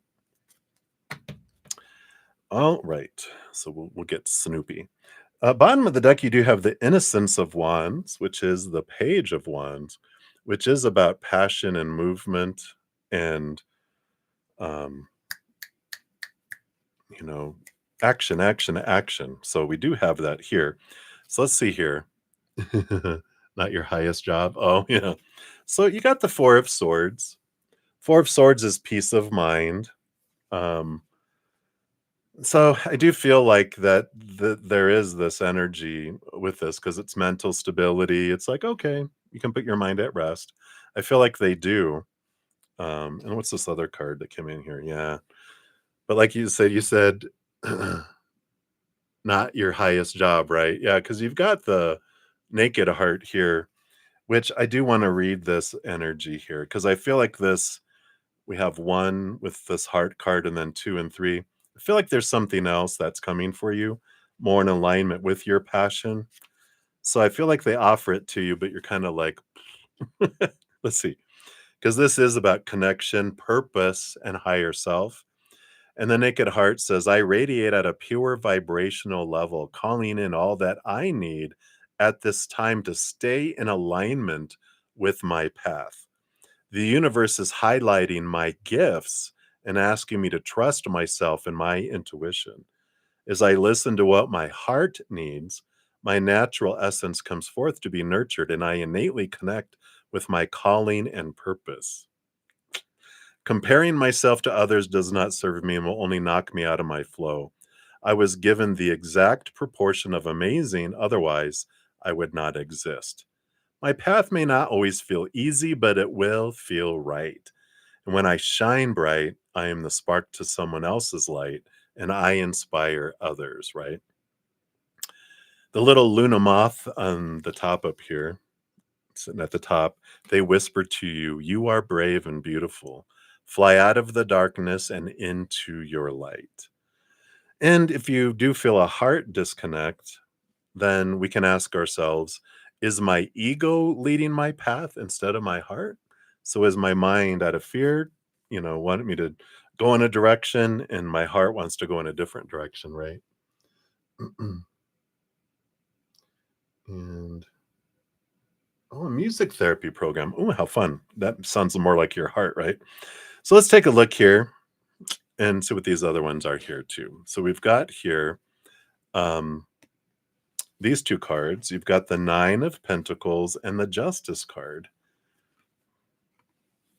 So the Nine of Pentacles is more of this independence kind of, um, I don't know, it's like a hermit kind of card, being alone with spirit in a garden. And the Justice card is about seeing things from a higher perspective, cutting away some small t truths or fears that can keep us from, going into, different, a different direction.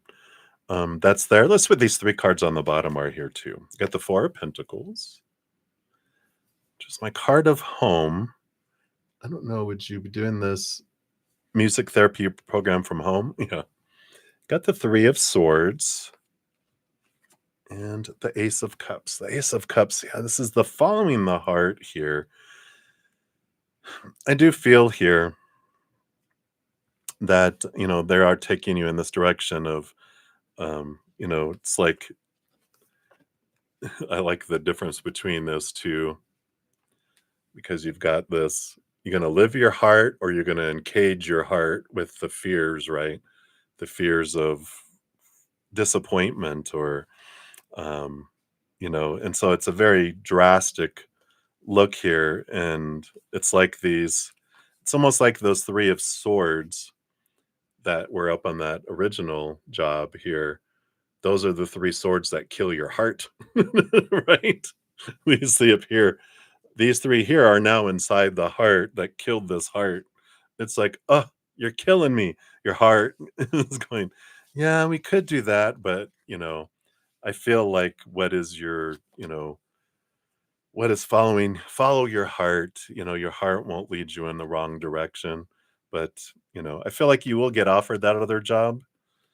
Um, but I feel like your heart wants to have this other one. It wants something that, because it's what makes your heart sing, right? Maybe, something to do with music therapy, right? Because it was music therapy, right? Uh, yeah, music therapy. What makes your heart sing? What makes your heart want to dance? That's the what was coming through my head. So I feel like you will get that other one, but offered it. But I feel like the other one is more in tune with your life purpose, and that'll make you want to so excited to wake up in the morning. Because you're living your dream when you wake up excited and you don't hit the snooze alarm instead of waking up going, oh crap, I got to go live my dream today, right? That's someone else's dream. So I'd like that for you, Yanni. So I feel like that is the one that will be offered to you as well. Um, and I feel like you're passionate about that one. Let's see here. What else do we have here for your fortune cookie? All right, you got 2222 feminine forces.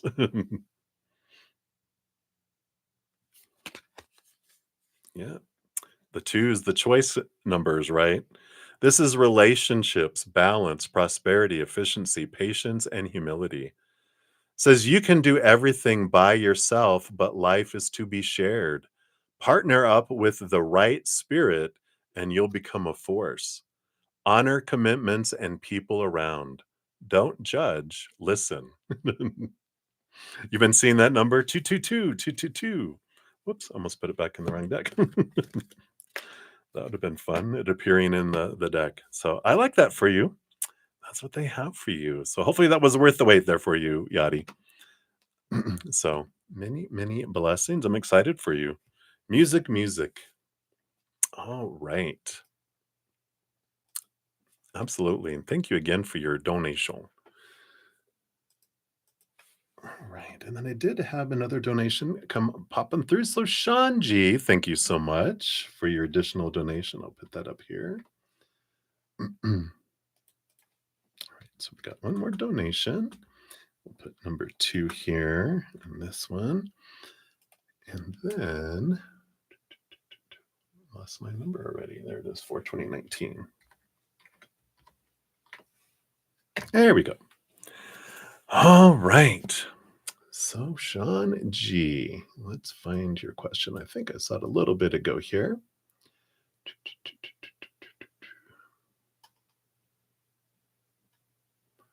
Oh, I just look for your hair in the comments here. Usually it stands out. Let's take a look here, unless you changed it.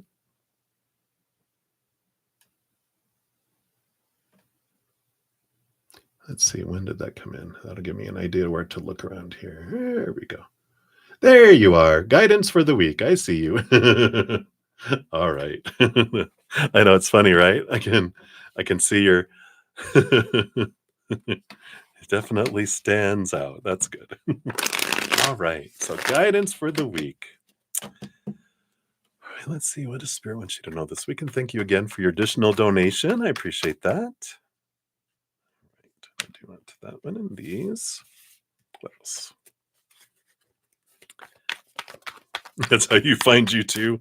That is funny. All right. I do want that one and this one too with the underneath. All right. What do we have coming in here?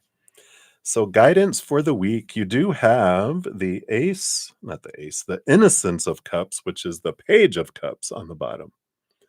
So, we got this beautiful energy of this whale. And even under that, you have the 10 of cups, your joy, and the moon card, which is all the emotion. Oh, and underneath that, you have the 3 of cups. So, you got all this joy, joy, joy, happiness, emotional energy, which, kind of is that I feel like they've been giving you a message a lot lately about follow your heart, follow your heart. You know what? Follow your heart. You know what? Follow your joy, follow your heart. I feel like that's the compass for you for this upcoming week is to follow your heart, follow your joy in making decisions, that getting out of the head, message that we have that, right? And so that's the bottom of the deck. Your first card up here, you have the Hanged Man. So there is some transformational energy for this week too, which is this seeing things from a higher perspective, seeing things differently, allowing things to unfold in a different way. Um, Very transformational energy. Well, let's see what comes after that. You got the Spirit of Swords, King of Swords, the King of being in their head. Underneath that, you've got the Four of Wands, joy and celebration. So if I didn't look at the bottom of the deck, they were making sure you were getting that message because the King of Swords, of course, they roll over the mental suit of the mind and air energy, but they all get a second portion of swords. The kings do. So, master of thought and belief and of getting caught up in their head, overthinking, letting the brain take over the creative, department. Nope, nope, nope. So this is definitely being aware of consciously choosing to close your eyes and open your heart to make decisions. Doesn't mean you can't open one eye and bring in your mind with your heart, but they're definitely about it's important to have your heart involved in decisions this week. Let's see what else we have. Got the Six of Pentacles. So there is this equal giving and receiving balance energy that comes in here. And I do feel like there is a situation, like someone's wanting to give, someone's wanting to, I don't know if help. And I feel like this is an important thing to allow them to help. So it's like someone wants to offer to do something, and it's like that, the immediately inside of me comes to my Capricorn rising energy, which is, but are they going to do it the way I want it? It's like sometimes it's like allowing people to help, even though you may tweak it and do something, they can do a lot of the heavy lifting, and you can come in on the end and shape it to make it look the way you want it to. But allowing someone to help you is an important thing this week too. And that is making a decision from the heart, right? It's not like you right there, it's how it goes. It's like, yeah, but it's like, they're showing me like the dishwasher. It's like um and I remember this, it's like when someone asks you to put dishes in the dishwasher, and so you do it, and then they end up rearranging the way you did it because it wasn't their way. Then you're like, why don't you just do it next time instead of having me redo all the work I do? Then we don't get the help, right? And we're like, oh, oops, just because I thought it was important it be the certain way. But you know what? Most of the dishes are going to get washed. The ones that aren't, I'll just put them in the place, and they'll rewash them. And it's about learning that their way is okay, may not be the perfect way, aka our way, but it can get done. And so I like that. Let's see what else we have here. And the Judgment card. So we've got the your higher self calling you to see things from a different perspective. Again, that Hanged Man. It's about stepping back and seeing things from people's perspectives, right? And that makes sense with that other card coming in, that some people will offer things and you're like, I'm going to allow them to help me. And, you know, it may not bring the buck that what I would bring, but I'm going to allow help because in one way, allowing people to help is this opening up to receiving from the universe too. And I like this because it also makes them want to help you in other things too. And you're like, all right, um, so it is that, well, I'm gonna let them do the I don't know why they're bringing in housework, but let them do the dishes, even though, we might have to end up putting some back in to get rewashed. Oh wow. But they also say, well, I'll vacuum too. What? Sure. And like, are they gonna vacuum the exact way I want them to? Maybe not 100%, but I can also, um, teach them as we go too, not, praise them for a lot of what they're doing and saying, have you ever thought of, doing this? And, something to consider is this is how I put the bowls in the top because then they don't get this or that, And so I like that, offering that, and accepting it, seeing it from a different perspective and going, okay, well, I'm going to be open minded a little bit. And it brings you that help. Yeah. Because the Five of Pentacles is belief in lack, not having enough, not being enough. I feel that actually helps somebody. I don't feel like this is your energy. And we'll see what the underlying energy is underneath this too. But I feel like this helps somebody feel empowered, appreciated. It makes them to be able to see themselves in a different light. And I love that. And I feel like it's important for you to know that you have the power to help people make it an easier choice. You're not responsible for how people feel about themselves or choose to feel about themselves because we have no control over that. But we can make it easier or harder, um, for people to choose higher vibration or lower vibration decisions and choices, right? Underneath that, yeah, the 10 of swords. Here's that letting go of expectations. Oh, I know. Has to be a certain way. Ooh, but it's that being okay, choosing our battles, and what are the most important things, that come from here. Yeah, you accepting their help and telling them what you appreciate about what they're doing and pointing out the things that you enjoy, and then giving them some pointers later.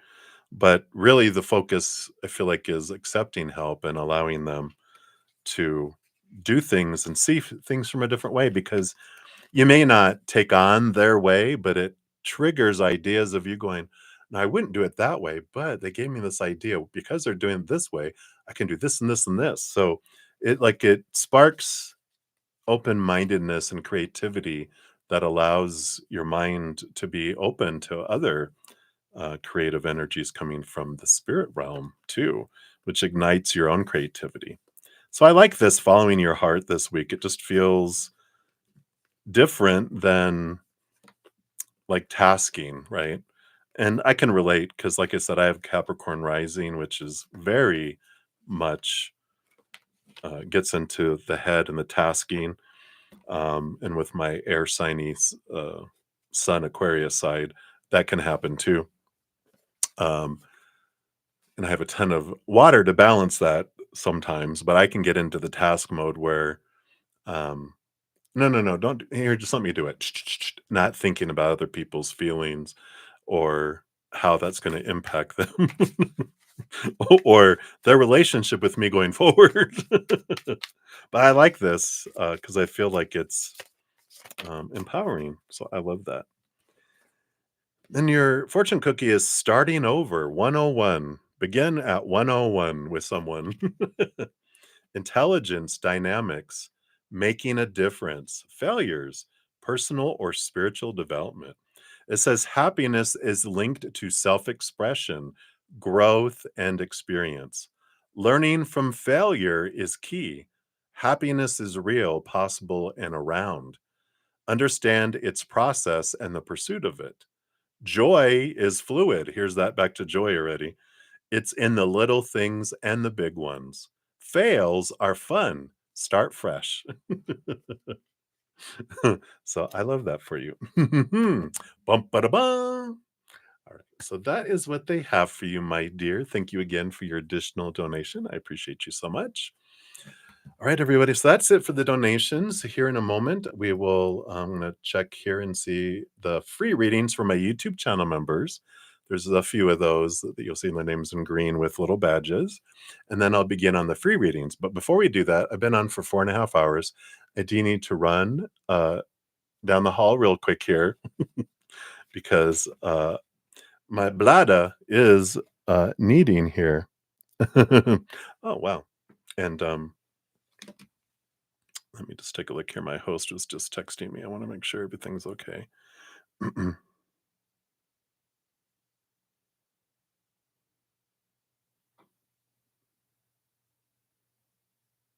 Okay, very good.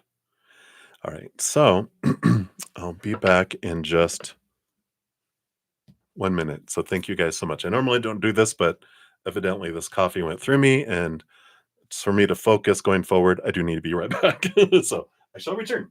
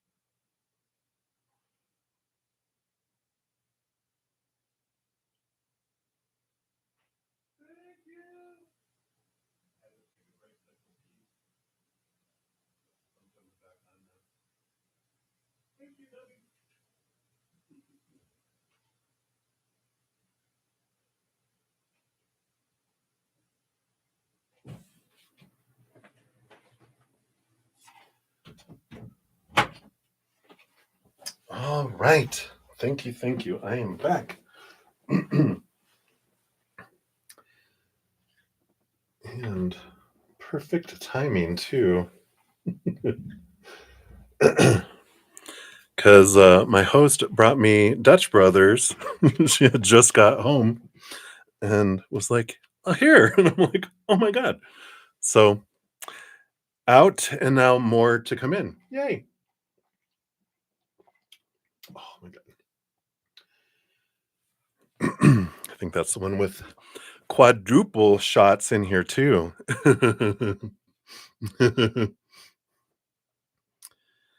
Yes. Thank you, Moonlight. Exactly right. All righty, righty, righty. So thank you guys again for your patience here. Ooh.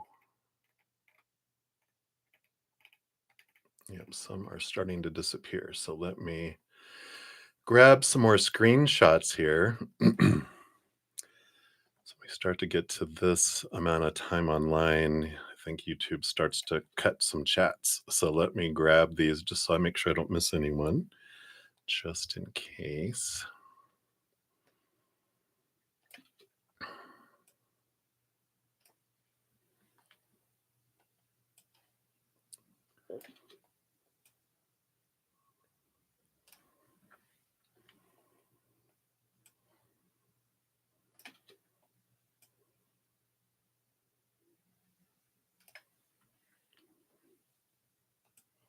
All right, that should probably be enough there. All right, so it did cut some off. Let me open this up here. Okay, nope, those were all done. And okay, so we're down to there. Okay, so not too many disappeared. So at least I have them. Let's take a look here. So Moonlight, we did that one, was your donation reading.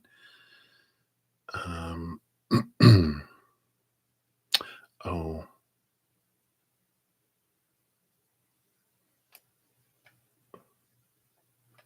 Let me actually hear, because I know Nelia actually won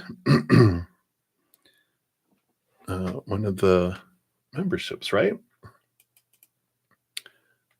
Yeah. So I'll put Nelia. Oh, I'll just put it up here next to your name. Let me do and free reading.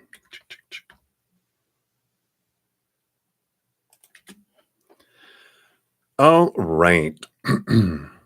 So we will jump up and do that. Let me just make sure I have it here. All right. So Nelia Medeiros will do free reading.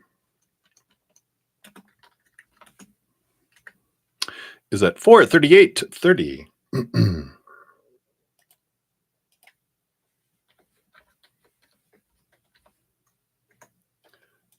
need to put it up here. Hello. All right. So Nelia, thank you for all your donations earlier. I got rid of here. All right. So your free question, and congratulations again on being a winner.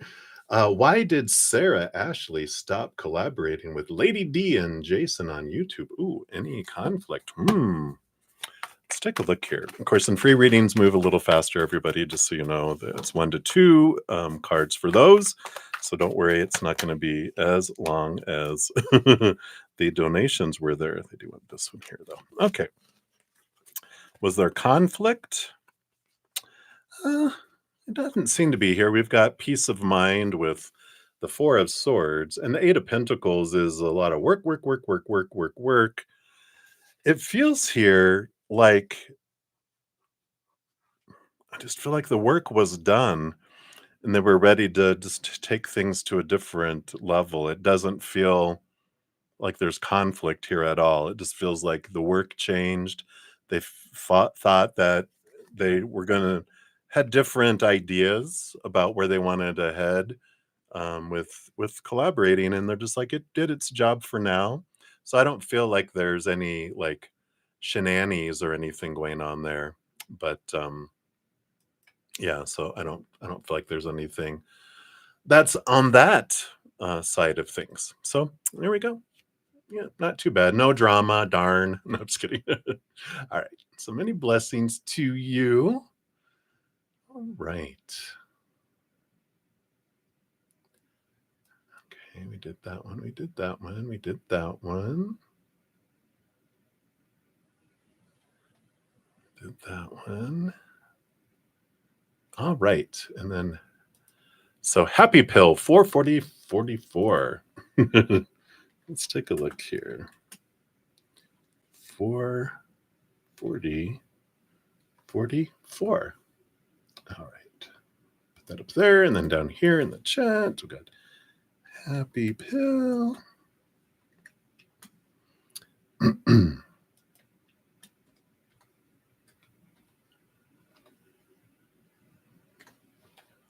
think that's right. Let me move that back over. Okay, so Happy Pill. A general reading for you. So what does Spirit want you to know right now? Okay, we got that one and that one.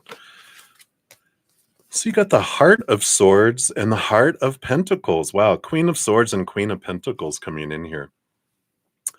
So Queen of Pentacles is the Mother Nature, Mother Nurture card that's coming in here. And so this is about definitely allowing your heart to have a say-so here, because you got two parts cups behind the scenes. Heart of Pentacles, all the queens have cups, water energy.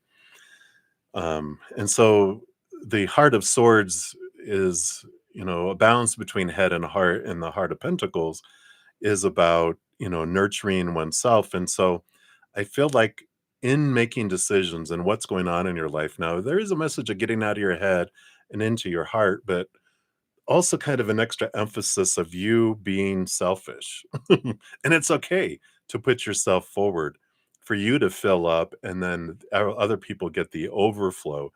But in the decision making for right now, it is important for you to live and not exist and not have the crumbs left over, but that you get to be full. Because there's a great quote that says the greatest gift you can give the world is a healthy, full, overflowing you. Because if you're exhausted giving to everyone else first, you're not giving who you are. And we need you to be who you are, not sacrificing yourself for others. So you get to be full first. And when you're making decisions, keep that in mind. All right. So that's what Spirit has for you for that Happy Pill. So many blessings to you. Right. So we did all those. We did all those. We did all those. We did all those.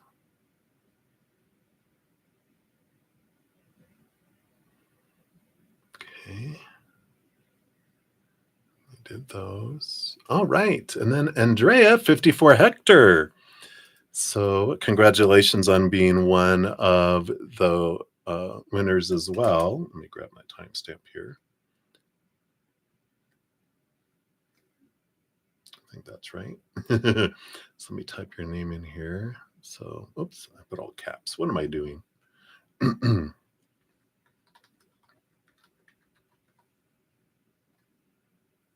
All right. So, Andrea, 54 Hector.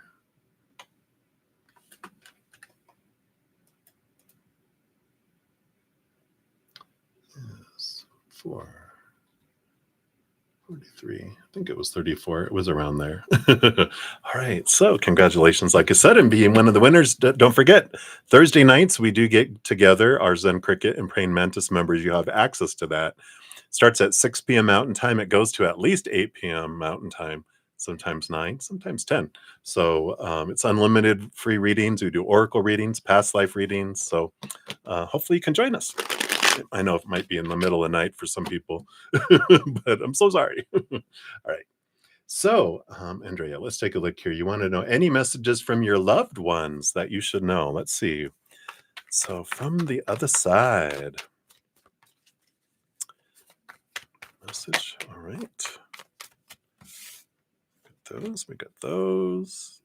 Okay. I forgot these are free readings. I'm about to go full blast and pull cards, cards, cards. But you've got two people coming in. One is the Spirit of Cups. So, this is a masculine energy, the King of Cups. So, it's someone that was a great balance between head and heart. A great source of love, a masculine energy, though. And the Seven of Cups, I feel like that they're bringing in a message, trying to bring you some clarity. I feel like you might have a lot of mixed emotions around something going on. And it feels like maybe about home or home life with the Four of Pentacles. And the Innocence of Swords, the Page of Swords, is about seeing things from a higher perspective and comforting you. One, they are saying that, if you reach out to them and ask them, they'll bring you clarity and bring you guidance from up above too. But also to let go of these expectations of supposed to be and should be and need to be, that you can. They're not telling you what to do. They're like, I would never tell you what to do. Well, down there, I did tell you what to do, but up here, I never would tell you what to do. they're funny. They're like, there is this, letting go of some fears, letting go of some supposed to's. Follow your heart. What do you want to do? It's the confusion comes in because we're afraid of making a wrong choice. But when you realize up here, there is no wrong choice, that's a human thing. We judge ourselves, we contrast, we compare, but they're like, there are only different choices with different experiences and different outcomes, and that you can make choices. And if this is moving somewhere else or selling a home or going somewhere or a home situation and decisions, they're like, there's no wrong choice. Close your eyes, take a big deep breath, follow your heart. It will guide you. Instead of fearing doing the wrong thing, when we fear doing the wrong thing, we end up doing the wrong thing because we're in fear and we can't think straight. But when you connect with your heart and focus in on your heart, you're able to make decisions that are in alignment with who you are, which is this beautiful, loving being. So I love that for you. And I feel like that's the guidance that they want to bring you in making any decision. But this has to do with home or movement of home or home life specifically, I feel, but it can be applied to anything because they're all knowing, He's all wink, wink. All right. So that's what they have for you, Andrea. So many blessings to you. All right. Let's see here. Okay, we did that one. We did that one. We did those. Okay. We did all those. All right. And then Moonlight 5, you have your free question up here. Just put those. Oops. There we go. Okay, and then down here, boom, boom, boom. This is the free. We'll put the free. Free! That's too many E's. All right, but we'll just correct that. All right, and then 44810, we'll put it down here in the chat. Hey, all right. Oops. Oh, that was interesting. It does something different. Okay. It replaced it with 100%, a little thingy. I was like, no, that's not what I want. All right. So Moonlight, free question. What is NN thinking about you these days? Do they think you're distancing or being unclear? All right, let's take a sip here for this.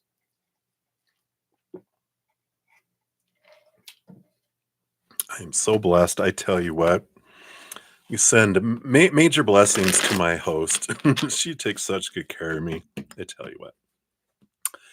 All right. So what are they thinking about you these days? We'll do one card for that. And then do they think that you're distancing or being unclear? Okay. Two cards for that. All right. So what do they think about you these days? Well, they already think you're a witch. I said witch. I didn't say a different word. High priestess. So I feel like you empathically pick up on their emotions with the high priestess card anyway. You can tap into people across the universe if you want. But this is an energy of I feel like they're um what they're thinking about you. The high priestess steps away from everyone, goes up into her high priestess um that's not tower, high priestess temple or tower, whatever works, but like you're away, connecting higher, looking and having your alone time focusing on you. I feel is like their perception with this high priestess. They do feel like you've pulled away. So that kind of answers the first question too, this distancing. Let's see what these other two are here. Yeah. When we're wondering what people are thinking, of course, we have to remember, right, that there's this forest field around people and the Ten of Swords, all of our own thoughts and beliefs and mindsets. We see the world as we are, not as it is. We don't see people as they are. We see the reflection that we have in the mirror. And there is this energy that's holding them back. The Nine of Wands is an energy of a blockade, and the Ten of Swords is this feeling of a long list of expectations, like kind of like that you're disappointed in them, that they can't live up to who you want them to be. This is them. This is their based on their, conditioning and where they came from. So, um, you can't control that. They had all that even before it, and it doesn't take much for them to choose to feel low about themselves because that was already in place a long ago. And it doesn't take but a little bit of a accidental nudge where they're like, whoa, and they go off into that. So they kind of feel abandoned, feel like you've distanced yourself. They do feel I would agree that they do feel there's um lack of clarity with that Nine of Wands because I feel like there's a wall that's built up between the two of you, but it's not necessarily you that built the wall either, because this is like their defense mechanism went up and they're like, why can't I hear you through this wall? Because all you hear is right, because it's through a brick wall. And it's like, well, they're the ones out of fear, those Ten of Swords, all those fears, walls go up and it's hard to communicate through a wall. I can't hear you. It's like you stopped talking to me. Uh, I was talking to you, you just couldn't hear me through the wall, right? So I kind of feel like that's more the energy that's going on there, if that makes sense. Right. So that's what they have for that for you, Moonlight. So many blessings to you.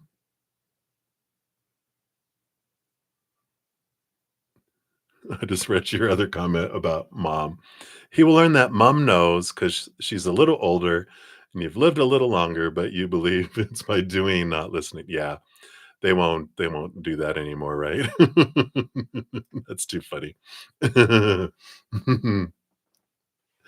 will. Thank you so much. Yep.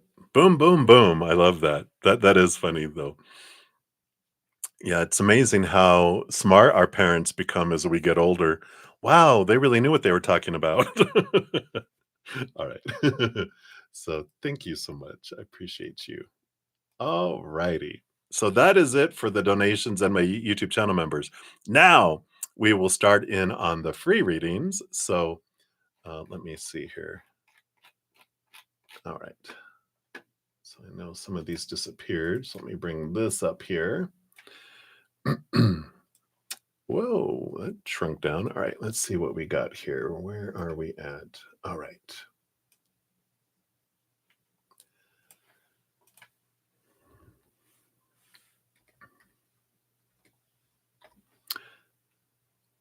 So, Swaroop Bobby, you are up next. So let me grab this here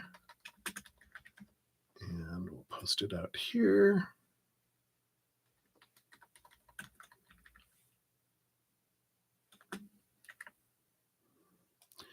Should just get rid of this thing here. This will make it easier. Let me just adjust something real quick. There we go.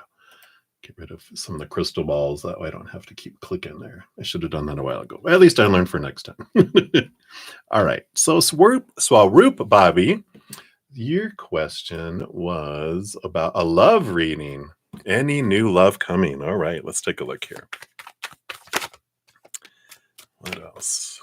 Like this. Okay. Looks like we get 3. It's the day of 3s. Let's take a look here. Wow. So I do feel like you have a little alteration coming. You have the 3 of Wands, which I feel like you're going to be taking a new direction and kind of head towards love in a different way than you've had in the past. Because you've got the 9 of Wands and the 3 of Pentacles. And the 9 of Wands is this energy of that where there's been this block before. This 3 of Pentacles is about you being true to your authentic self, and where you feel like you haven't found love, you haven't found love, you haven't found love.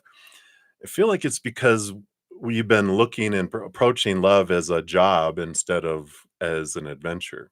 And what I mean by that, because Spirit has explained it, and I explain it every once in a while, that if we're like looking for love, I need someone to fill a position in my life as my love. We put out advertisements and ads in the paper or dating sites or whatever, right? We're putting out an ad. I'm hiring for a love. And then we take applications, we do background checks, and we interview people. Then we end up hiring someone. We find out they lied on their resume. And so we fire them. And then we are looking to hire and replace them with someone else. That's different energy than this being true to your authentic self, the 3 of Pentacles, creativity. That's where the block is. We keep on hiring people that are lying on their resumes. But when we go and we look at, sorry, I'm falling off my chair. If we go and live life, not make love our passion or our hobby, but get a hobby, get a hobby, Swaroop. What is it that you love to do creatively?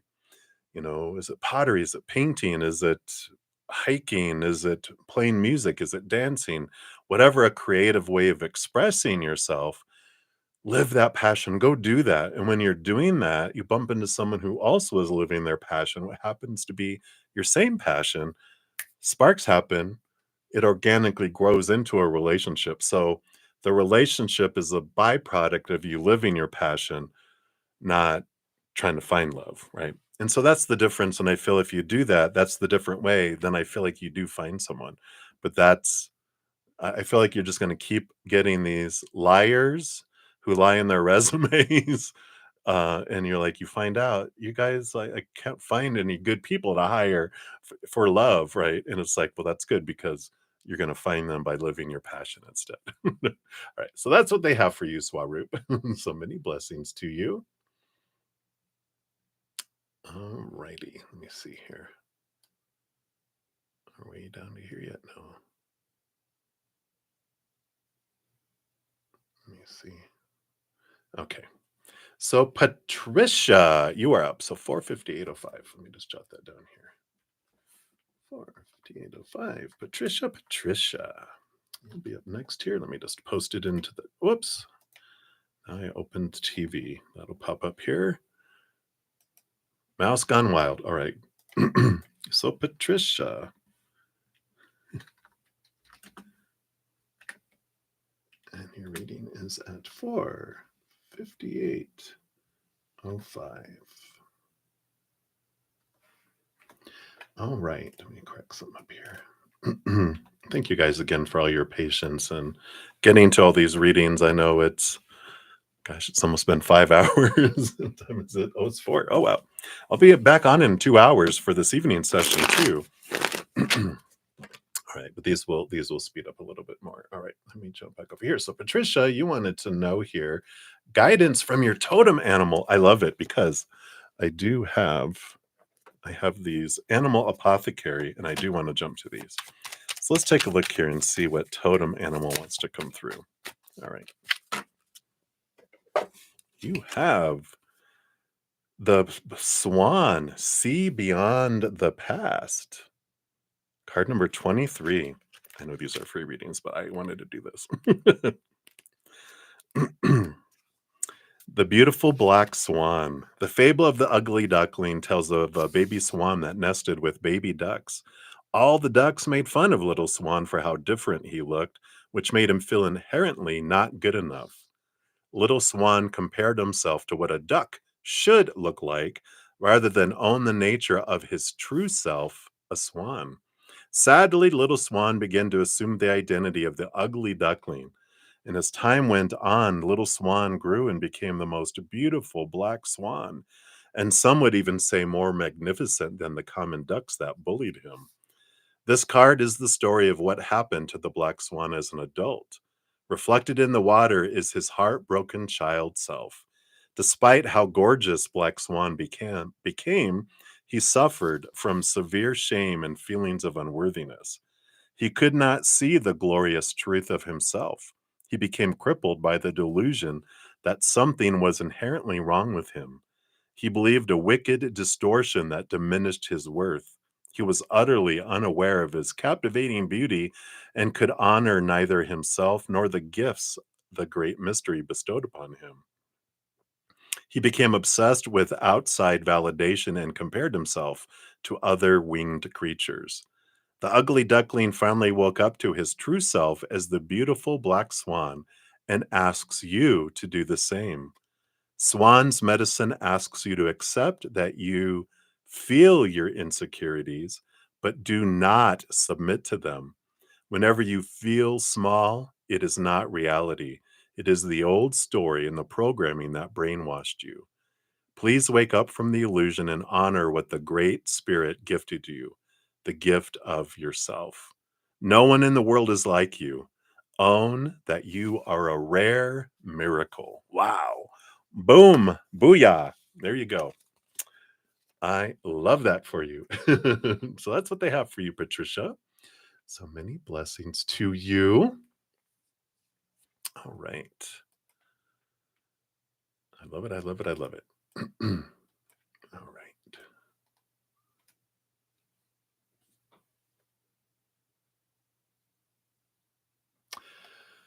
Alrighty. So, did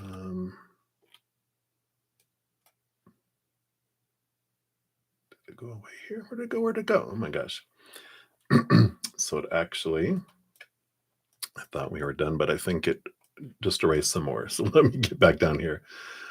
So up next, we have Victoria. Uh, Victoria Huber Ramirez. You are up next. So 50226, I think was it. 50226. So Victoria.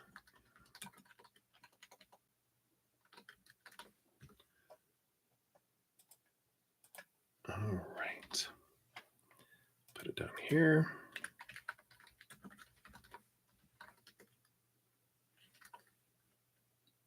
There we go. And sorry, I have to put it in two places here. All right. So Victoria.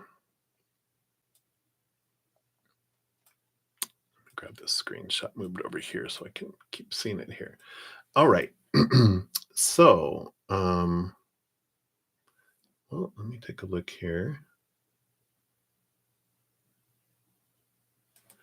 It must be on the second one here. Sorry. There it is.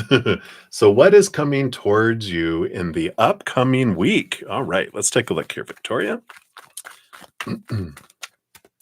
What is coming up for you in this upcoming week? Got the Ace of Wands and the Seven of Pentacles. All right. So you do have something here with the Seven of Pentacles that's been taking its good old time in coming toward you here. It's the last thing that grows on the fruit tree is the fruit, but you have the Ace of Wands, which is now action and movement. So it's finally the blossoms have been appearing on the tree. Now you're going to get a piece of fruit that comes in here too. So whatever this has been that's been taking like forever, you're about to see movement and action in it as well.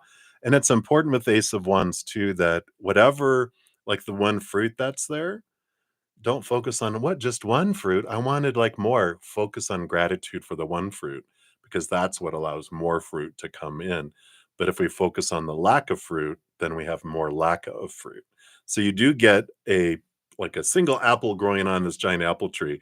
Have gratitude around that, and then poof, there's going to be more that appears as well. So I like that for you. All right. So that is what they have for you, my dear. So many blessings to you. Okay, we did that one. We did that one. Okay, we did that one. We did those. Okay. And then we're down to here, right? Yes. Okay. So we're here. We're back to the chat. Okay. So let's scroll down here. All right. So up next we have Benita Bala. So Benita. Let me just plug that in here.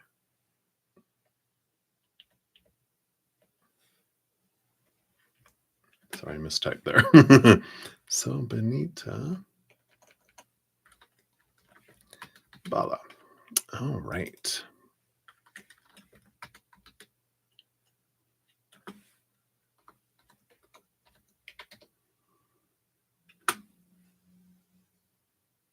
Maybe I'll just do it that way. It'll maybe save some time and everyone. It's taking a little longer than it should. So, Benita, you want to know what are Sean's hidden feelings for me? A family friend. Oh, all right. The hidden feelings that are now about to be revealed. Uh-oh. Well, actually, they want that one. So let's take a look here. What are their feelings? Feelings. All right. You know, we have here, we've got the Four of Swords and the Eight of Cups. Interesting energy because the Eight of Cups is about walking away from emotions that don't serve anymore. And the Four of Swords is like peace of mind. And Benita, I feel like they really had like a crush on you here, but I feel like it's over time.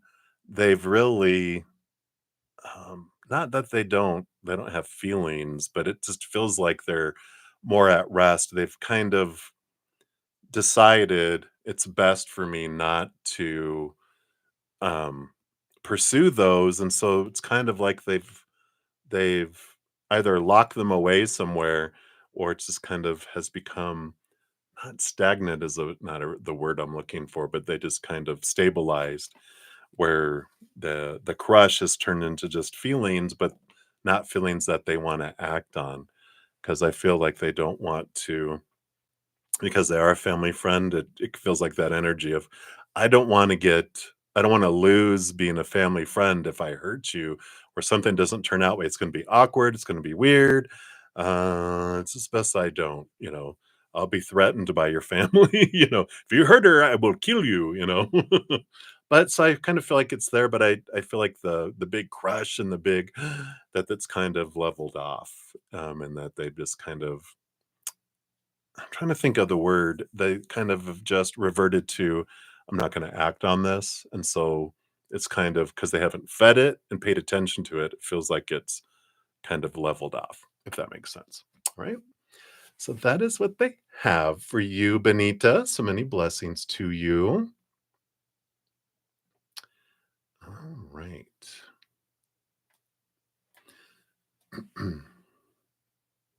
Right. And then up next we have Olivier Bagara. You are up. All right. Let's put that here. And I'm just going to cut and paste it this way instead. This will go faster. All right. So, Olivier, you wanted to know an oracle reading. Sure, we can grab an oracle card here. Um, let's see, where are we being drawn to here? I feel like we want the Intuitive Whispers oracle. So let's see what we have here. All right, evidently that one. So you have become your own priority. Wow. Card number 13 coming in here. Become your own priority. So put yourself first. It's not selfish to prioritize yourself. And in fact, it is self care. It does not mean you won't prioritize others, but it does mean that you're setting aside time to fill up your own cup and replenish your own energy so you have more to give. Take yourself on a solo date somewhere that fills your soul. Get a massage to unwind, go to an art gallery to get inspired, or go for a long walk in nature to reconnect. Let yourself switch off from all responsibilities and just receive.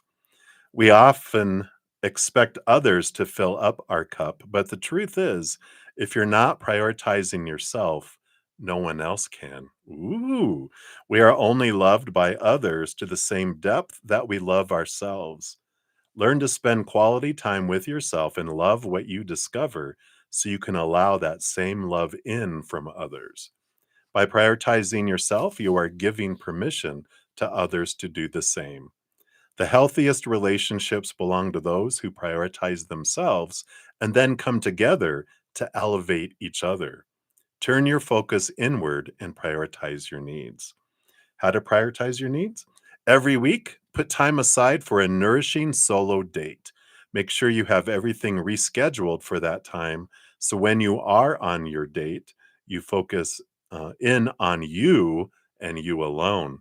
What date would you truly love to go on? Use this opportunity to take yourself on it instead of waiting to be taken.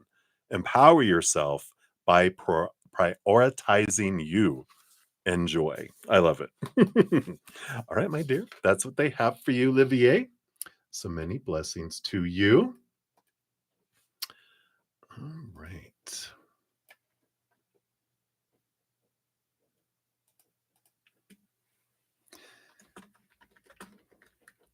All right, and then Maria P, your free reading here. I'll put it up here next to your name over here, though. Wanted a general for you and Wally. All right, let's take a look here. General for you and Wally. Boom, boom, boom, boom, boom. Boom, boom, boom, boom, boom. Okay, boom, boom. And you have the Four of Cups and the Five of Pentacles. Yeah. So I like this general message to you of cool your jets. Your spirit guides. They're funny. Four of Cups is about emotional stability. Calm down your emotions. Take a big deep breath. Step back. The Five of Pentacles is the energy of these feelings of fears related to feeling abandoned, left behind, left out in the cold, not being enough, not having enough. And when you're when we're in emotional upheaval, these emotions that we're feeling, these beliefs about lack, when they're in the dark, they seem so big, much bigger and believable. When we bring them out into the light in a place of calm and when we're in a place of love, we're like, really? I think that I'm small. I think that I lack something. I think that other people's actions or that they would fulfill me, their actions mean something about me. Their non-actions mean something about me. Their words mean something about me. Their silence means something about me. BS, I cry shenanigans. It's all lies. It's not true. We don't. It's these are the lies we're told that other people means define our worth. No, no.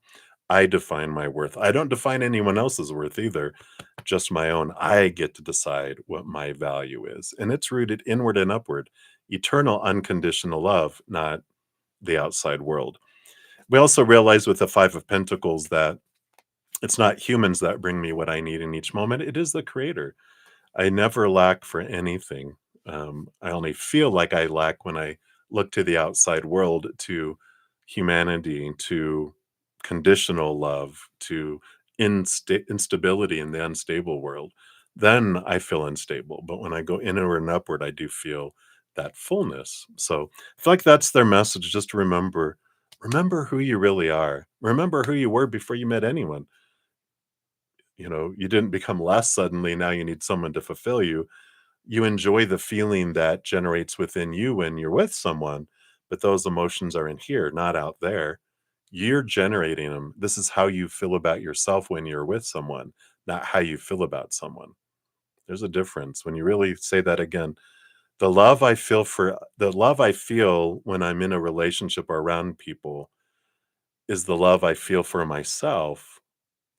It's not the love they feel for me because I can't feel it. There was this cool video on Instagram. Someone was going, they were tapping the other person on the forehead. They go, "Do you feel you don't feel the finger, you feel what you're feeling on your forehead. You're not feeling my feeling in the finger, you're feeling the forehead. If I slap you, you're not feeling the pain in my hand from slapping you.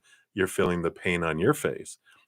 Also, the love that you're feeling with being around me is the love you have inside of you. It's not my love. And it's really kind of mind blowing when we realize that, right? But so that's what they have for you, my dear. For you, so many blessings. Thank you again for your donation earlier. All right. Okay, we did those. We did those. We did those. We did those. Okay. All right. And then Really Pie, you are up 5-15-15. Oh, that's cool. So really, I think you have it all capped. Yeah, really, all caps. Whoops. And then Pie. It's just regular, right? Yeah, okay. So Really Pie, let's throw that out into the chat here. Boom. All right. So Really Pie, you wanted a reading? I didn't see a question, so we'll do general reading and see what Spirit has here for you. All right. What does Spirit want you to know? I got the Six of Cups and the Moon card. Ooh, this energy, such powerful. The moon energy is like the subconscious and all these emotions and the hidden below the surface.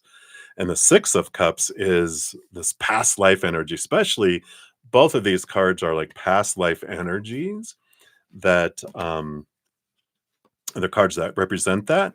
So I feel like what Spirit's wanting you to know right now is one about perspective.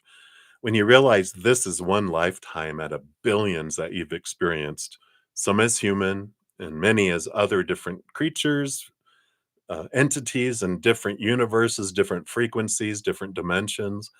When you realize this is just one little character you've played out of billions, and they're all equally amazing experiences, and we all have them on purpose, it allows us to put things into perspective that this life is not as important as we think it is. Oh my God, it's the end all be all. It's like, because our energy's involved in this one in the moment, but it's just a blip on eternity, and we can take it so serious. So why are you being so serious about things? Let's see a new perspective. And I feel like that's what they're bringing in there. The other thing with that is, like last year, we started having like 1% more access to our subconscious.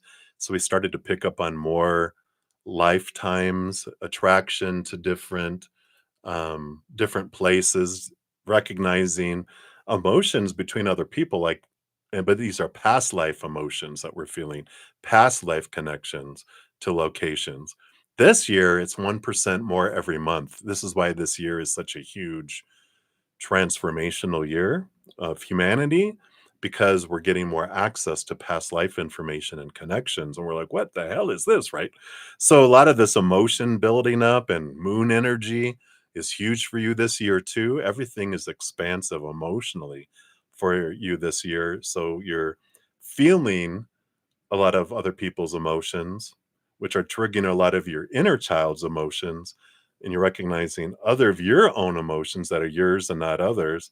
And then also past life emotions too. So, very emotional time. And if you feel like you've been emotional wreck lately, you're not alone. But paying attention to the phases of the moon and the moon energy, because it's very expansive, can help us realize, okay.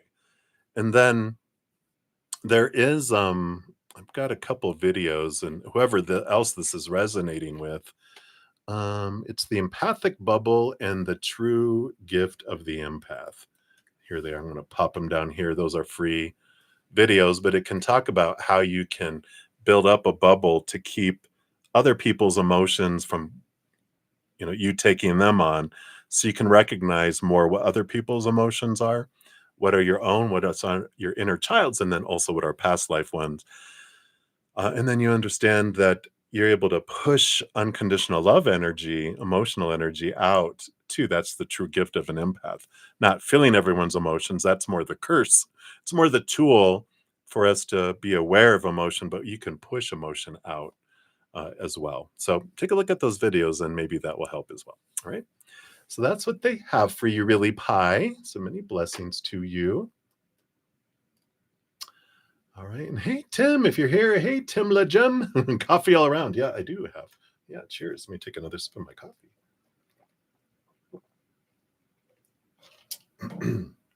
Am I speeding up? Is the caffeine hitting? All right. Okay, and we did all those. We did all those. Let's see here. All right. Then Latoya Bryant. Let me wait here. We'll do 520. So Latoya Bryant, you are up next here. Let me just type your name out here.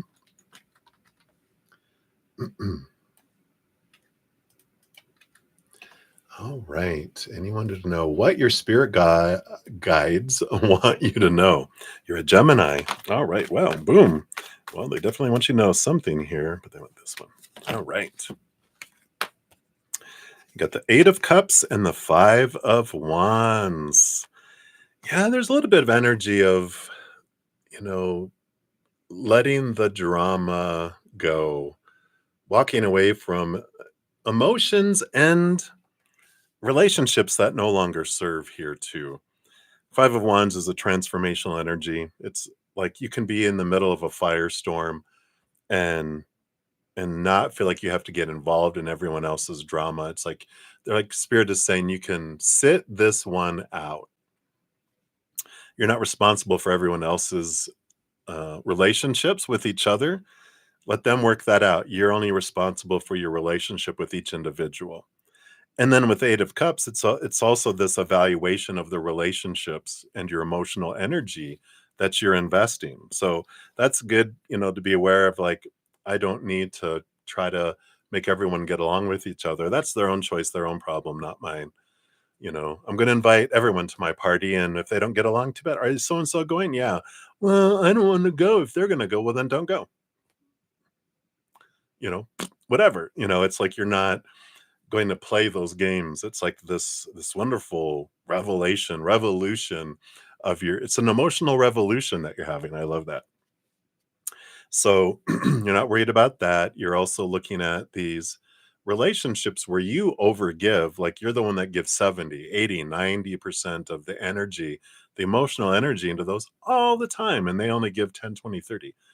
Healthy relationships go back and forth. That's natural. It happens. But if you're the one you're the one that's keeping it alive, it's time for you where you can either withdraw completely, not invest any energy and let that relationship drift away, or go to 50%. See if they do make up for the difference. If they don't, it drifts away. You can take everything back.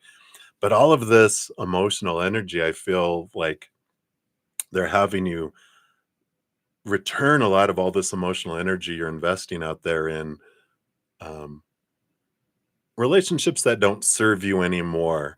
They You've learned what you've needed to learn, but now they're becoming poor investments to where you take that energy back because your emotional bank feels like it's getting close to being overdrawn, right? And I like this nudge because they're giving you this. It's kind of like when you start a savings account for a vacation, your dream vacation, you start putting money in it. You start taking away money that you're wasting and you're putting it in so you can go on this vacation. Well, this is building up your emotional bank to prepare you for an emotional investment in. If you're not in a relationship, this is a sign that they're building it up to, so you have all this emotional energy to invest in this relationship. Because if you don't have that a lot in your emotional bank, your heart doesn't allow another, like I call it a heart to feed, to come into our lives, because you don't have the emotional bank, emotional funds to feed it.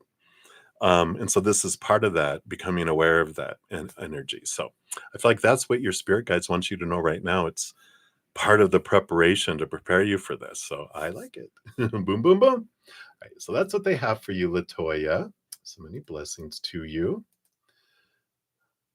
Okay, we did those. We did those. Let's see here. We did those.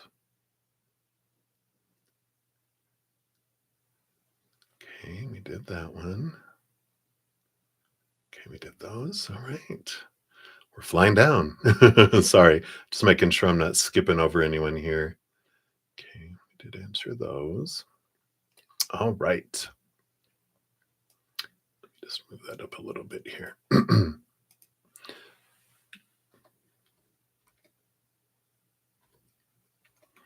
All right, and then let's see.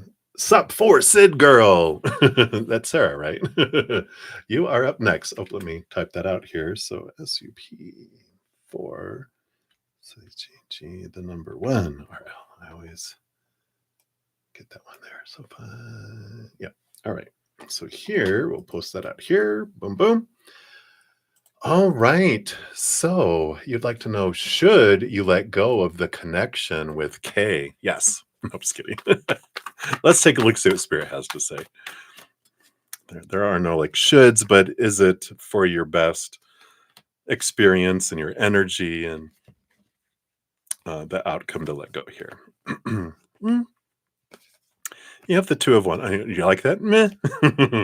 Two of Wands, which is the energy here. It's the energetic choice, and the Knight of Cups. Knight of Cups, movement of cups, is about movement of emotion.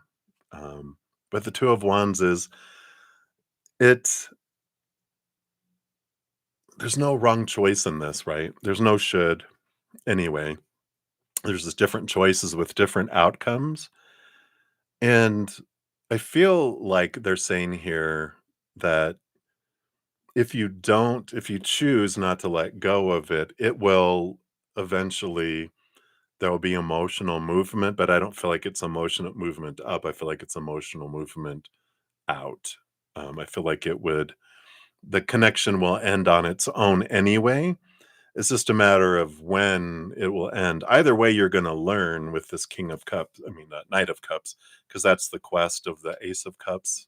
There, all the knights have a quest, and that's your quest for the chalice, the Holy Grail for self love. And so you'll learn through them, or you'll learn through someone else. But I feel like if you stay with this connection, they're just going to keep repeating the same cycles, and you'll continue to learn the lesson until you no longer need it. Or if you end it, you will end up with still learning the lesson just through different people, different situations and experiences. So that's why they're kind of like, well, you could or you couldn't. Either way, you're on your journey of finding your self-love, and you'll either be pointed back to your own love from them or from other people. So they're like, if you're ready for new characters, let's go. If not, well, you'll still learn, but it will eventually end anyway, is what I feel. So that's what they have there for you, Sarah. All right. So hang in there, my dear. Many blessings to you. All righty. So we did those. We did those. All right. Scrolled up a little bit here. All right, we've got Charlene Kramer is up next. So Charlene, let me just grab this here. Put your little time stamp. Oops. Oh my gosh. My mouse cord is like right on my keyboard, and I keep on, and I won't move it. So it keeps on getting in the way. I'm like, whoa, that's not even close. All right, there we go. So Charlene, you want to know, what do you have coming towards you that could be or have influential and exciting positive impact on your life in the coming days? Wow. Boom. Let's take a look here. All right.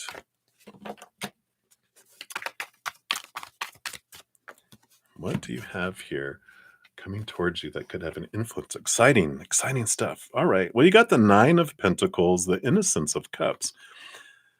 So you have the Page of Cups, which is about happiness and joy and heightened emotions, and the Nine of Pentacles, which is a card of independence. It's also kind of a card of hermitude, being away with spirit, away from people in the public here. And I actually feel this is this kind of invitation from spirit, who happens to be the pink flamingo in this card. They're inviting you to step away from the chaos, from the noise, step away to be with yourself, but to be with them and connect here. Because this Innocence of Cups, this Page of Cups, represents the chalice, the Holy Grail. And the more we connect with spirit, the more our cup is filled, and we get to experience this kind of taste of the unconditional love of the other realms. And I feel like they're saying here we have this huge gift of love to give you. Could be like an upgrade in energy. It could just be an emotional experience where you get to feel for a moment that beautiful, eternal, unconditional love energy and just flood you. But I feel like this is a personal invitation from your spiritual posse to come and spend time with them because they do have something very important to share with you energetically, that does bring these things. So that does bring a positive impact in your life because I feel like it fills your heart, it changes your heart, and it changes your whole perception of your world because we don't see the world as it actually is, right? We see the world as we are. So when this gets activated and changes within your whole perspective, you're like the Wizard of Oz, you know how it starts off, it's black and white when they're in Kansas, and as soon as she opens the door and they step out and she's like, it's Technicolor, right? And that's the kind of change that I feel happens here for you. So I like that for you. That's an invitation. They won't be offended if you don't take it. The invitation, of course, they'll keep offering it to you. But I feel like it's an invitation for now. So they're waiting.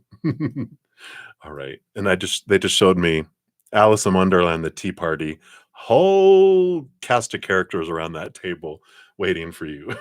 That's funny. All right. So that's what they have for you, my dear. So many blessings to you. Let's see here. Okay, we did that. We did that. Okay, we did that. Okay, and that one. Okay, we did those. All right. We're getting down there, everybody. Hang in there. All right. And then we have is Mimosa. Hopefully, I'm not murdering that too badly there. So let's put in that here. So Mimosa. All right. And welcome. Thank you for being a new subscriber. And I know these are the longer sessions out of all the ones that I do because I don't have anything I go to after it. So that's why they're 4 or 5, almost 6 hours this time. So hang in there. And we are here Friday nights, Saturday mornings, Saturday nights, and Sunday mornings too. All right. So, and you just want to get a free reading. Okay, absolutely. And then if you ever want, if you have a specific question in the future, you can just ask it as well, or you can ask for a general reading, which is when we don't, you know, spirit knows what you're wanting to know, and so they'll bring through a message. So yours coming in right now is, so you got the Chariot card here with the horses and the Seven of Swords here.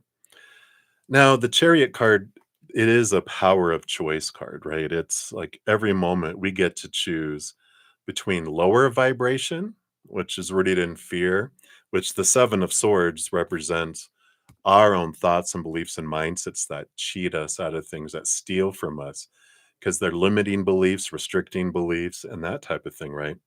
They are almost like our beliefs that betray us. They don't allow us to live the full life of who we are.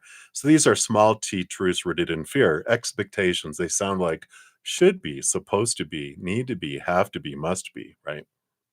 Those are some of the words that let us go, these expectations. Well, there's also the higher vibration, which is vibration and choices of unconditional love and joy and laughter and peace and play and gratitude. Um, and so every moment we make a mental choice of the story that we apply to something, the emotion we want to feel, the energy we put forward and draw to us, and what physical actions we take. It's a great energy of realizing I can't choose for anyone else. Everyone else has their choices. I can only choose for myself. And yeah, we can make it easier or harder for people to make their choices. If I'm yelling at you in your face, it's harder for you to choose higher vibration than lower vibration. It makes it easier to choose fear and lower vibration. Also, if I'm very loving and giving unconditional love to someone, it's easier for them to choose unconditional love too. But ultimately, can give someone the world. They could still choose to be upset or mad or whatever, right? So this is about coming back and realizing what of your own stories that you can change, right? We do grow up giving a lot of opinion on when something happens, this is what it's supposed to mean. This is how I'm supposed to feel. This is the energy I'm supposed to invest. These are the physical actions I'm supposed to. But that's opinion when we realize everything that we heard growing up is opinion. That in spirit's perspective, there is no wrong choice. There's just different choices with different experiences and outcomes. We can let our fears go and we can step into our power. It also makes us fear less about what is coming around the corner. Because when I have a long list of scenarios of all the stuff that, the stories, the emotions, and everything I have to feel when something happens, then I'm more of a puppet to the outside world. That when that happens, this is how I'm supposed to feel and what I'm supposed to do, right? The little puppets with the strings, right?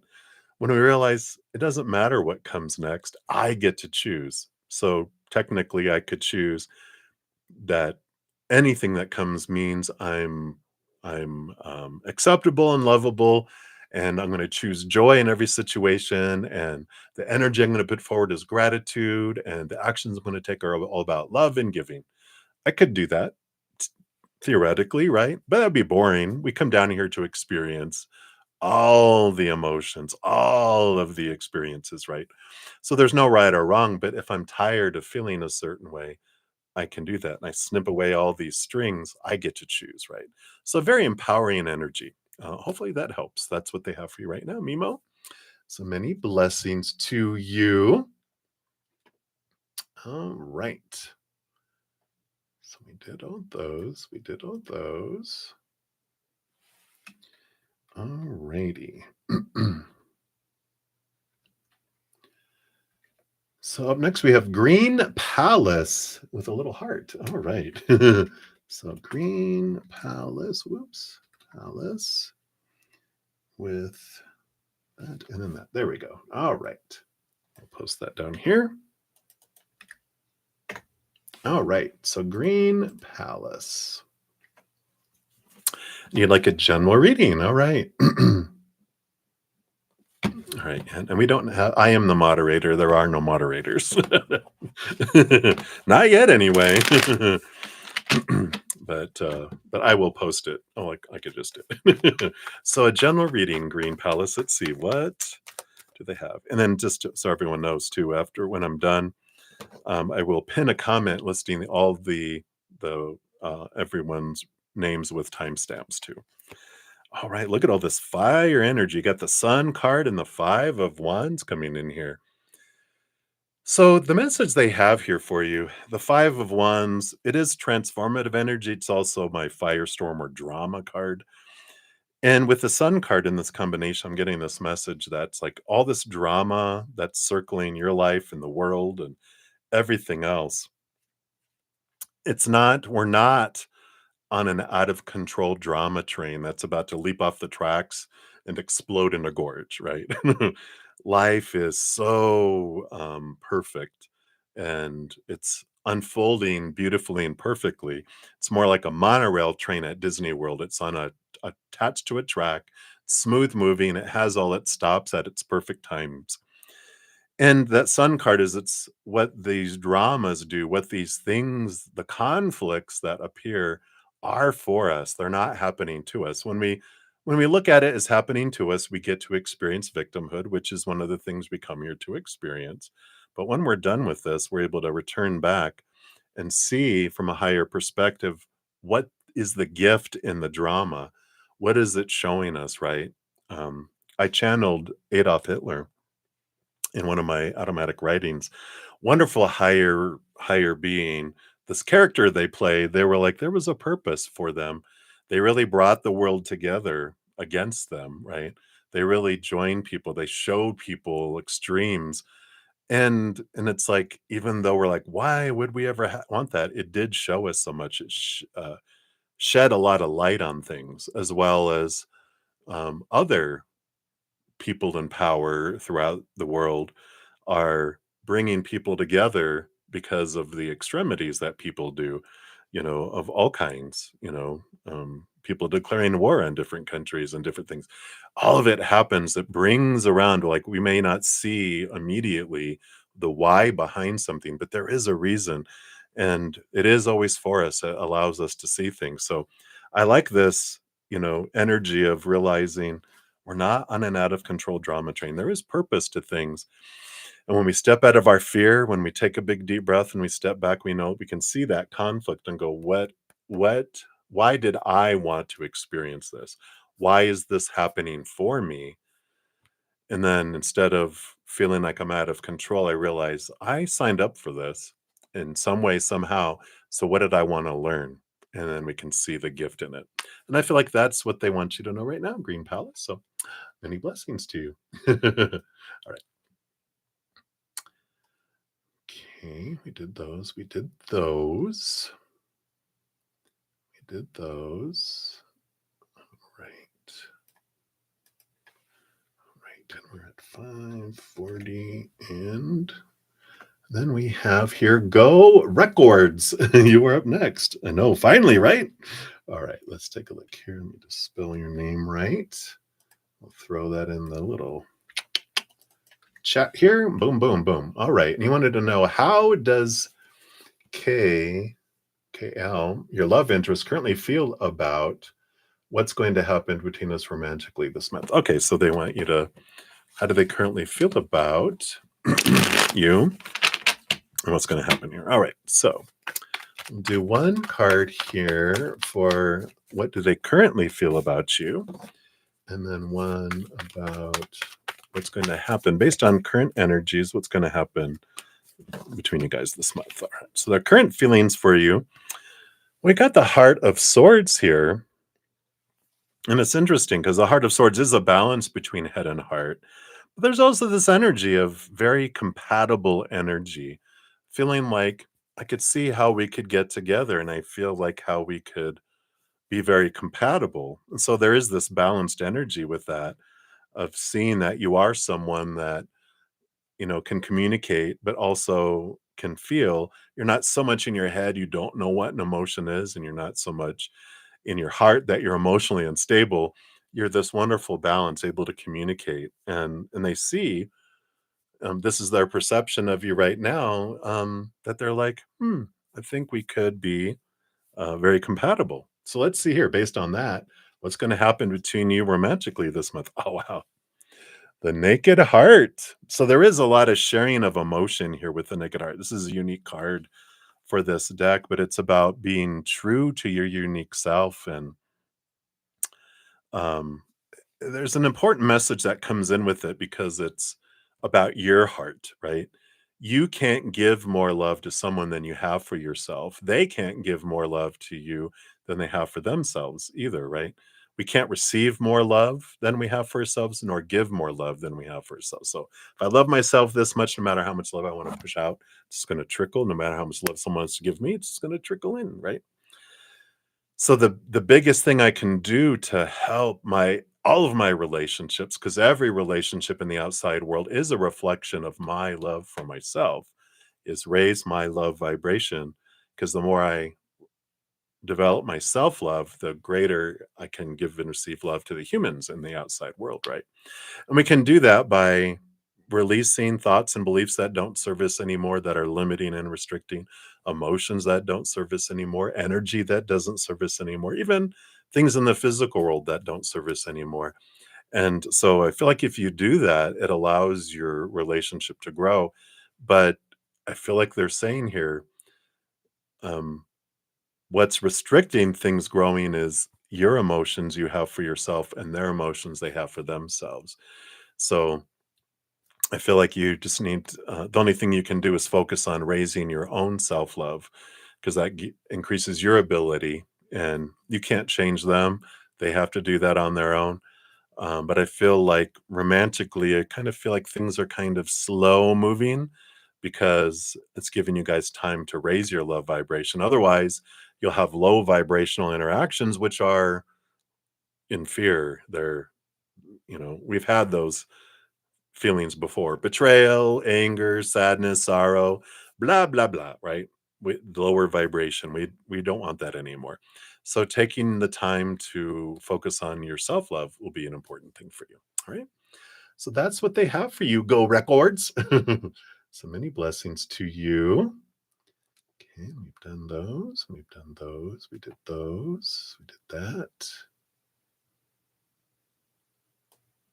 All right.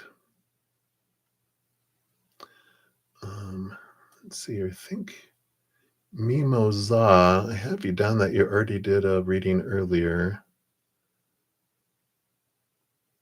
Okay. So Mimosa, I didn't see this question down here, so I asked. Let me just. I'll put another one here since you weren't aware of the process here. So we'll do another one. So Mimosa, 54512. Whoops.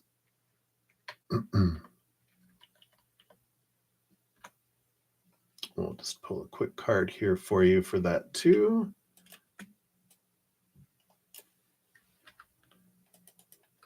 There we go.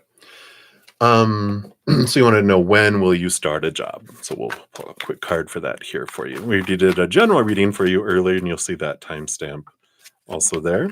Yeah, you got Temperance, which is a patience card.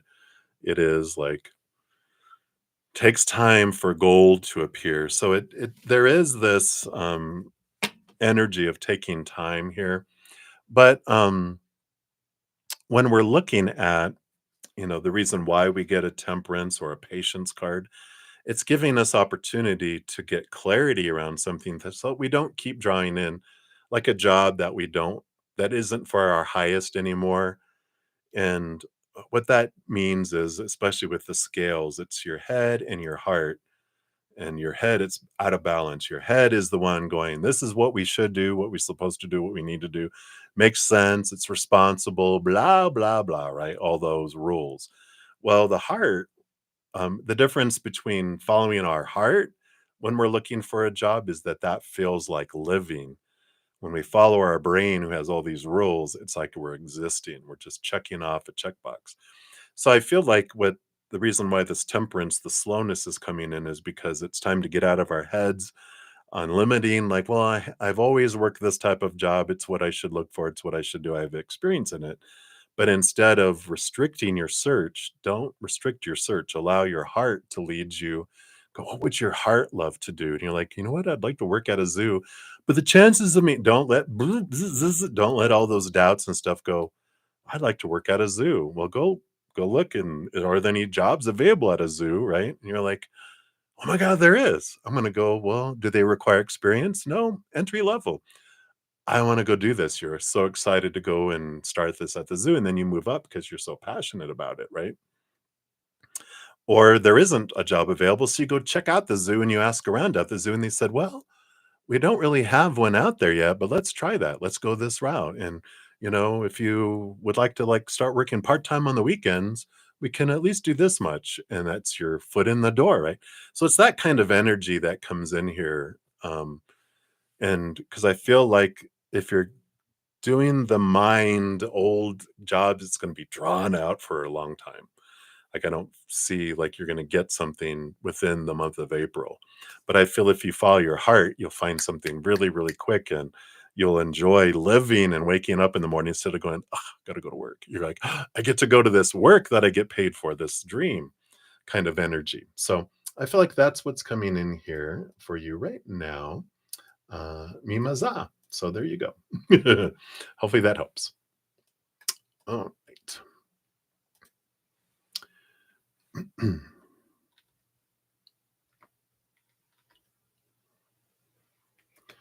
All right. And then we have Oma R. Is that Omar, but with the R separate? All right. But you are up next. Let me grab that here. So, Omar R, career reading. All right. Careers are in the spotlight here. Let's take a look here. Okay. So, you got the 10 of Wands and the Innocence of Wands. Yeah, there is a change that's coming here. 10 of Wands is investing a lot of energy, and the Innocence of Wands is the Page of Wands, which is like the 11 of Wands. It's going up to a new level, but it's the investment of energy that changes here. 10 of Wands is like when we're looking at, like you're just kind of talking um, about all this energy into this is what I should be doing or what I'm supposed to be doing. But it's like we're trying to live someone else's dream. We're living up to a lot of the supposed to be's and should be's and opinions of the world rather than living our own passion. And the innocence of Wands, the Page of Wands is like a new passion, going to a new level instead of like feeling like work, instead of feeling like burden, which is what this feels like, right? This turns into living my passion, living my dream.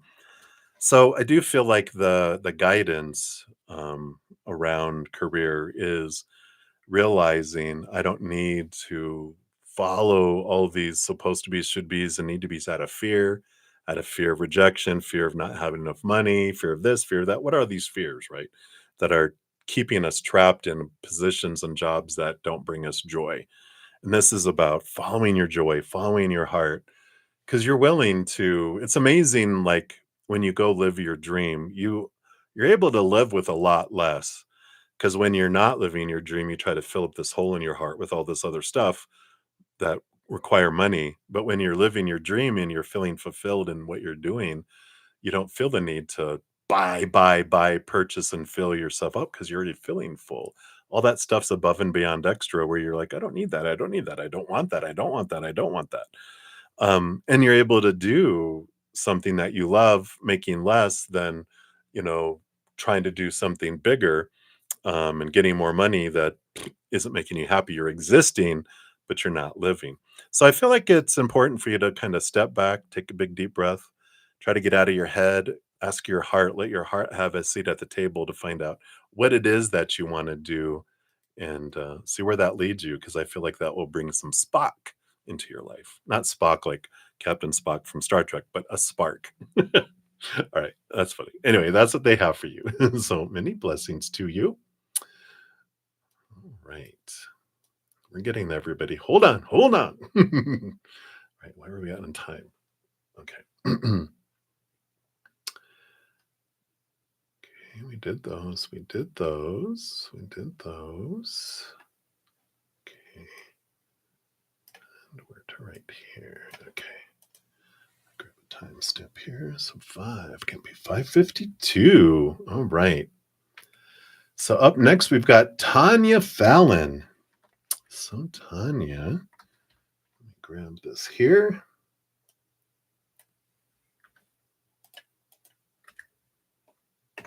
All right. And you want to know what's coming into your love life? Will it be soon? Around summertime, summertime, summertime? Let's take a look here.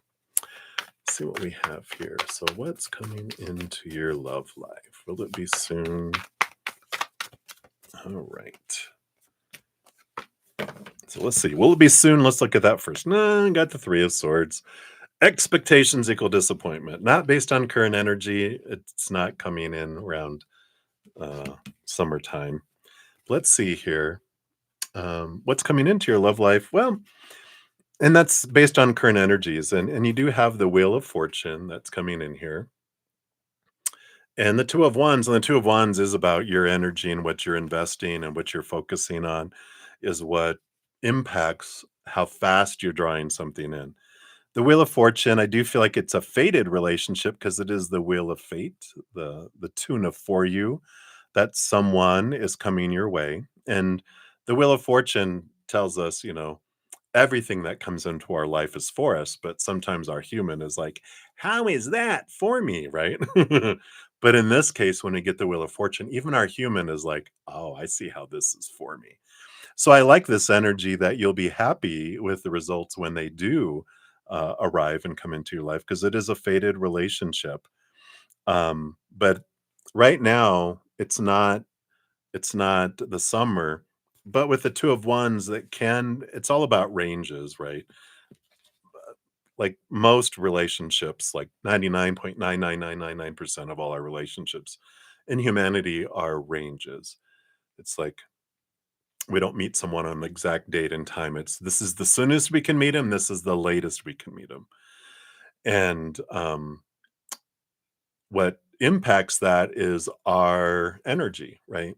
And the more I focus on lower vibrational energies like lack and wanting and needing and fearing and that lower vibration, those are like anchors that slow things down. And so that means later, right? But if we switch that and we start releasing all these expectations and rules and all these fears, and we start focusing on gratitude and higher vibration of the love that we have had in our lives, the love we have in our lives, doesn't even have to be romantic love, but it's focusing on love will draw more love into our lives. And that, and as we raise our own love vibration of, for ourselves, our self love, right? That's what allows things to come in faster as well. And it's a win win win win because, we can't love other people more than we love ourselves, nor receive love from others more than we love ourselves. And every relationship we have is a reflection of our self love. So the greatest thing we can do is raise our self love. We do that by releasing old limiting thoughts and beliefs and mindsets around love that don't service all those expectations. Supposed to be, should be, need to be, have to be, must be, blah, blah, blah. All those opinions we've been given around what love has to be, what it should be, who they're supposed to be, how the relationship is supposed to start, unfold, blah, blah, blah, who I'm supposed to be in the relationship. A lot of rules. We let a lot of that go. We let all the emotions go that we don't service anymore, energy that doesn't service anymore, even physical things. We make space in our life. We fill that up with unconditional love. We raise that higher as our self love grows, then also our ability to give and receive love in the outside world grows. And it speeds things up so we get to see them sooner and meet them sooner. But it all starts with our own self love and doing that. So I don't feel like summertime right now. Feels like more like later this year into next year based on current energy. But with this new information, if you are like, wow, I'm going to stop focusing on I want love, I need love, because that's want energy, that's lack energy that pushes it away. When I focus in on raising my love vibration, gratitude about the love I've had and do have, then that speeds things up. And so hopefully that makes sense. All right. So that's what they have for you, Tanya. So many blessings to you. All right.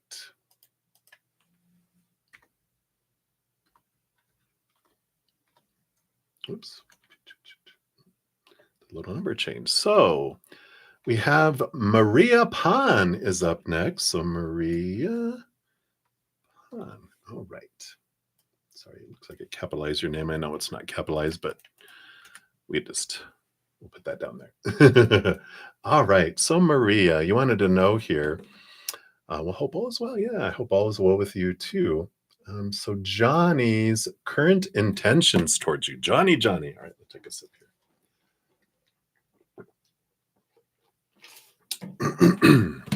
Excuse me.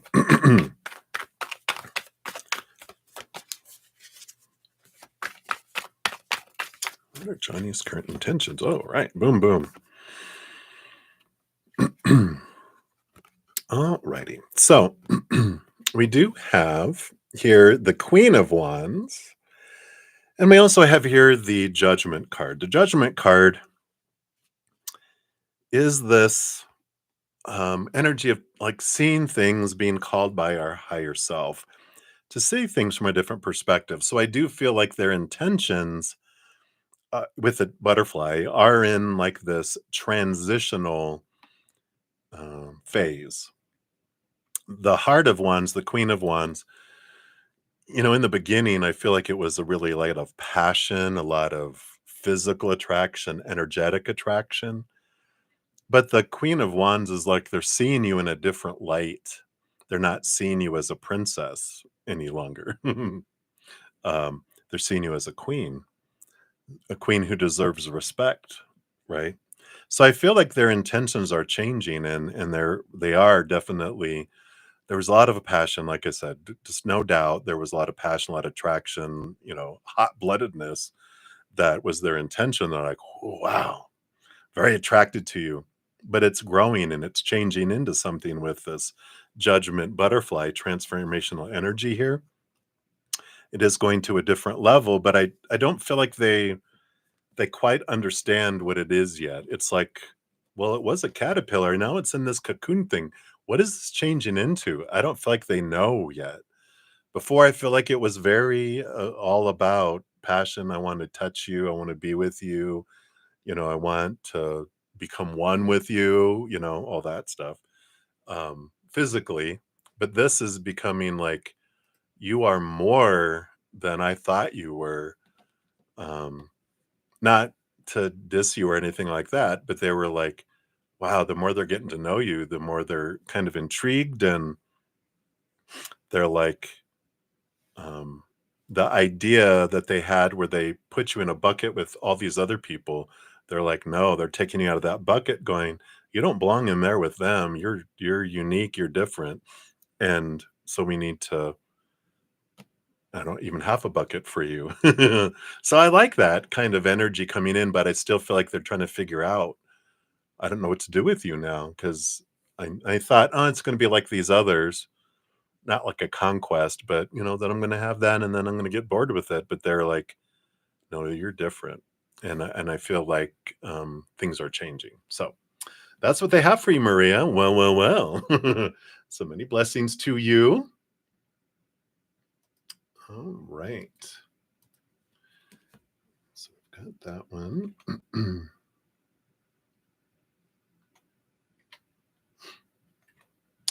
All righty. Up next, we have Lolita. So Lolita, let's put that down here. So Lolita, guidance on helping through your current struggles. All right, let's see what Spirit has here for you. What do they want you to know? Let me just shuffle these up here. We just hit 6 hours. Oh my gosh. Zoom, zoom. I tell you, time just flies by.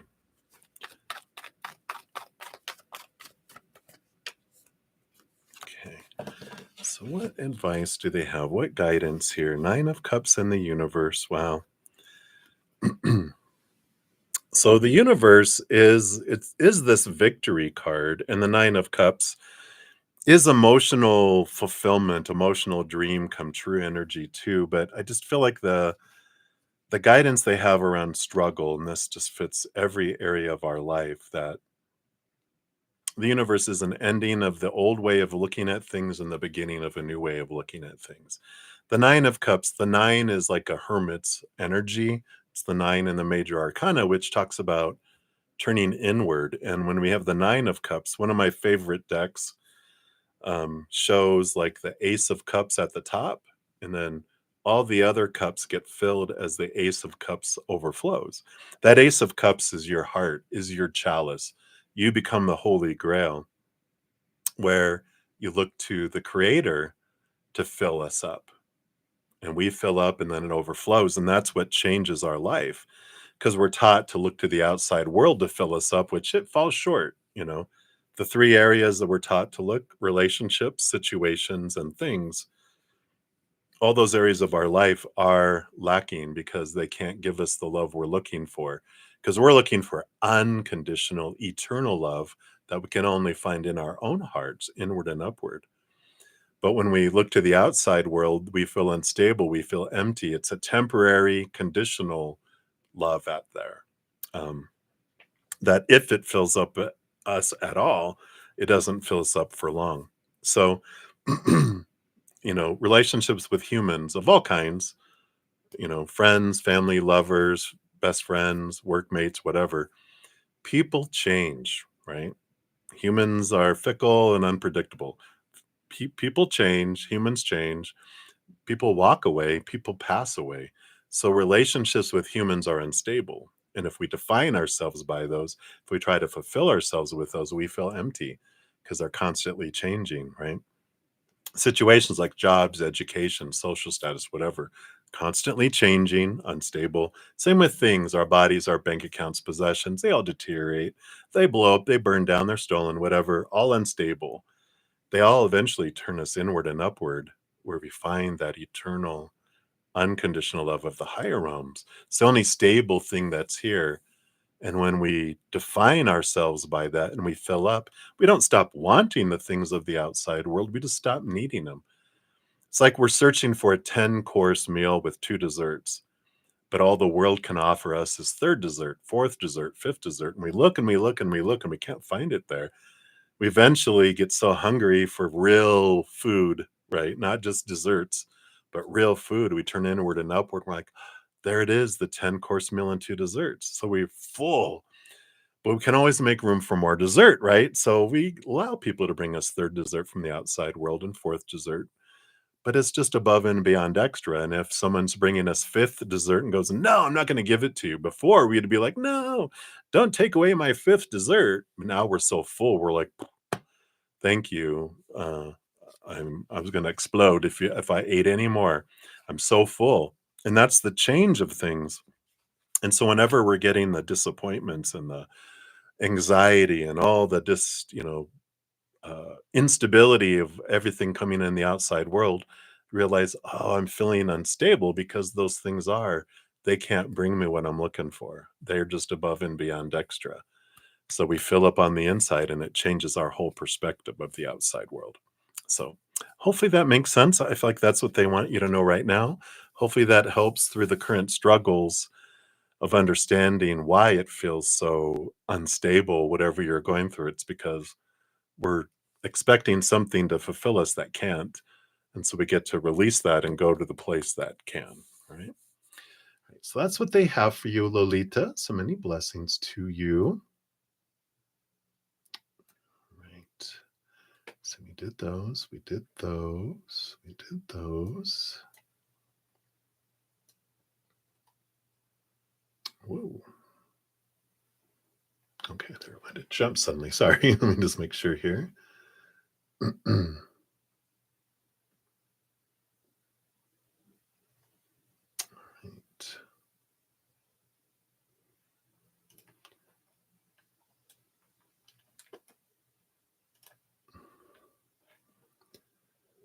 Okay.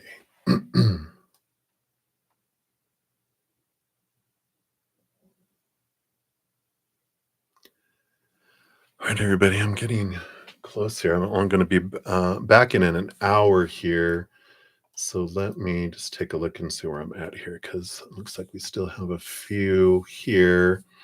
I did have some donations come in that I did not see. I'm so sorry. So let's take a look here.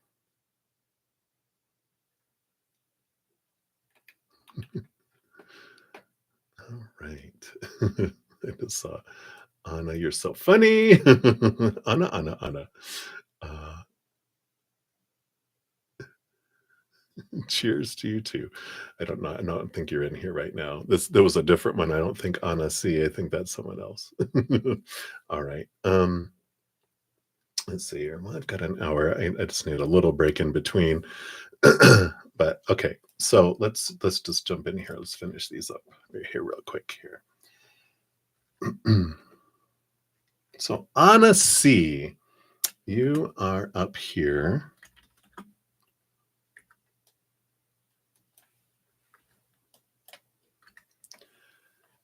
So Anna C., what's next in love for you? Any marriage? Let's see here.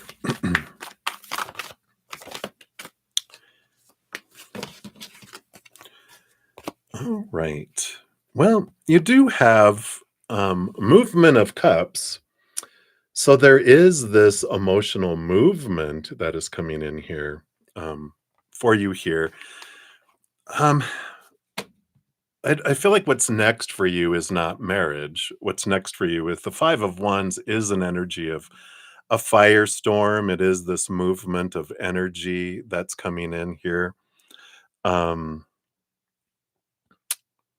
but it doesn't feel like, I feel like it's more of like a stepping stone to take you towards somewhere, but not um it's more of a propelling you somewhere than it is that, oh, this is the marriage. It's like, because it feels like with this, the Knight of Cups, I almost get like a little bit of it's not player energy, but it's someone that's a romantic, but they're not capable of commitment yet. And so I feel like you catch it right away of going, yeah, you say a lot of stuff and you say the right words and you're like a little Casanova, but I feel like your little spidey sense goes off with this person in here and you're just realizing I want I want something more. It's like I feel like it's a lot of words, but the actions don't match the words for you with this person coming in and you're just kind of like I recognize playa when I hear it, and when I feel it, when I sense it. I feel like in this lifetime, because I didn't get in, oh, yeah, you have a marriage and, destined and fated in the future. I feel like this lifetime is more about, you know, choices and possibilities. Like you do have marriage possibilities, but you don't have a fated marriage. And so it all depends on the route you take, who you end up with. And I feel like this is a stepping stone of an individual, but not every lifetime do we have a fated marriage where regardless you're going to end up with that person sometime, some way, somehow. This is more if you go this route, you end up with them. If you go this route, you end up with them. If you go this route, you end up with them. And right now, this is a stepping stone. This isn't someone you end up with.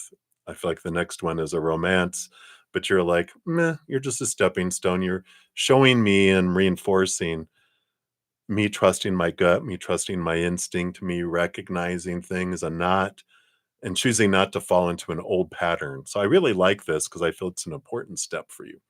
But that's what I feel is coming in for you, Anasi. So many blessings to you. All right. All right. Continue moving down the list here.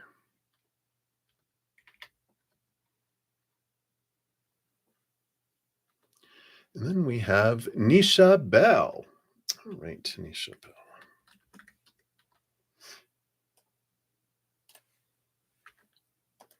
Let's post that down here. New subscriber, welcome. Thanks for being a new subscriber and a Virgo. And you want to know uh, oh, if you really have many secret admirers. Okay, let's take a look here and see. All right.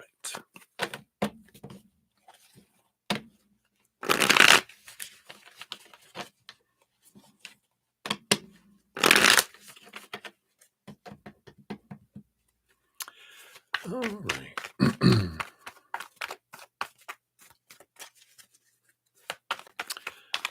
Secret admirers. Are there really many? Let's take a look here. All right. Well, you definitely have at least one.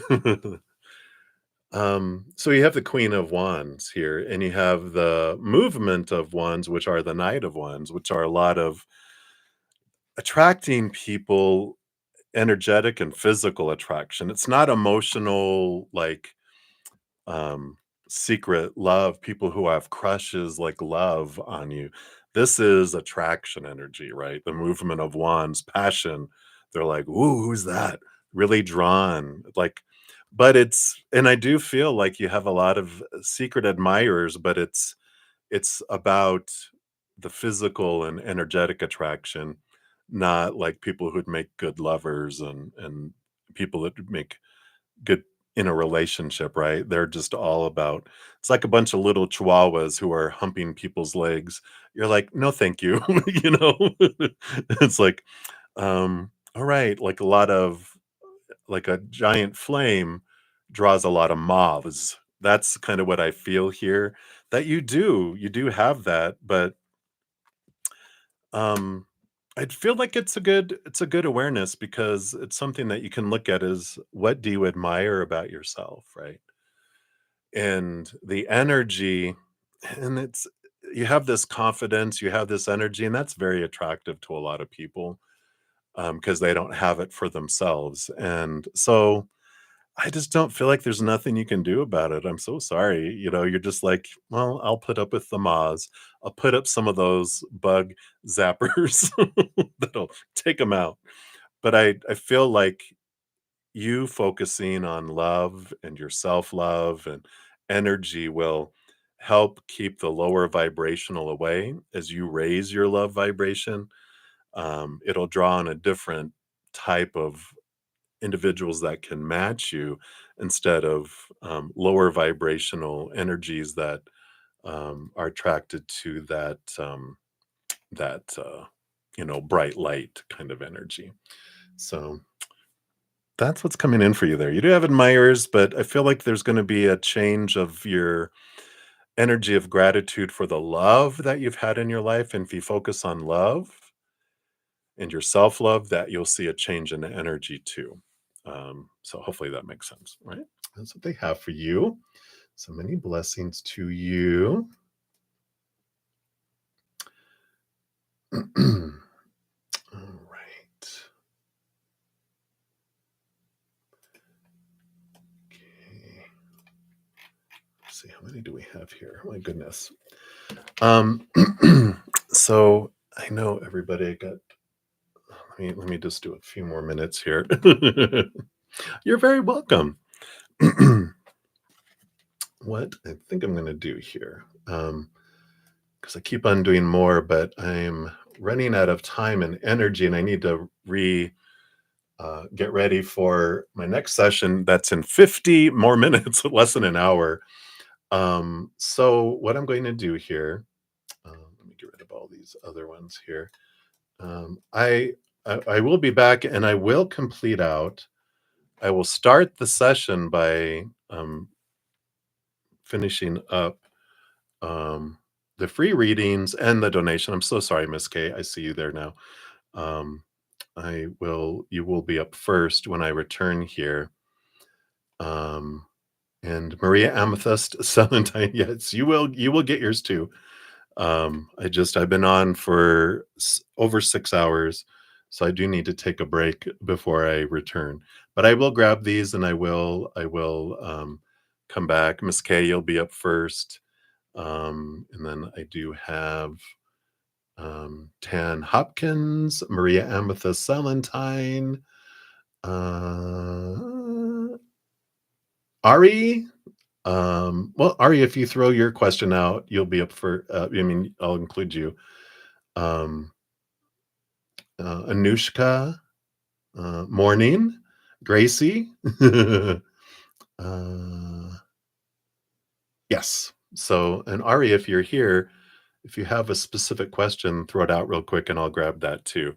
But I do need to go rest for a little bit, and I need to post my next one for my next session.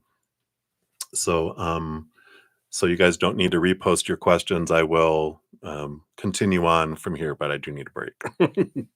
All right. So I'll give you a couple more seconds here, Ari, and then I will take off. And thank you for all the thumbs up too. It helps spread the Zen love, and I'm so grateful for all of your love and all the donations and all the thirst you have for hearing from spirit. I'm so grateful to be able to channel messages for you guys. So I'm going to go refresh for a little bit, and I'll be back in at 6 p.m., which is like almost 45 minutes away. So I shall return. So much love to you guys, and thank you for your patience in getting to all your readings. I'm grateful. And remember, every second of every day of our lives, we truly are eternally and unconditionally loved by the Mother and the Father of all things, our Creator. And of course, I love you guys too. So we'll see you soon in a little bit, right? Much love.